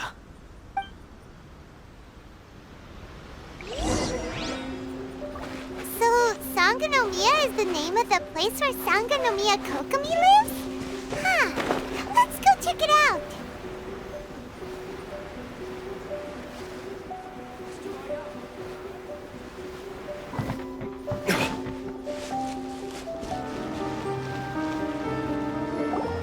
Food supplies are the absolute top priority, period. We cannot afford any losses. With the conflict between us and the Shogun's army getting more intense by the day, we must prioritize the stability of the rear guard. Understood. I will think of a way. Take heart. We have a fresh batch of supplies in hand, and I'm working on expanding the army. I appreciate that the lack of manpower has been hard on all of you, but things are going to get better. We're expanding the army? Oh, that's great. Whoever this mystery supporter is, they're doing us a great service. Huh? Teppei, what are you doing back on Watatsumi Island? Might I ask who? VIP guests of Her Excellency, that's who. I'm acting under orders to escort them both here. Oh, really? Wait, so are you the new recruit everyone's been talking about? Strength of 20 men, splits an arrow in twain from 100 paces, skin as hard as diamond. That's you? Seriously? What is going on with these rumors? You've come a long way. I'm sure you must be here on pressing business, so I won't disturb you any further. Feel free to visit me if you have any time to spare. Your Excellency, I'll take my leave. Your Excellency, I couldn't help but overhear Okubo mention something about a third-party supporter? What was that about? Not long ago, someone wrote to me saying that they wished to support the Watatsumi Island resistance effort. To that end, they also furnished us with a great deal of supplies. Thanks to them, we can finally start recruiting troops on the scale we need to openly confront the Shogun's army on the front line. I am not without my doubts about the whole affair, but Watatsumi Island is hardly affluent, and these supplies are a much-needed lifeline for us. The sender's conditions were also reasonable. They simply ask us to dedicate ourselves fully to fighting against the Shogun's army. Whatever other motives they may have, we are at least aligned on this. So let's consider them an anonymous ally. Naturally, we shouldn't let our guard down. If you discover anything out of the ordinary, please report it to me at once. Your Excellency, does this mean that the food at the front line is gonna get any better? I was at the field hospital the other day, and everyone was begging for some barbecued meat. Don't worry. I've already made arrangements for that. Everyone will have their fill of meat. But to be clear, still no alcohol. That's fantastic. I understand how hard it's been on everyone. The Resistance Army's rations have barely changed at all since the Vision Hunt decree was first announced. I will discuss this with the Logistics Division to see what further improvements can be made. However, our supplies are still limited. I must ask you to remain patient until victory is ours. When will the Vision Hunt decree finally end? That's the question, and I'm afraid I don't have an answer. The mere existence of the Vision Hunt decree is baffling. The Tenryou Commission's attitude just doesn't seem to add up, and neither does the Shogun's. The Tenryou Commission's zealous support for the decree seemed to come out of nowhere, and the Shogun seems completely indifferent to the fact that it has effectively caused a civil war. I suspect the Vision Hunt decree won't end until these mysteries are solved. All I can say for certain is that as long as the Vision Hunt decree remains in force, we will never give up our fight. Traveler, to confirm, knowing the current situation facing Watatsumi Island and the Resistance, are you still willing to fight with us? Good. Then here is your assignment. I hereby appoint you as captain of the Watatsumi Island Special Operations Unit, Swordfish 2. Whoa, what? Swordfish 2? Is this the same Swordfish Special Ops unit that I'm thinking of? It's hard enough getting into a Special Ops unit at the bottom rung, let alone jumping to captain in one fell swoop. This is incredible. Although this appointment breaks with convention, I firmly believe that with your wisdom, courage, and strength, you can lead your team to victory. Great! So when do we take up our post? The members of Swordfish 2 are currently on standby in a valley to the southwest. Ronin have been causing trouble down there lately, and we need a special operations unit to eliminate them and stabilize the rear guard. I have already written your appointment letter, which you'll need to show them on arrival.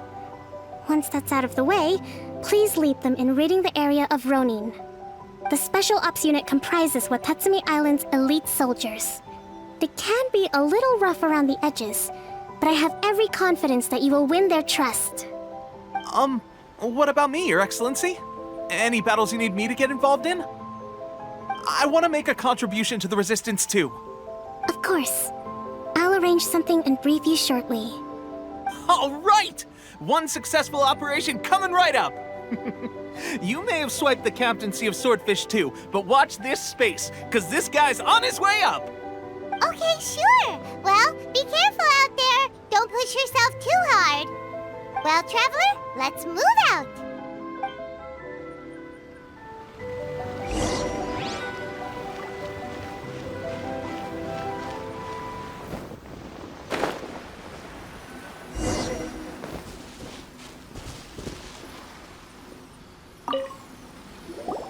Ah, you must be the new captain of Swordfish 2. Her Excellency briefed us in advance. Your reputation precedes you, and the appointment letter is all in order. But I still have my doubts. About what? I'll be straight with you.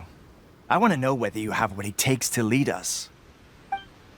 You mean, like, a duel? Normally, a duel would be the quickest way to settle the question. But this time, we've got a better way. We're stationed here because of all the Ronin causing trouble in these parts. If you can get rid of them for us, we'll take that as a measure of your strength. All right, let's show them what you're made of.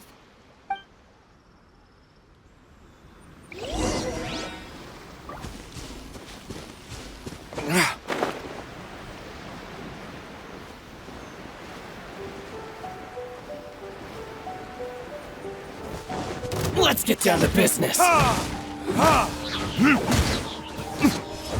for retribution!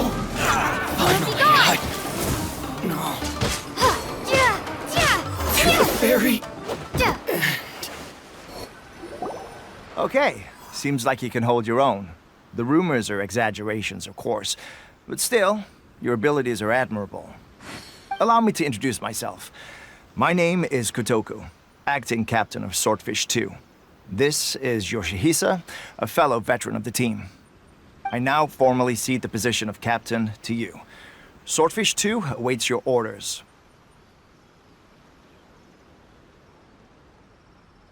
There are 2 hard-hit areas. This was one of them, but thanks to you, this area is now secure. Their only remaining stronghold is located at the shallows on the east side of the island. That said, the ones over there are tougher, and there's more of them. You got that right. Watatsumi Island is busy fighting the Shogun's army on the front line. We can't let these guys mess up things at the rear.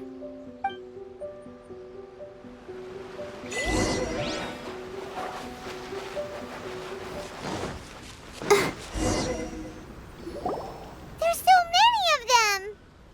That's not even all of them. They have 2 more camps nearby. Whichever camp we attack, it's the Ronin in the other 2 camps that'll cause us issues. They might decide to provide backup or abandon them and escape on their own. But Captain, that would put you in great danger. If we spread our troops too thin, we won't have enough men to guard you. It's too risky. Yep, the Traveler eats amateurs like these for breakfast. All right then. We'll deal with them all in one go and rendezvous with you on completion.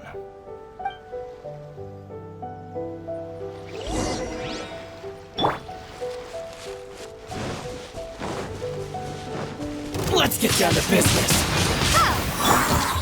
Verdict is...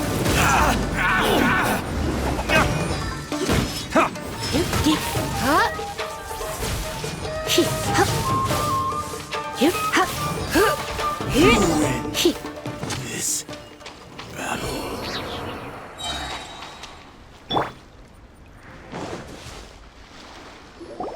That should be the last of them.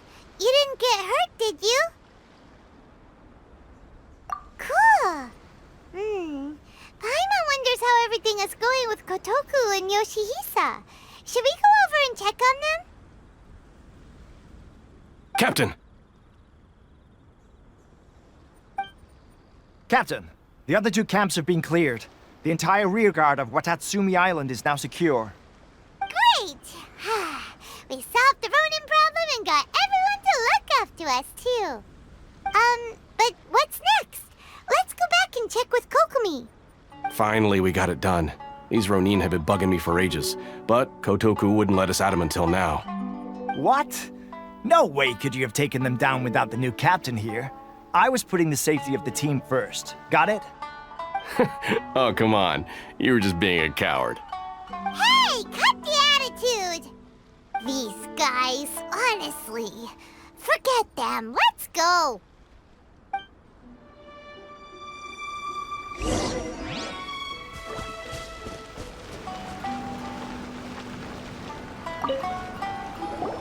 How was it? Did your initiation go smoothly? I'm sure you're playing it down a little. Kotoku and the others put you through your paces, I presume. But with your level of ability, I'm sure it was a walk in the park. Since you're back, I take it that the Ronin are now gone from Watatsumi Island? You bet! We sure showed them who's boss! Good. Now we just need to make sure Okubo keeps a close watch to prevent their resurgence. Thank you. I believe in rewarding merit, so you will be compensated for your hard work. Let me see. Too soon for another promotion, I think. I could increase your pay. I gave him an assignment. He's taking part in a surprise attack against the Shogun's navy. He expressed a desire to be on the front line, so I honored his wishes. Now, speaking of assignments, I have a special mission I'd like to give you. A special mission? Yes. In between Watatsumi Island and Tarasuna, there are some ruins relating to a god who fell in the Archon War. There are several small islands there, often used as a transit point when transporting supplies. Recently, however, supplies stored there have started to go missing for no obvious reason. Stranger still, the Resistance army passed by and reported they found no signs of danger. I'd like to task you with getting to the bottom of this. It's not urgent, so there is no need to leave immediately. I suggest you take a few days to familiarize yourselves with the army, and also with Watatsumi Island. When Teppei returns, you can catch up with him, then pick a day when the weather's good to set sail for the islands. Is Teppei really gonna be okay?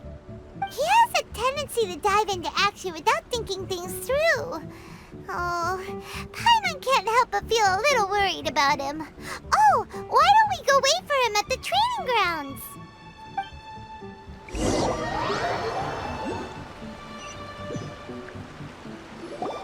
Long time no see! So, how's Swordfish 2 treating you? Getting along okay with everyone? Well, you're in luck, because this seasoned veteran's got a few leadership tips for you. Raising their pay will boost morale, while giving them a few bounties will act as an incentive to go the extra mile. It's also important to maintain strict discipline at all times, and finally... wait. What was it? What was it? Wow! Where'd you learn all that, Tepe? I read it in a novel from the Publishing House. It was a long time ago. You wouldn't believe how many doggo it took to convince my friend to let me borrow it. You're seriously gonna use a novel to tell people how to run an army? Pretty sure that's called being an armchair general. Ha ha! That's where you underestimate me. That's right, I'm learning military management on the job now. Just like you'd better believe it, thanks to my outstanding achievements in the recent naval battle, I have officially been made the captain of my very own Special Operations Unit. It's a brand new unit, Herring 1. What do you think? Pretty awesome, right? I spoke to Her Excellency, and she says our uniforms are in production. Let's go collect them together once they're ready. Oh, I can't wait to put them on. We're really gonna look the part. Ah! Everything's going great. Our mystery sponsor supplies have really helped turn things around. Will Paimon get a uniform too? Of course. You're a recognized member of the Watatsumi Island Resistance. Yippee! Captain, a new assignment has come in. Thank you, soldier. I'll be there on the double. All right, I better go. See you again soon. You'd better watch out, partner. At the rate I'm going, I'll overtake you if you're not careful. Ha! In your dreams, mister! I wouldn't be so confident if I were you. I'm at the top of my game right now. This is my time to shine.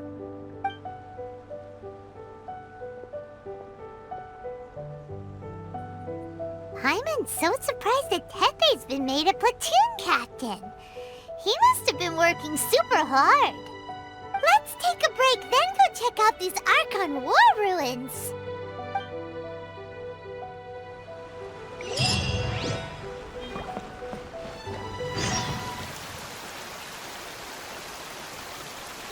This should be the place. But Sankanomiya was right. It doesn't look like anything suspicious is going on. Could they be hiding? Let's see what we can find.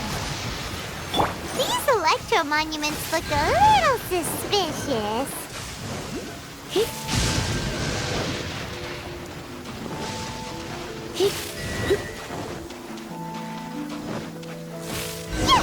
A huge launch drill! Was it drawn out by the electro energy?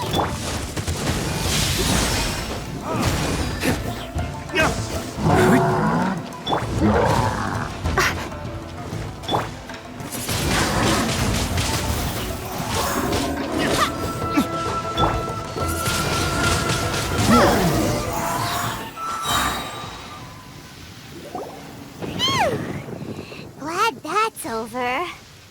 As monsters go, that one was pretty tough. But what's such a huge Thunderhelm Lodge Drill doing here in the first place? It doesn't make any sense. Also, the atmosphere here gives Paimon the creeps. Anyway, the good thing is that it's over now. We should probably get going. Huh? Tepe, what are you doing here? Wow, this is a surprise. I didn't know you were the ones investigating here. I just got back from delivering some supplies to the front line. I figured I'd stop by and clear any threats in this area on the way back. Are you alright there, buddy? You're looking slightly the worse for wear. I'm fine. It's nothing. I must have caught a cold a couple of days ago while I was out at sea. On my way past, I heard that someone had just arrived on the island to investigate, so I thought I'd come and take a look. If there'd been some real danger, I might have had the chance to be the hero. Shame it was just you guys. I guess I came here for nothing. Tepe, don't you think there's something strange about this place? Now that you mention it, there is something a little off about it. It could be that the Tatarigami is more palpable here, I guess. We're not that far away from Orobashi's remains. Orobashi? Who's that? A god. Look, there's the corpse over there. Ah! It's a gigantic snake skeleton! Oh, it looks terrifying! Orobashi was the one who brought our ancestors from Enkanomiya up to the surface. That's the origin of the Watatsumi Island you know today. Our ancestors regarded it as a guardian deity. But during the Archon War, Orobashi invaded Yashiori Island. The Raiden Shogun came out in person and slew Orobashi with the Muso no Hitotachi. That same slash also formed what later became known as Musojin Gorge. The Raiden Shogun created Musojin Gorge in one slash? Wow, that's pretty incredible! Yes, but the Archon War was brutal. And Yashiori Island was completely destroyed during that battle. They say the Shogun lost something very dear to her along the way, too. Since Orobashi's death, there has always been some animosity between Watatsumi Island and the Shogunate, but our different beliefs have nothing to do with why the resistance was formed. We only rose up to fight against the Vision Hunt Decree. When Orobashi attacked civilization, the Shogun stood up and put a stop to it. But now that the Shogun is stripping people of their ambitions with the Vision Hunt Decree, it's time for someone to stand up and stop the Shogun. Alright, I'm heading back. I was just dealing with some of the Shogun's elite samurai, so I think I'm gonna take a quick breather, and it's on to my next assignment. You should report back to Sangonomiya as soon as possible. Don't stay here longer than you need to. Being around the Tatarigami too long won't do your health any good. Hey, don't worry about me. Peak condition.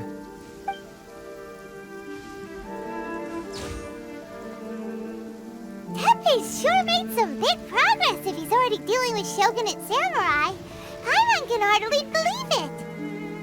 Let's report back to Kokomi.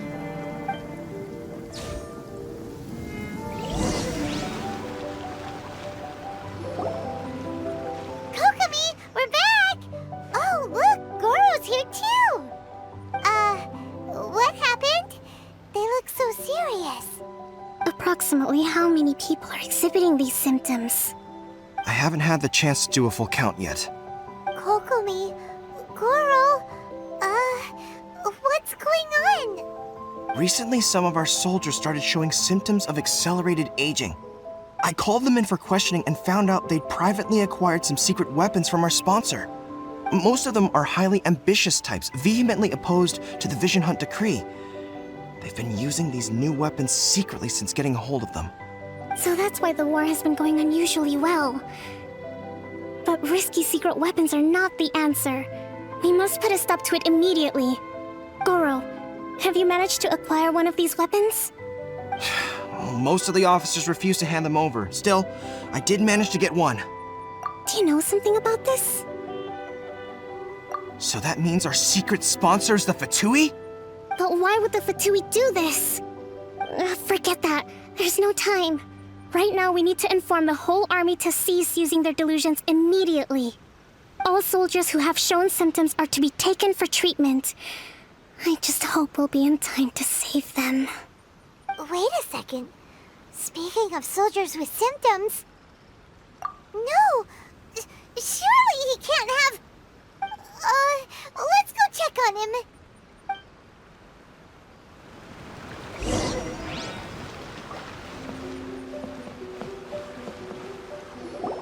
Teppei!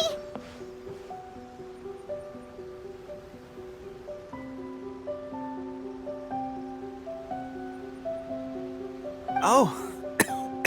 Hey guys. What are you doing here? Just a moment. Let me get up. It's weird. I don't know where all my strength's gone. Oh, right, yeah.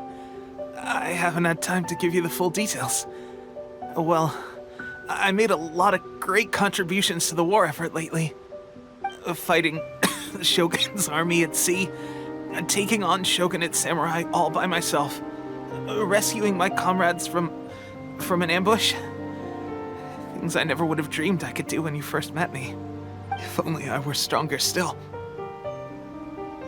The stronger I am, the more I can do for the Resistance.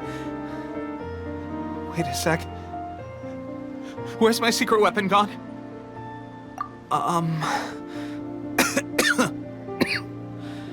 It wasn't long after after you were made captain of Swordfish 2, I met these mysterious people. Said they were with our supporters. They gave it to me and said that as long as I have the will to become stronger, his secret weapon will answer my call. It's just like a vision, isn't it? Of course, I've never used a vision, so I wouldn't know the difference. Delusion. Oh God. Doesn't sound very good. So, what's the difference between a delusion and a vision? Gosh. Well, I suppose it's not too surprising that a mysterious weapon of unknown origins would come with its risks. I've been getting more and more tired over the past few days, and I have this strange sense of dread.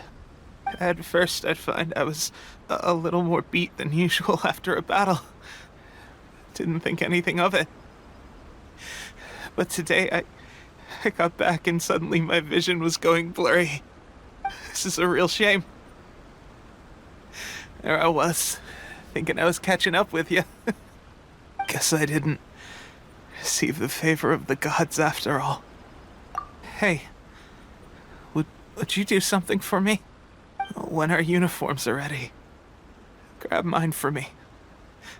Bring it back here, and we can change together. What's that look for? Don't worry, partner. As soon as I've rested up, I'll be right as rain. Right as rain, I tell you. As soon as I've rested up. Tepe!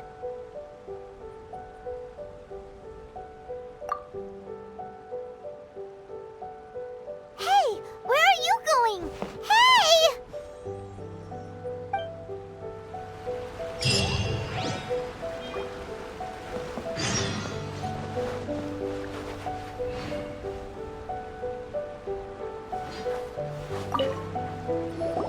How's Tepe's condition? I have put out the order to cease all delusions. The vast majority are showing some loss of vitality, but nothing serious.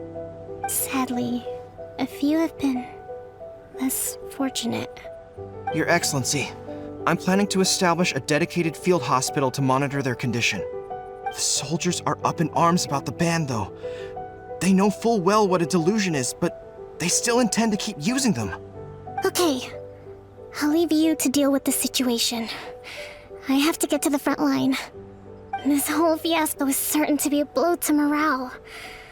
If the Shogun's army attacks now while we're scrambling to recover, it could well undo everything we have achieved so far.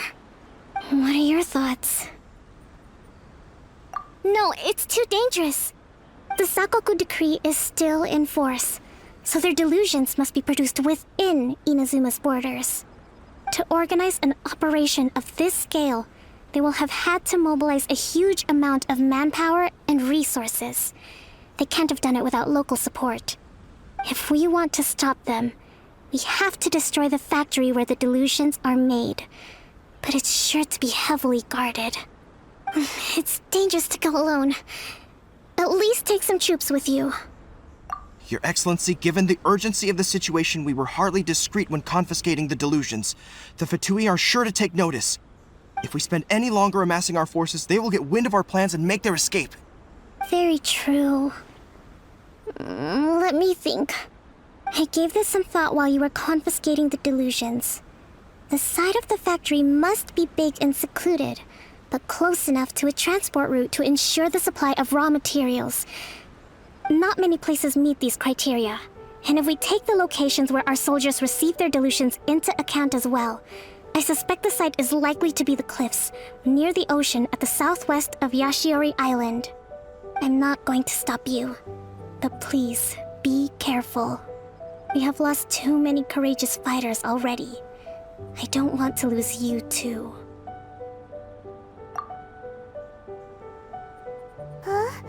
You mean to the delusion factory?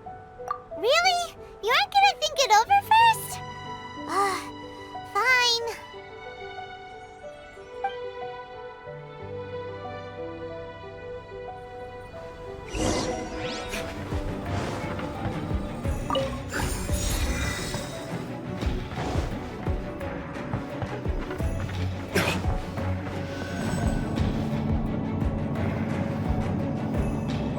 So, is this what delusions are made from? So much crystal marrow. Now where have we seen that? Wait a second. Are they getting this from Rito? So the Conjure Commission are... Verdict is... The resistance shine no longer.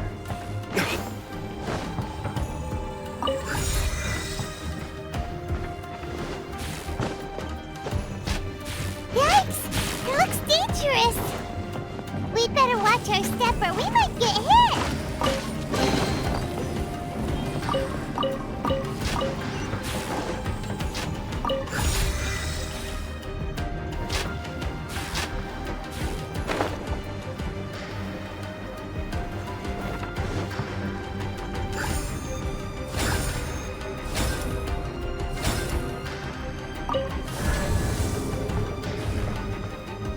Intruder spotted! Do not let them impede the work of the Harbingers! You'll never get out of here alive!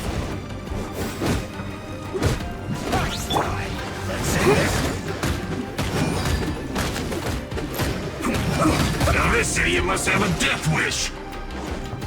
Don't be intimidated! Lord Harbinger will be here soon!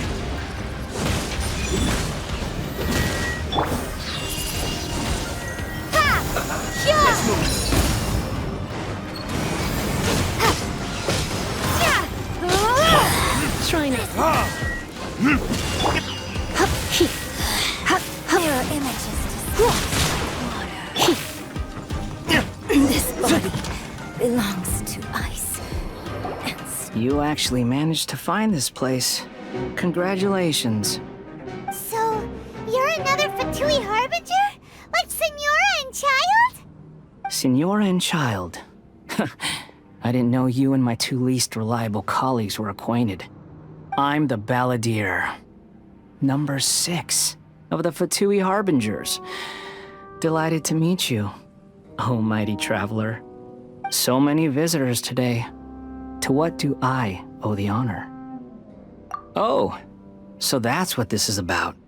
I think you've got the wrong idea. I know how this looks, but I'm just here to follow orders. I'm obviously not the mastermind behind this. Aren't you supposed to be pretty tough? What are you waiting for? Go get them. You're getting all worked up over nothing. Didn't have you down as being so weak. How can you say this is nothing? How can you call it anything more? It's the way of the world. Human life is worthless. They were always going to die, with or without a delusion. At least having one gives them a chance to fulfill their ambitions. Do you have any idea how useful the Vision Hunt Decree is to us? It took a lot of work to make it happen. Obviously, it was in our best interests. Good news is, our hard work is finally paying off. Generating conflict creates a big market for delusions. Now we just let the promise of power draw in the weak. For just a small price, they get the feeling of controlling the world. Trading their life for supreme power. Pretty good deal, don't you think? So, the Fatui started the Vision Hunt Decree? You've been behind it all along? From the outside, Inazuma looks pretty impenetrable. But on the inside, it's a land of opportunity. With a little effort, we were able to break them down from within. Eternity stretches things out over a long time. But each moment within it becomes all the more fragile. Take your friend in the Resistance, for example. There's nothing you can do now. He's a lost cause. just like a bubble on the water. Beautiful for a moment, then total destruction. The more it takes from them, the more tightly they hold on to it. And the more incompetent they are, the more determined they are to fight it. It's such a farce. You have to... Hey, calm down! No!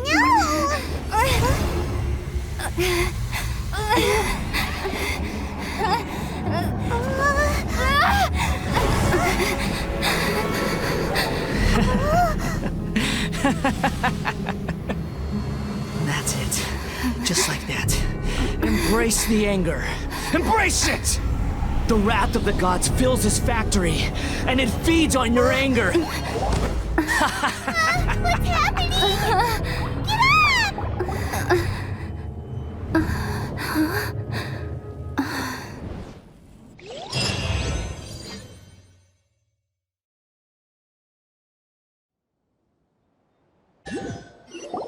Repeat after me. 3, 2, 1. 1, 2, 3. Okay, that's positive. Your brain seems relatively unscathed. It's just as well, really, with the amount of effort it took me to get you back here. Honestly, it was like you were glued to the ground back there. Nico? Paimon's been wanting to ask you about something. How come you're acting so differently from when we first met you? Am I? Maybe it's because I had the other Shrine Maidens leave. Anyway, I've always been like this. People show you whatever side of themselves they want you to see. I know this for a fact. Every side of me is the real me. People just like to define things in all sorts of arbitrary ways.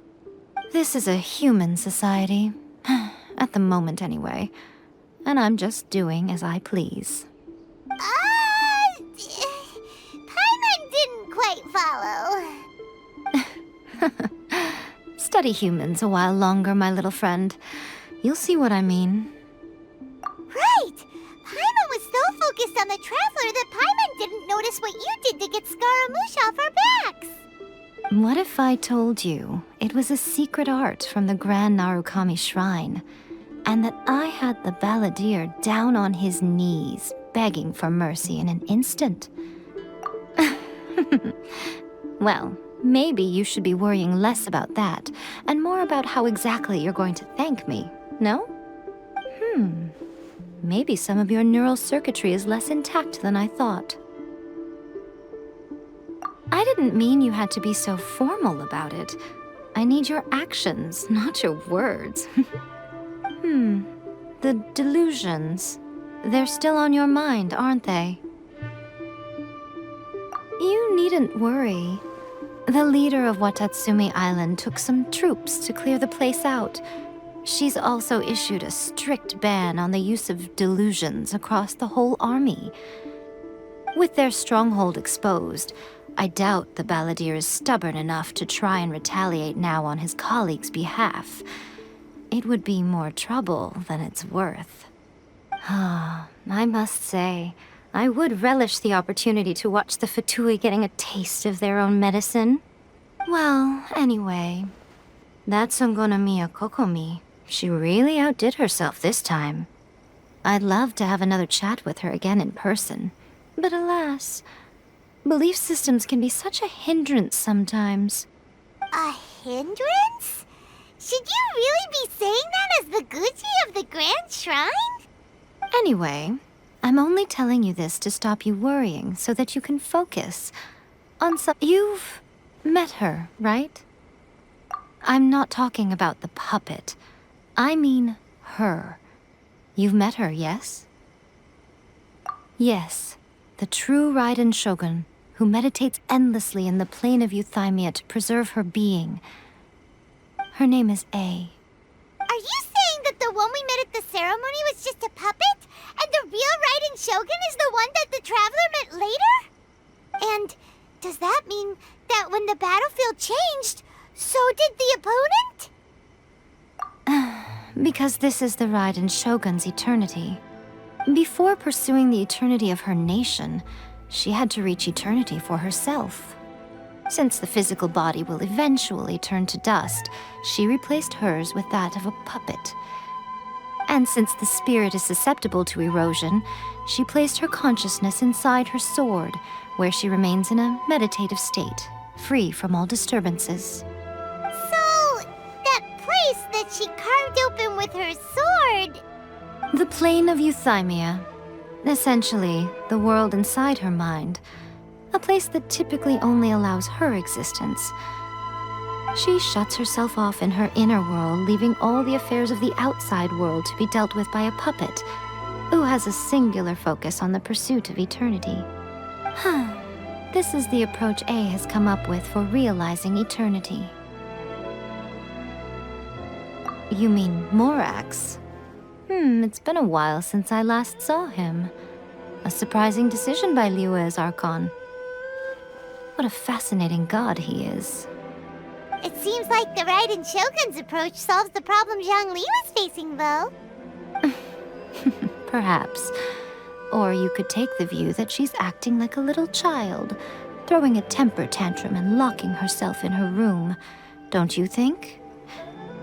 The grand notion of eternity she once held has long since given way to the eternity of her own definition.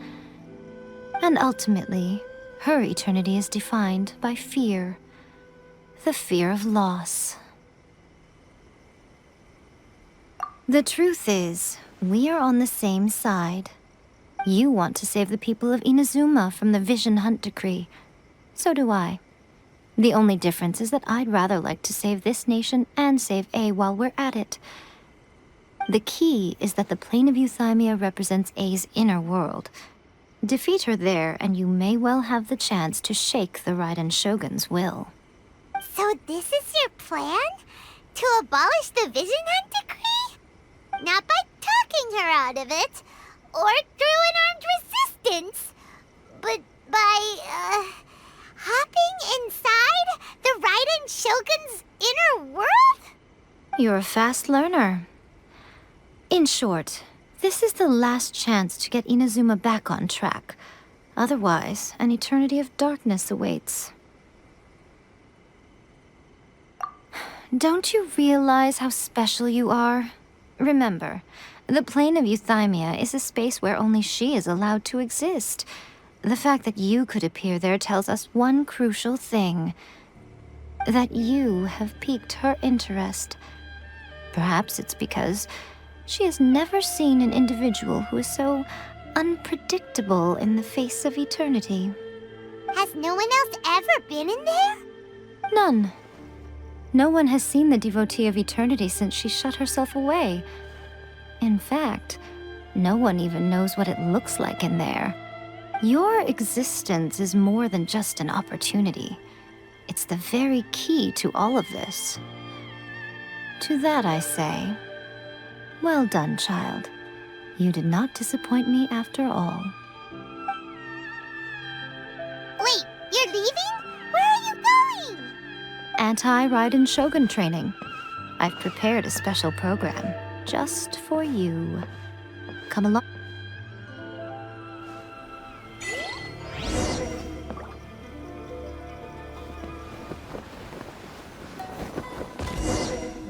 We're gonna do it here? And what's this mechanism for? Think of it as a catalyst that can reproduce the Raiden Shogun's combat moves. I made it from my own memory, which means it should be perfectly accurate. Unless, of course, her skills have declined. It'll give you a chance to figure out her moves in advance and come up with a counter-strategy. That should be a big help, don't you think?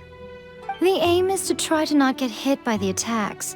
Since you've escaped certain death at her hand once already, I presume this shouldn't be more than you can handle.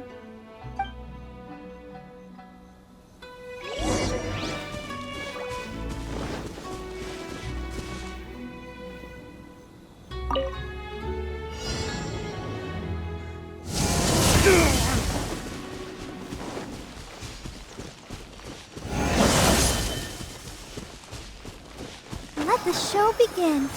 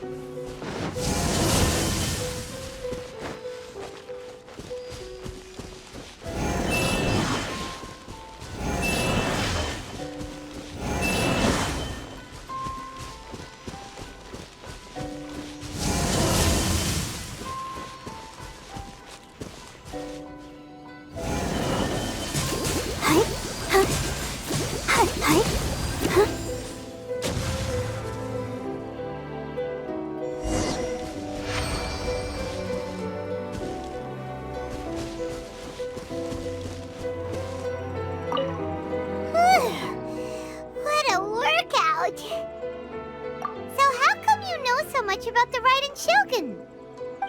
You mean me? Perhaps it's because I'm the Electro Archon's servant. What? Like Dvalin is to Barbados? Huh. Never would have guessed by looking at you. It sounds like you'd be more persuaded if you saw me in my fox form. In your dreams. More curious than my appearance is the fact that she and I don't see each other anymore, wouldn't you say? A nation to last for all eternity is a dream that she and I both share. But I don't think that's the same thing as complete stasis. At some point, she started going down a path that became increasingly difficult for me to join her on.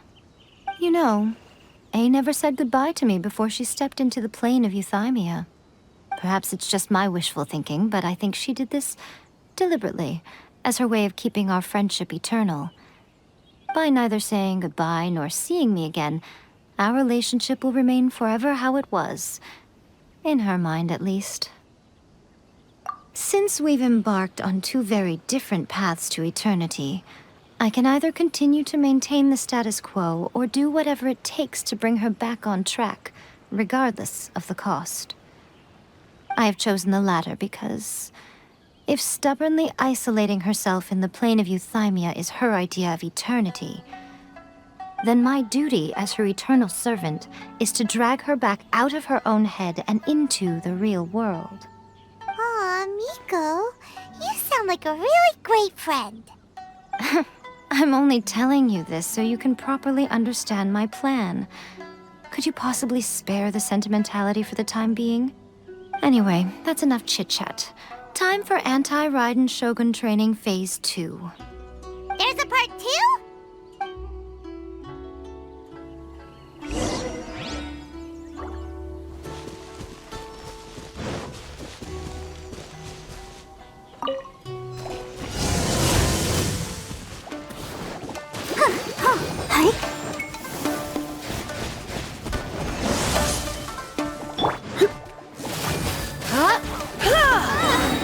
Be gone!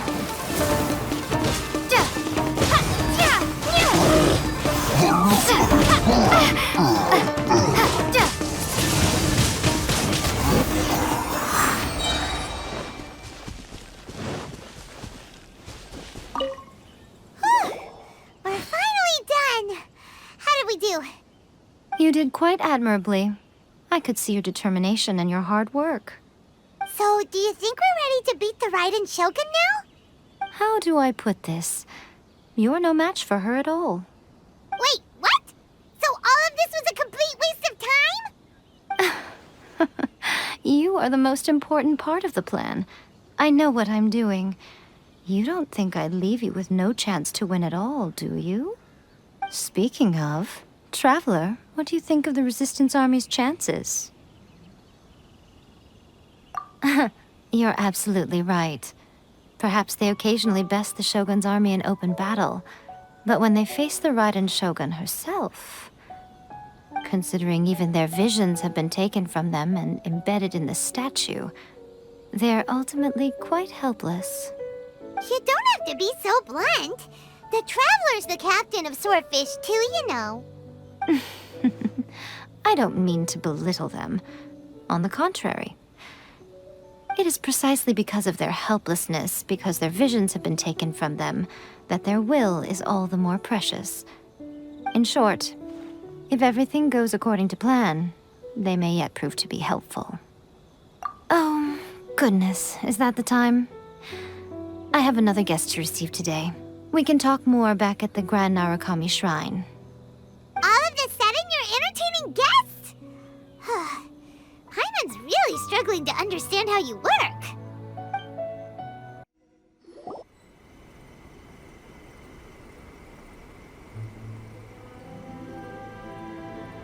Okay, we can talk here. You asked me about the plan. In fact, I've been mulling it over for quite a long time. Before one makes a plan, what is the most important thing one must do?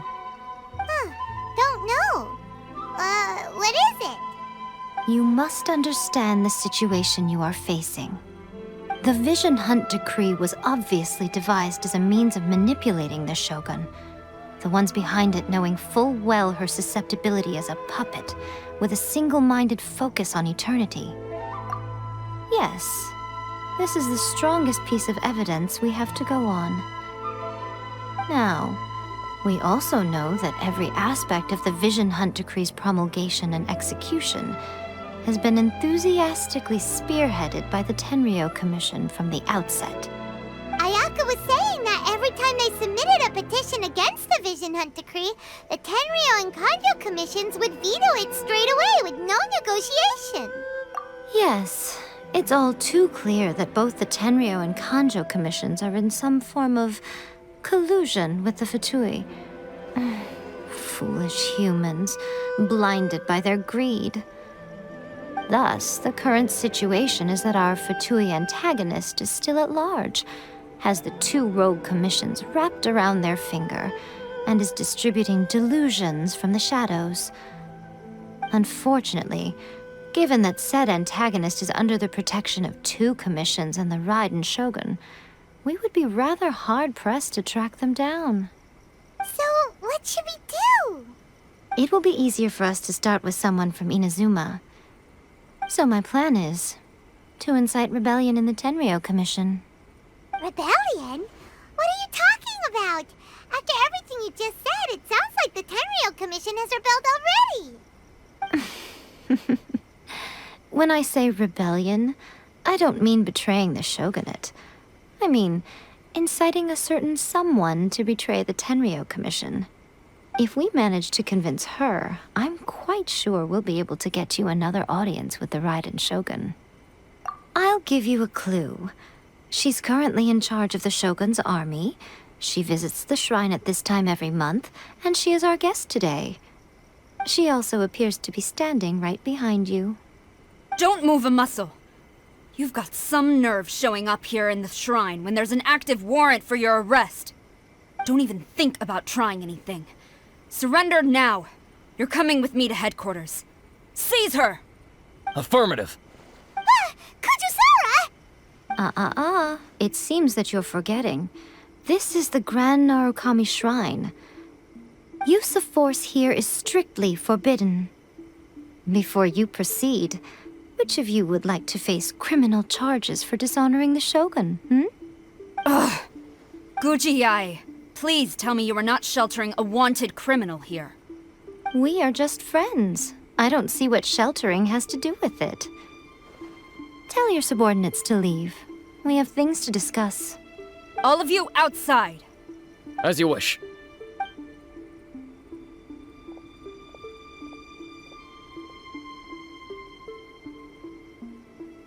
Guji-ai, I'm a little curious.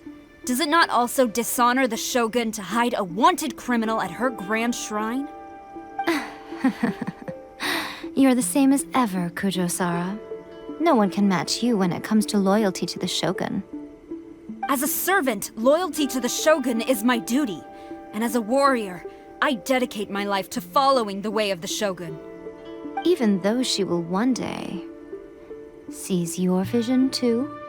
The Vision Hunt Decree is the Shogun's chosen course, and I shall not question it. Oh, it's tragic. Such wholehearted devotion rendered meaningless by circumstance.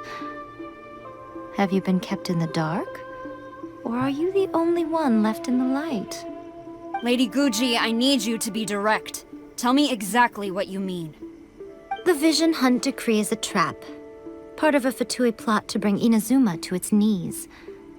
And your masters, the Kujo clan of the Tenryou Commission, they're the ones keeping the truth from reaching the Shogun. You're saying the Kujo clan betrayed the Shogunate? Yes, that's exactly what I'm saying. Guji-ai, your allegation is not only dangerous, but ridiculous. The Tri-Commission has served the Shogun since ancient times, and remains absolutely loyal to this day. Ever since I was adopted by the Kujo clan, I have seen and heard nothing but pure devotion toward the Shogun. At every level of the Tenryou Commission, especially from the head of the clan, Kujo Takayuki. He reveres the Muso no Hitotachi more than anyone. My own respect for the Shogun pales in comparison to his. How could he ever even dream of acting against the Shogun? 3 days. Come back here in 3 days and I will show you the evidence. As a Guji, there's one thing I know very well. People believe whatever they want to believe. Some things you do not see, simply because you do not wish to look. And so, it falls to me to place the truth before your eyes, in all its ugliness. 3 days? I'll be here. But if I don't see any evidence, I will demand a formal apology for slandering the Kujo clan. Also, she will have to come with me. Wonderful. Then I'll see you in 3 days. I look forward to it very much.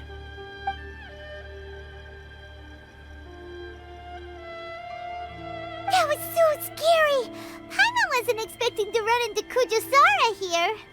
But, Miko, you mentioned evidence of the Tenryou Commission's betrayal.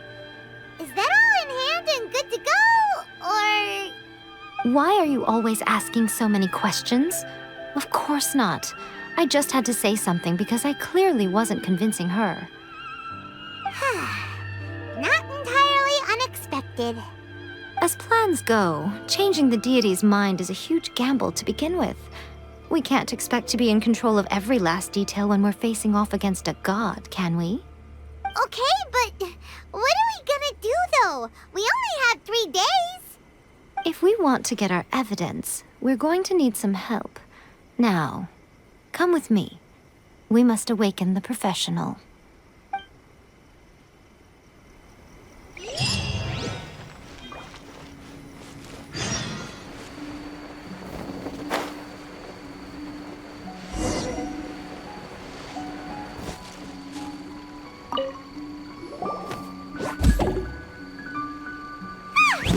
That toy Tanuki just turned into a human! What's going on? Paimon's never seen one of these before. Not a Tanuki. I'm a Muchina.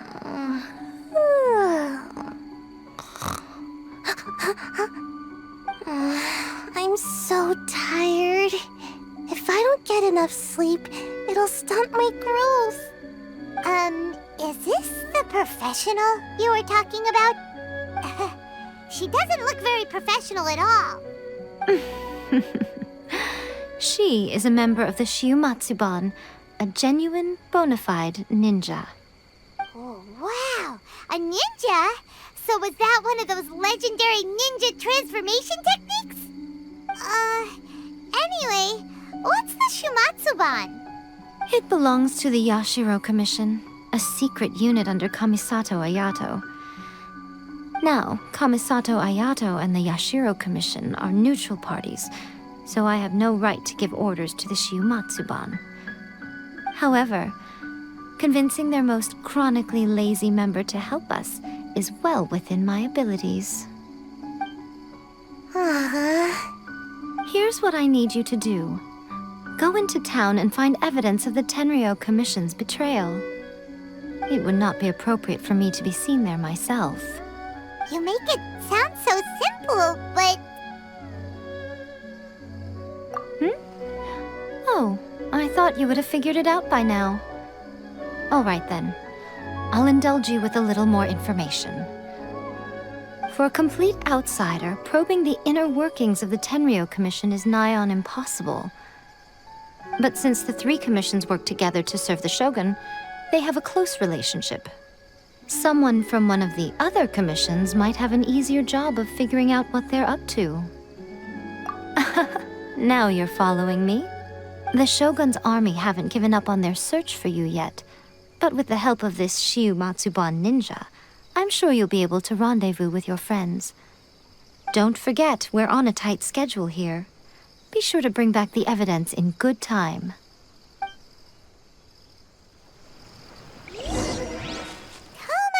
You there? It's us! We're back! What brings you here? Did you meet with the Resistance? How's the battle going? Is it safe for me to come out yet? just yet. We saw people patrolling on our way here. So, it's still not over. I guess you came here because you have something to discuss? I'll get someone to call for Miss Kamisato. Bear with me for 1 second.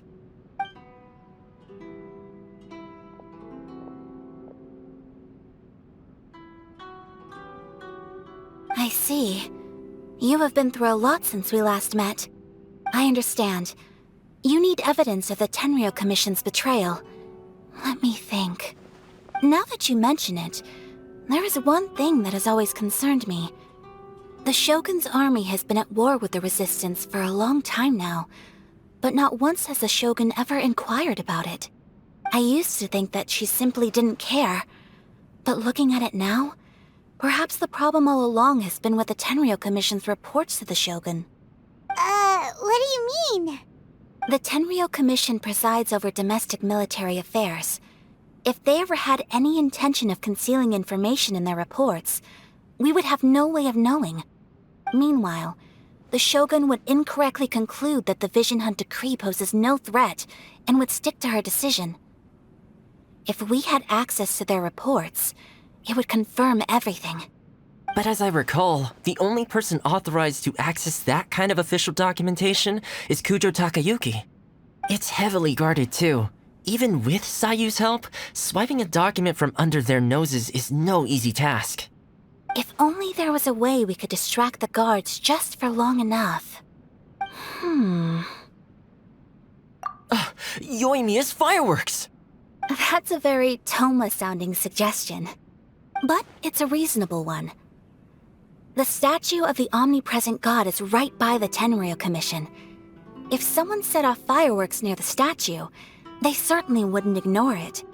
While they were preoccupied with that, Sayu could infiltrate the Tenryou Commission and take the report, as well as any other evidence she might find. Great! It feels like I'm getting closer and closer to being a free man again.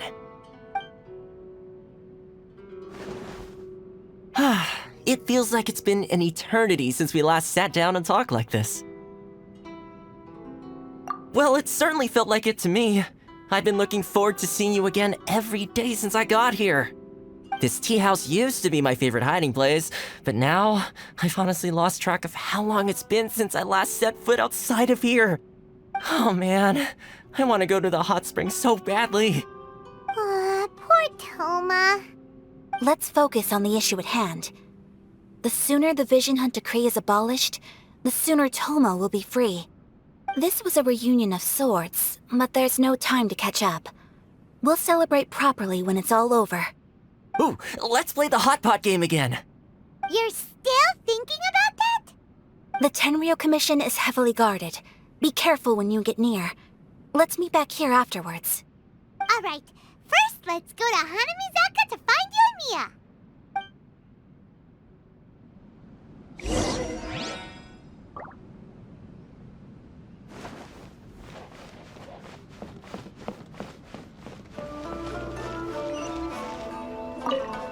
Yoimiya, we need an extra-large firework. The super-duper big kind. Extra-large firework? You sure came to the right person. As it happens, I made this really souped-up one just a couple days ago. But it's so powerful that I haven't found anywhere I can test it out yet. May as well give it to you. Let me know how it turns out. Don't forget, move well away from it after you light the fuse, and try to avoid burning your clothes. Also, it's best that you cover your ears.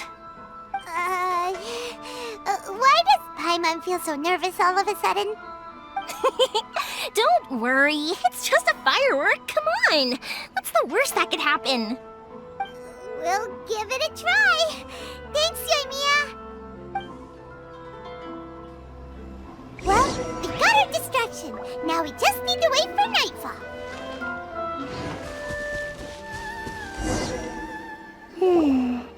Pretty much how I thought. There are loads and loads of people. If one of them spots me, I'll get caught. We need to get rid of them, or I won't be able to sneak inside. After I get the document, let's meet back at Komari Tea House, okay? Also, if I do get caught, please come rescue me. Is this really a good idea? Anyway, let's make our way to the statue. Careful does it. Watch out for guards and don't get caught.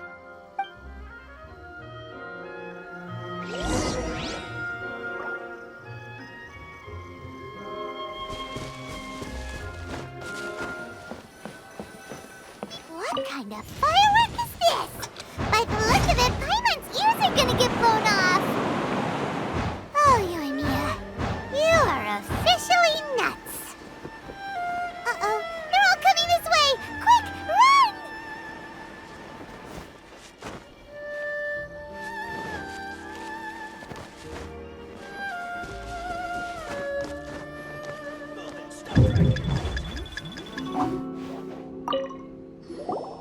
Well, how did it go? Well done. Let's wait for news from Sayu.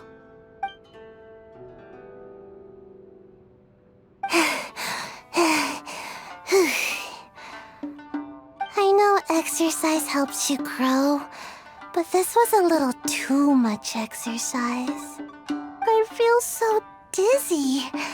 Everyone is spinning. No, I can't sleep yet. There was something important I was supposed to do first. Oh, right, yeah, I got it. I didn't know how to find a document you guys were talking about, so I just swiped a whole bunch of stuff that looks suspicious. Here you go. I'm going to sleep now.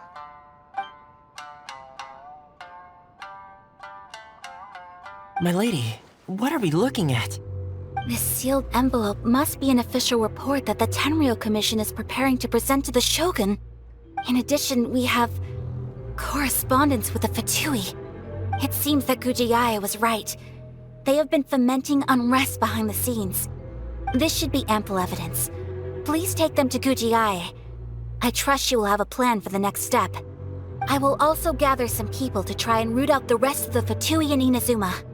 Still, mind yourself when you face the Shogun. I still get goosebumps just thinking about her drawing that blade. Again, we'll just have to trust Gujiai. She is close to the Shogun, so maybe she will have a way. If Paimon remembers correctly, it should be time for a meeting with Yaimiko soon. Let's pack up our things and get ready to head to the Grand Narukami Shrine.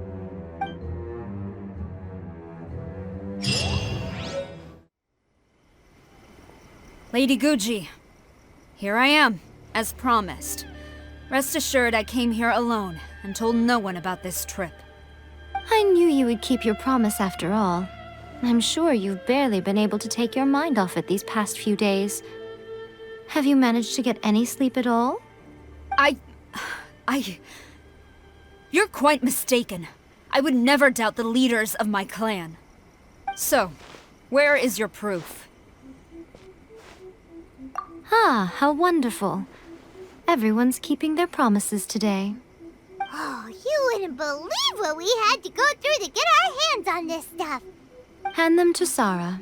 She can examine them for herself. What is this? I see this document bears the official seal of the head of the Kujo clan, and it doesn't look like a forgery. I don't understand. Not a single word about the resistance, Sangonomiya, or the situation on the front line.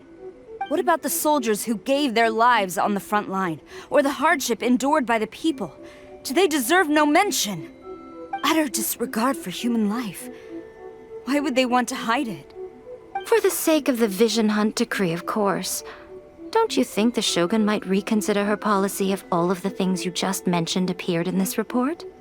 So, the Tenryou Commission, they are deliberately deceiving the Shogun? Yes. Now, who else do you think might be benefiting from the Vision Hunt decree? This is a letter from the Tenryou Commission to the Fatui. The head of the Kujo clan kept this a secret from the Shogun, too. Well, the things you wanted to see but also wished not to see are here before you. Surely, you aren't planning to turn a blind eye to them? So everything I've ever held on to, it's all... How could could they? Ugh! This betrayal is unforgivable! Takayuki, you've got some explaining to do! Kujo-Sara seems pretty angry, huh? Looks like our Tenryou rebellion is successfully underway. Yep, let's catch up with her. Hold on, Traveler. There's something else we need to discuss. Huh? Last time you entered the plane of Euthymia, it was in front of the statue of the omnipresent god, correct? You must find a way to recreate the circumstances of that day.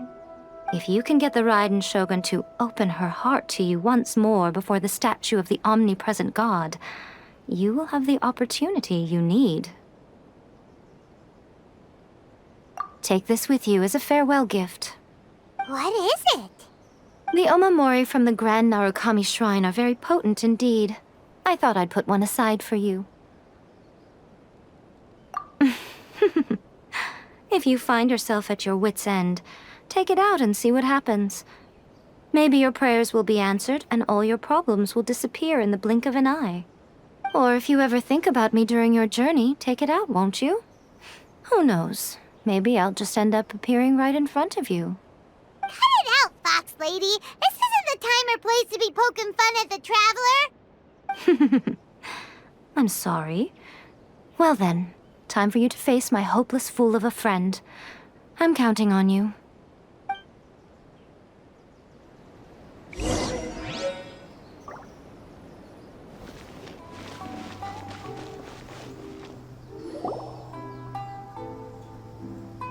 You followed me here?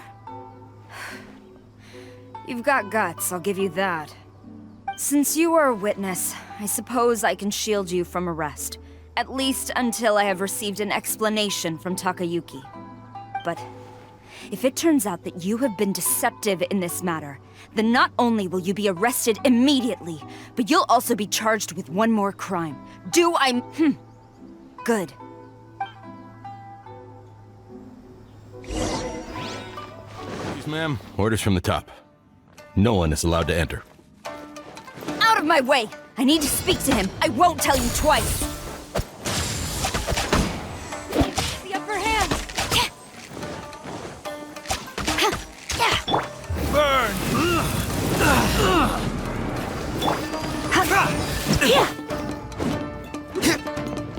I've lost. Brace yourself. Show me what you've got!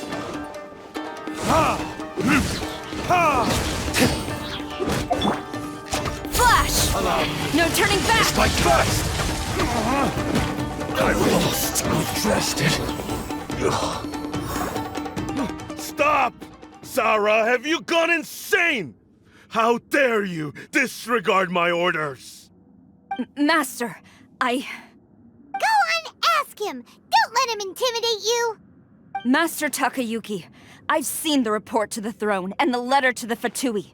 Please, tell me why. So this is how my documents went missing from headquarters? You stole them. Should I take your words to mean that these documents were not forgeries? They were really penned by your own hand. Please tell me, Master. I need to know. Has the Tenryou Commission really betrayed the Shogunate?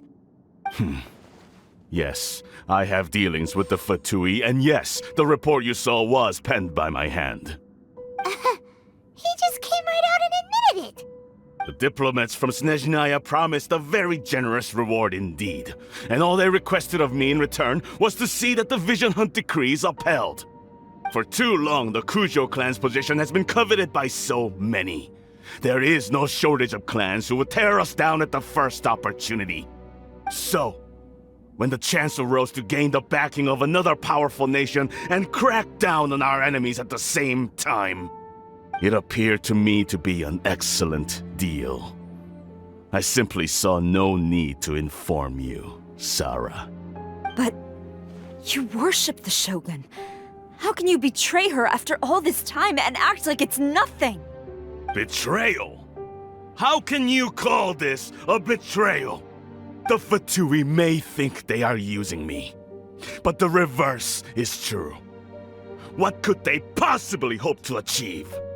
when the lightning strikes in Inazuma, they shall fall to their knees and tremble, paralyzed by fear and trepidation. After all, none can contend with the supreme power of the almighty Raiden Shogun and the Muso no Hitotachi! Yeah, he doesn't worship the Raiden Shogun herself, but her power as a warrior, especially the Muso no Hitotachi. In fact, he seems to be way too into it. But Master, what about loyalty? Ever since I was adopted by the Kujo clan, you taught me the importance of loyalty from servants to their superiors. But it's clear to me now that you wanted my loyalties to stop with the Kujo clan. So you were scared that I would betray you one day? You hypocrite! Preaching about virtue just to mask your own wretched selfishness! Selfishness? I am but safeguarding the eternity of the Kujo clan. I'm quite sure the almighty Shogun would be sympathetic to that, as would the former head of our clan. Hate to say it, but his ego is getting in the way. If he thinks the Kujo clan is a match for the Fatui, Paimon thinks he's in for a nasty surprise. I've doubted the Vision Hunt decree in the past. I asked myself, is this truly the correct thing to do? Even though it goes against what I know in my heart to be right. But I chose to obey the Shogun. For as long as she leads the way, who among us is qualified to judge between right and wrong when we have not yet reached the end of the path? But now I realize that the path of eternity is one without end, while this path, it has long since been defiled by your selfish ways. So I'm going to tell the Shogun the truth about all this. If nothing else, my conscience will be clear. Stubborn and futile. Report to the Shogun if you so wish. The Kujo clan's position is now unshakable, and nothing you can do will change this. The Shogun is at Tenshukaku receiving a Snezhnayan diplomat, a harbinger by the name of Signora. Signora's the one behind all this? Not her again! Way back in Rito, Lady Hiragi said something about the Kanjo Commissioner meeting with an arrogant-sounding woman. We should have known. A diplomat from Snezhnaya? Well, if she thinks she's leaving Inazuma in one piece, she's got another thing coming. Sara stormed off! Do you think she's gonna go barge into Tenshukaku right now? You can say that again! Alright then, let's do this!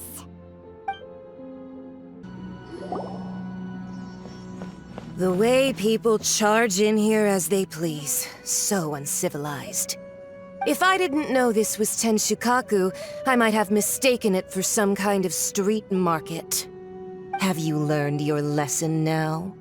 Oh no! What has she done to Kujo Sara? The right to punish Inazumans for their crimes is mine alone. Not yours, Signora.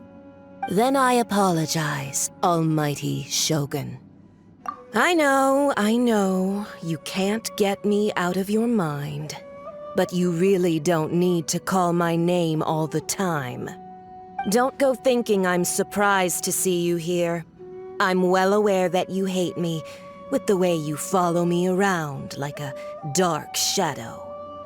Ah, so you came to expose my crimes in front of the Shogun? I'm just a Snezhnayan diplomat. I'm afraid I have no idea what you're talking about. She doesn't take us seriously at all! Stop talking about people and things that I care nothing about. They were nobodies to begin with, and their names will be forgotten. But now, at least, they get to be building blocks in the grand revolution to realize eternity. Is that not the greatest honor they could hope for in their tiny little lives? Almighty Shogun, do correct me if I'm wrong. That's ancient history. You certainly love to hold a grudge. The Tsaritsa's dream is the noblest and purest thing in all the world. These other mundane details you insist on mentioning, they're just necessary sacrifices. That's you. Stop me. For what it's worth, I've grown tired of seeing you around as well. But I didn't have you down as someone quite so foolhardy. Before you go saying something you can't take back, remember that you're Inazuma's most wanted criminal. I suggest you consider your circumstances very carefully. Charging into Tenshukaku uninvited and lecturing me in front of the Shogun wasn't the brightest move. Don't you think it's time you stopped digging? I'm not sure you realize quite how much distance there is between us, both in status and in strength. I challenge you to a duel before the throne. Proceed. My, you're full of surprises today. So you've learned to make the law of the land work for you too, I'll admit that I never expected to be in a situation where the two of us were on equal footing. You are aware that the loser must die. Are you sure this is what you want? Traveler! Then I will deign to share this last dance with you. Till death do us part! A lesson on harbinger power and elegance? As you wish.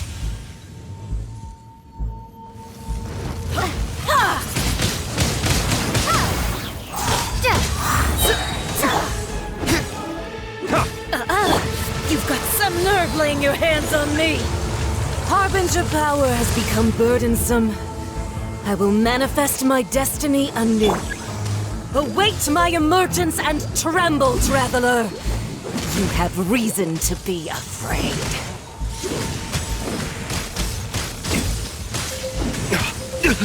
You will pay for that.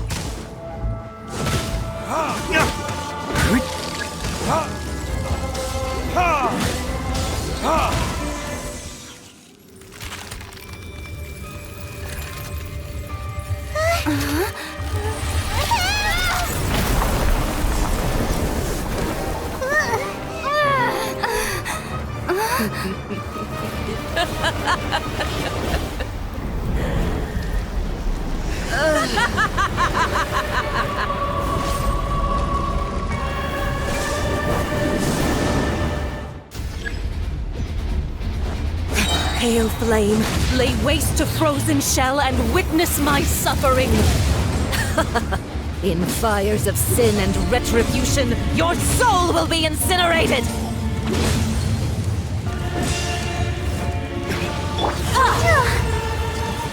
Not every wound will heal!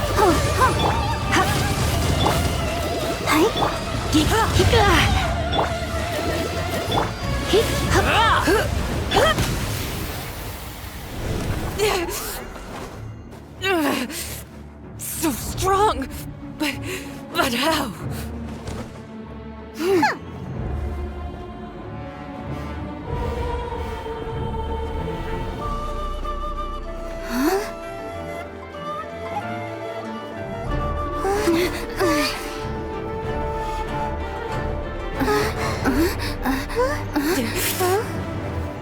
I am a Snezhnayan diplomat. You know what happens if you lay a finger on me. I swear, if you strike me, I will make sure.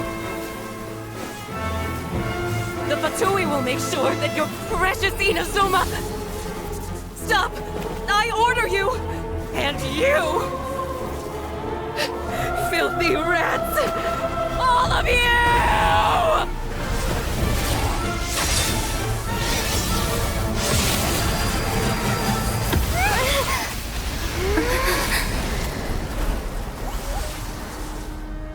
You are the enemy of eternity. But as the victor, I acknowledge your honor. Therefore, I shall allow you to leave Tenshukaku alive.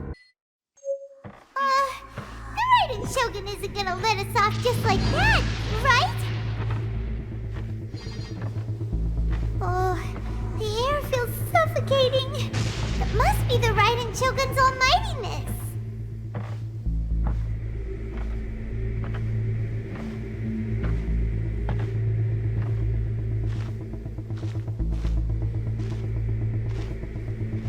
One strike from the Shogun and now Signora's gone! She got what she deserved, but Paimon still can't help but feel upset. Why are they doing it? Why are the Harbingers collecting all the no-seeds? Huh? Traveler, you got a headache? Chin up! Let's get out of this place.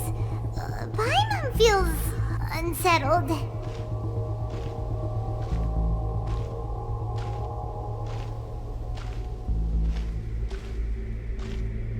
Also, when the Shogun executed Signora with the Muso no Hitotachi, it was unbelievably powerful. It seems impossible to defend against. And if so, we've got no hope whatsoever of defeating her in combat.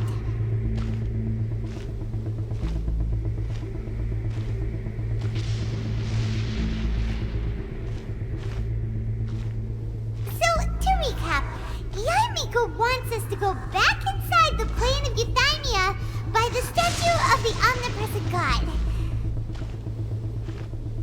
Oh, but we'll be like lambs to the slaughter, won't we? Oh, maybe we could put this plan on hold for a while? There's the sound of electro zapping in the air. Paimon can barely breathe. Traveler, are you okay? You're so silent.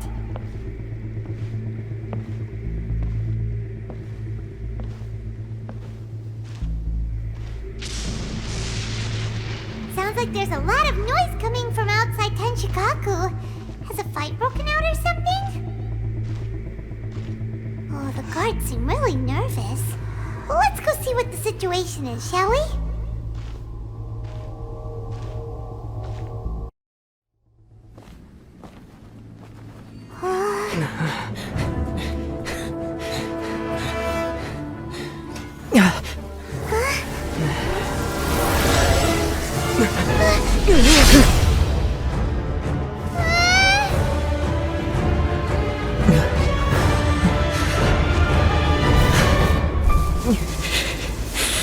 There will always be those who dare to brave the lightning's glow.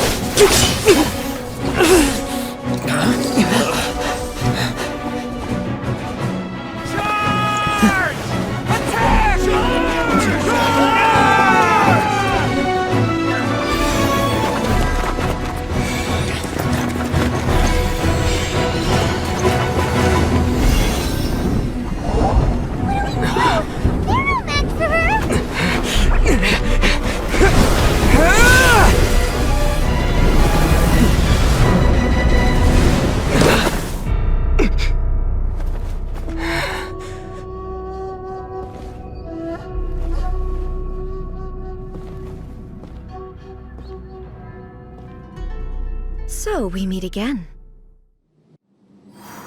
Indulge my curiosity. What is the reason that I find you standing here before me once again? Do you hope your foolhardiness will shelter those people? Or was it simply a means of seeking an audience with me? Oh? Surely you didn't rouse me from my state of eternal meditation only to tell me this. If so, then you underestimate me. I am quite well informed about the Vision Hunt decree. Not so. Only everything that pertains to eternity. The Vision Hunt decree has my tacit approval. The Fatui's actions thus far do not constitute a threat to eternity. Otherwise, they would have been purged long ago. Individual ambition is inherently incompatible with eternity. What you might not realize is that all too often, people have far more to lose by chasing their dreams. Consider this. No one will lose their life on account of having their vision taken away. Rather, those who have lost their lives are the ones who insisted on pursuing their own aspirations, are they not? Traveler, your existence is unique in my eyes. There seems to be limitless uncertainty in you. To put it another way, you are the furthest thing from eternity. So, I won't insist that you comprehend the meaning of my actions. What matters is that I tread the path of eternity on my people's behalf. That's right. I'm surprised you understand it so well. Anyway, you're looking for a chance to shake my will, aren't you?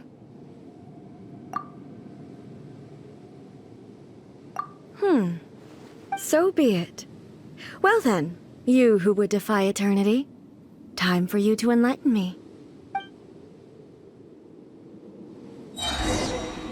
Do you wish to become the enemy of eternity, traveler?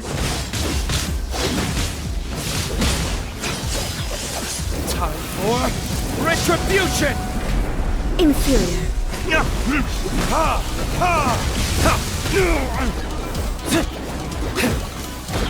Instabilities will be removed.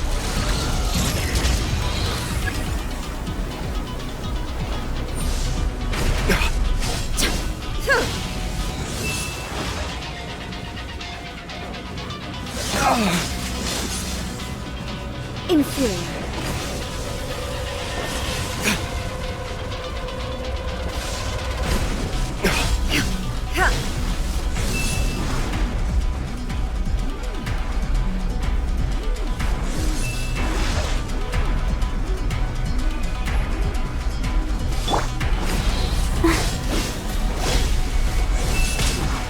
Go, Barbara, go!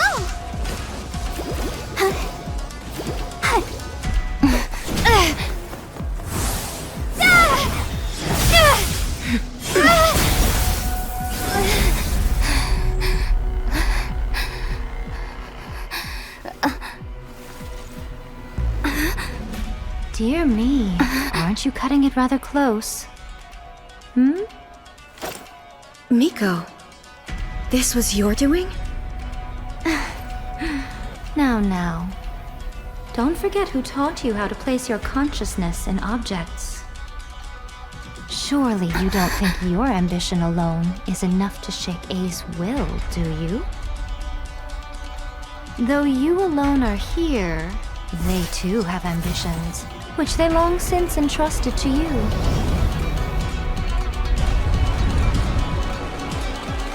Now then, close your eyes. We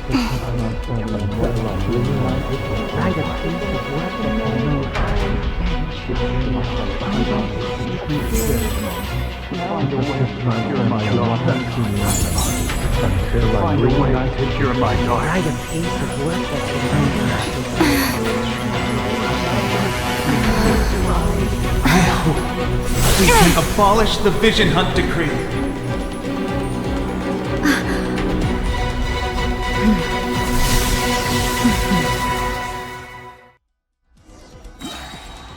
Let's dance!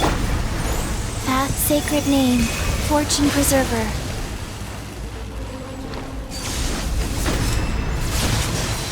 Rise. Sacred name, Fortune Preserver.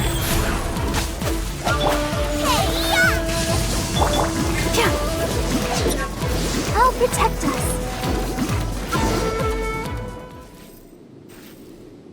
You've lost, eh? Yes, I have. Why can you not trust your people and in the power of their ambitions? These ambitions have transcended space and time. They are something that no one can snuff out.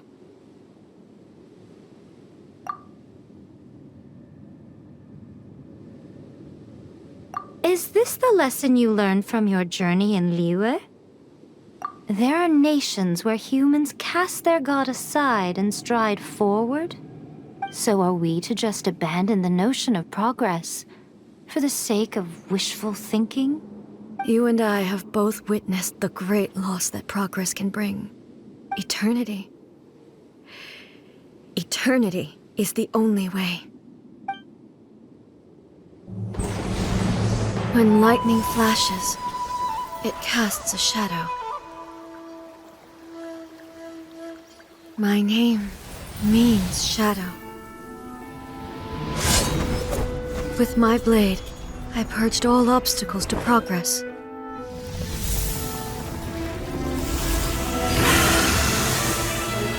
And yet, something was lost with each step forward. In the end, I even lost her. The tales are still retold in the shade of every thunder sakura. But the wounds left on our nation by that terrible loss still ache. Never stop searching, even if only for a brief flash of light. If nothing else, we have the present moment. She said that once. But I've seen a nation stride forward and lose everything to the heavenly principles. Perhaps only if time stands still will the lightning's glow never fade. The present moment is a fragile illusion. Only eternity can bring us closer to the heavenly principles. I am no longer the shadow. Mine is the most supreme and noble form. Let power over the realm be vested within me. In this form shall I honor my subjects' dream, for a land of eternity, unchanging forevermore. The heavenly principles. Irrelevant nonsense as far as I'm concerned. When all's said and done, all you really want is to protect your beloved Inazuma forever and ever. Isn't that right? That would be something of an oversimplification. But is this nation worth existing for eternity? Stripped of ambitions, stripped of the potential for change, it does nothing more than simply exist. It is a hollow shell of a nation. I wonder what loss would it really be to anyone if such a nation were destroyed? Miko, retract your words. Never-changing eternity is the promise I made to my people. But what your people need from you is not your promises. They want your attention. Your divine gaze. You mean visions? Humans have a lifespan of barely 100 years. They cannot afford to bear any extra losses. But I have experienced it all. That is why I have chosen to guide them along the correct path toward eternity. But eternity is far too cruel a fate for you, eh? For me? Not only have you stopped paying attention to the world, but you have stopped paying attention to yourself. It must have been terribly lonely here, all alone, for centuries on end. But it is necessary. You will miss much by refusing progress. You seek to prevent loss, but have you considered all you are losing by remaining here in stasis for all eternity? You are obviously lonely, and yet for the sake of eternity you choose to stretch your loneliness out to infinity. Tell me this. Why is the sky here that was once so dark glowing again? Why now? This is your plane of euthymia. It's your inner world. So it can only mean that you are happy to see me again. You have found the loneliness here unbearable for a long time now, haven't you?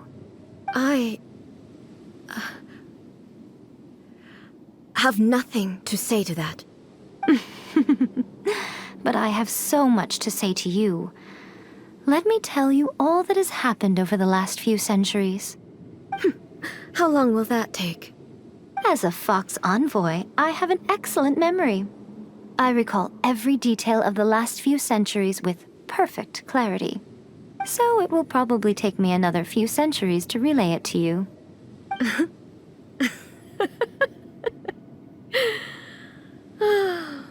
Miko, I never thought I would have the chance to meet with you like this again. Seeing you again is a change to eternity. And a very nice surprise. Since you are willing to admit that, I suppose that means we can still be friends? What a childish conversation this is. Anyway, now that I have been defeated by you and your plan, I will honor your wish to abolish the Vision Hunt Decree. But, with regards to eternity and the question of whether this nation should move forward, I need time to give it some thought. You are the one who's been acting like a child from the very beginning. As promised, the Raiden Shogun abolished the Vision Hunt Decree. Finally, her people's wishes penetrated her locked heart. Beyond the plane of Euthymia, she saw what eternity means in the eyes of the world. When one's fervent ambition burns brightly, the gods will cast their gaze upon you.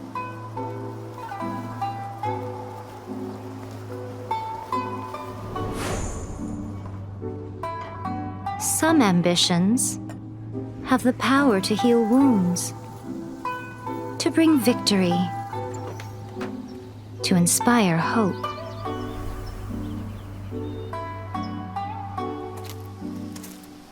But some ambitions outlive their masters long after the soul ascends.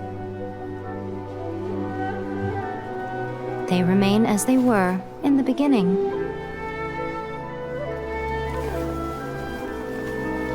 Burning bright and true for all eternity.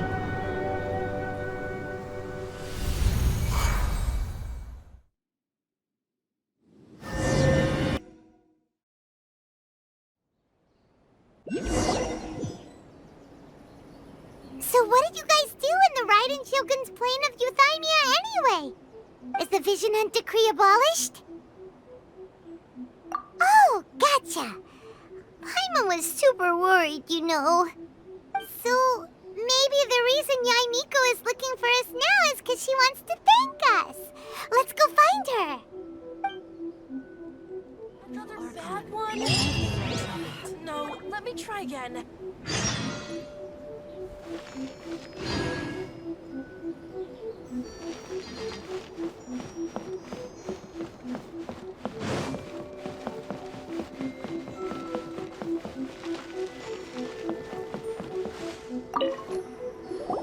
Why, hello, if it isn't the triumphant traveler. And why might you be visiting the shrine? A sign of piety, perhaps? You literally told us to come meet you here!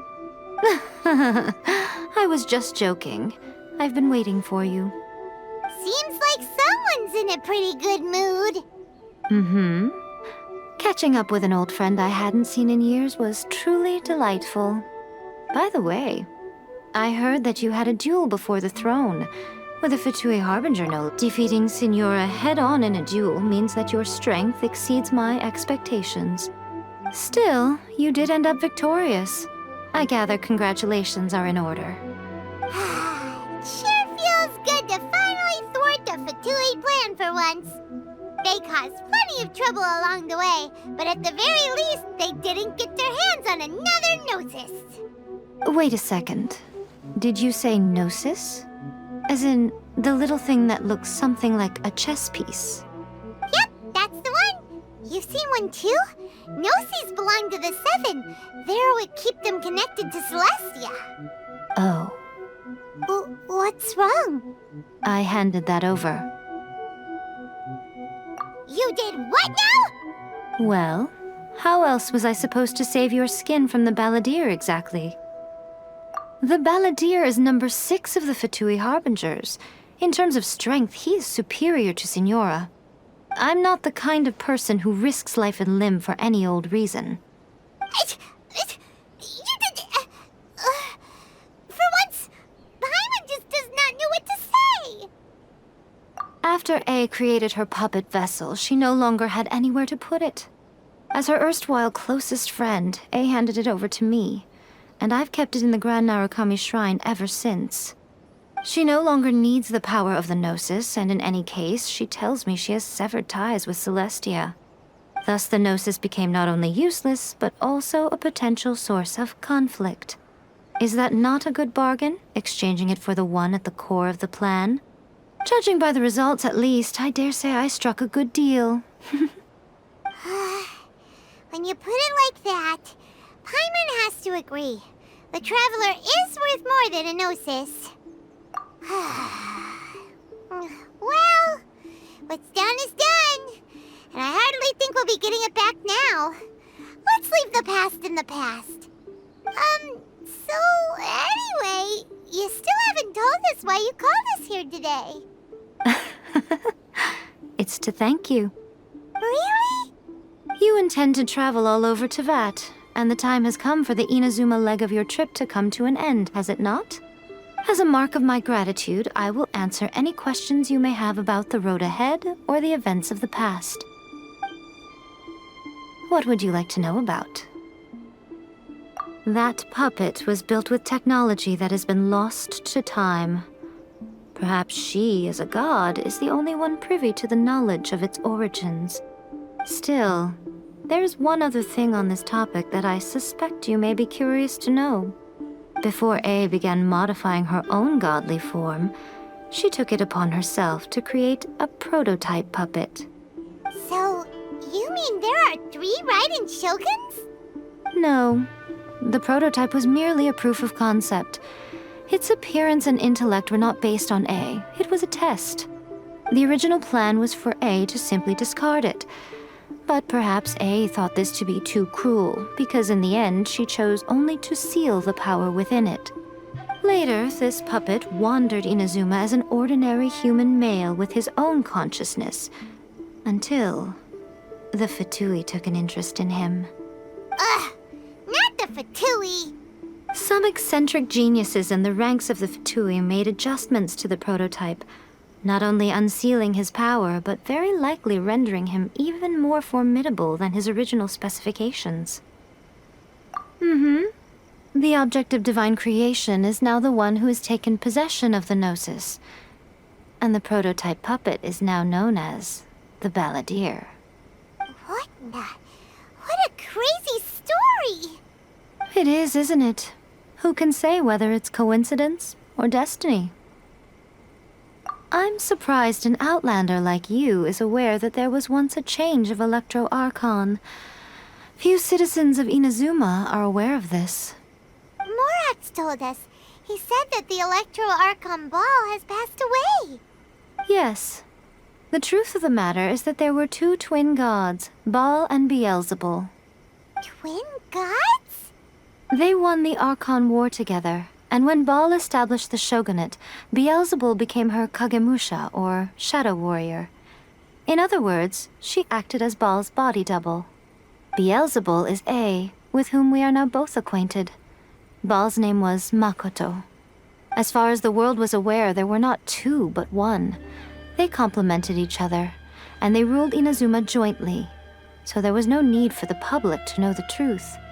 In fact, the name Baal and the title of Raiden Shogun was understood to refer to both of them.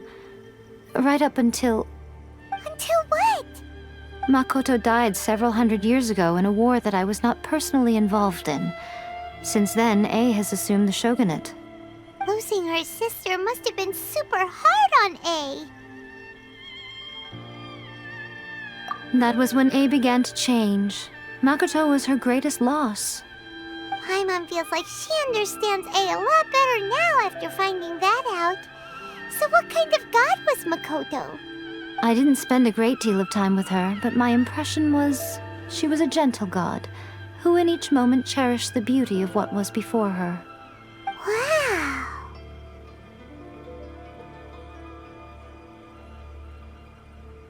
Sorry, I haven't a clue. I'm also unfamiliar with the god you describe. But if you still have doubts about A, I would say they are misplaced. Not only does she not fit your description, but she voluntarily gave up her gnosis long ago, severing her ties with Celestia in the process. That's good to hear. Otherwise, given that I'm her familiar, it could have made our relationship rather awkward, don't you think? Don't worry, we aren't looking to pick a fight with you. I wish you the best of luck. May you soon discover the truth behind it all. As for your brother's whereabouts, I will use all the resources at my disposal to investigate it, and I will also borrow some of Ayato's people from the Shiumatsuban. I'll let you know if I find out anything. Consider it part of my means of thanking you. After leaving Inazuma, I think it would be easiest for you to go to Sumeru. Ooh, Sumeru! We've run into loads of scholars from there on our journey so far. Yes, well, Sumeru is the land of the god of wisdom, where the quest for wisdom and knowledge is never-ending. But their obsession gives rise to some truly inexplicable things. For example, in Sumeru, knowledge is holistically managed as a resource. Knowledge is a resource? Yes. I don't know whether it was the sages or Lesser Lord Kusanali who came up with the idea. Lesser Lord Kusanali? That's a cute name. Oh, you haven't heard. Lesser Lord Kusanali is the deity in whom the people of Sumeru place their faith. It's their chosen term of endearment for her. I'm sure you must have some things to discuss with her too. I wish you all the best. Are you sure? Okay then. Oh, Traveler, do you still have the omamori I gave you?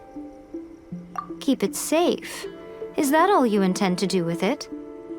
There was me thinking that you might hang it around your neck to show off to the world, telling everyone who inquired that it was given to you by none other than Yae Miko, the wise and beautiful. Who in their right mind would do that? Okay, I'll stop. Now, a question for you. Traveler, I see. But that is merely a small goal, based on what preoccupies you here and now. Your ambition should be something that transcends the world below and the starry sky above. Something that shines in unison with fate itself. Perhaps the reason you do not possess a vision is that such an ambition has yet to be engendered within you. It's a possibility. Continue on your journey, and maybe that moment will come to pass.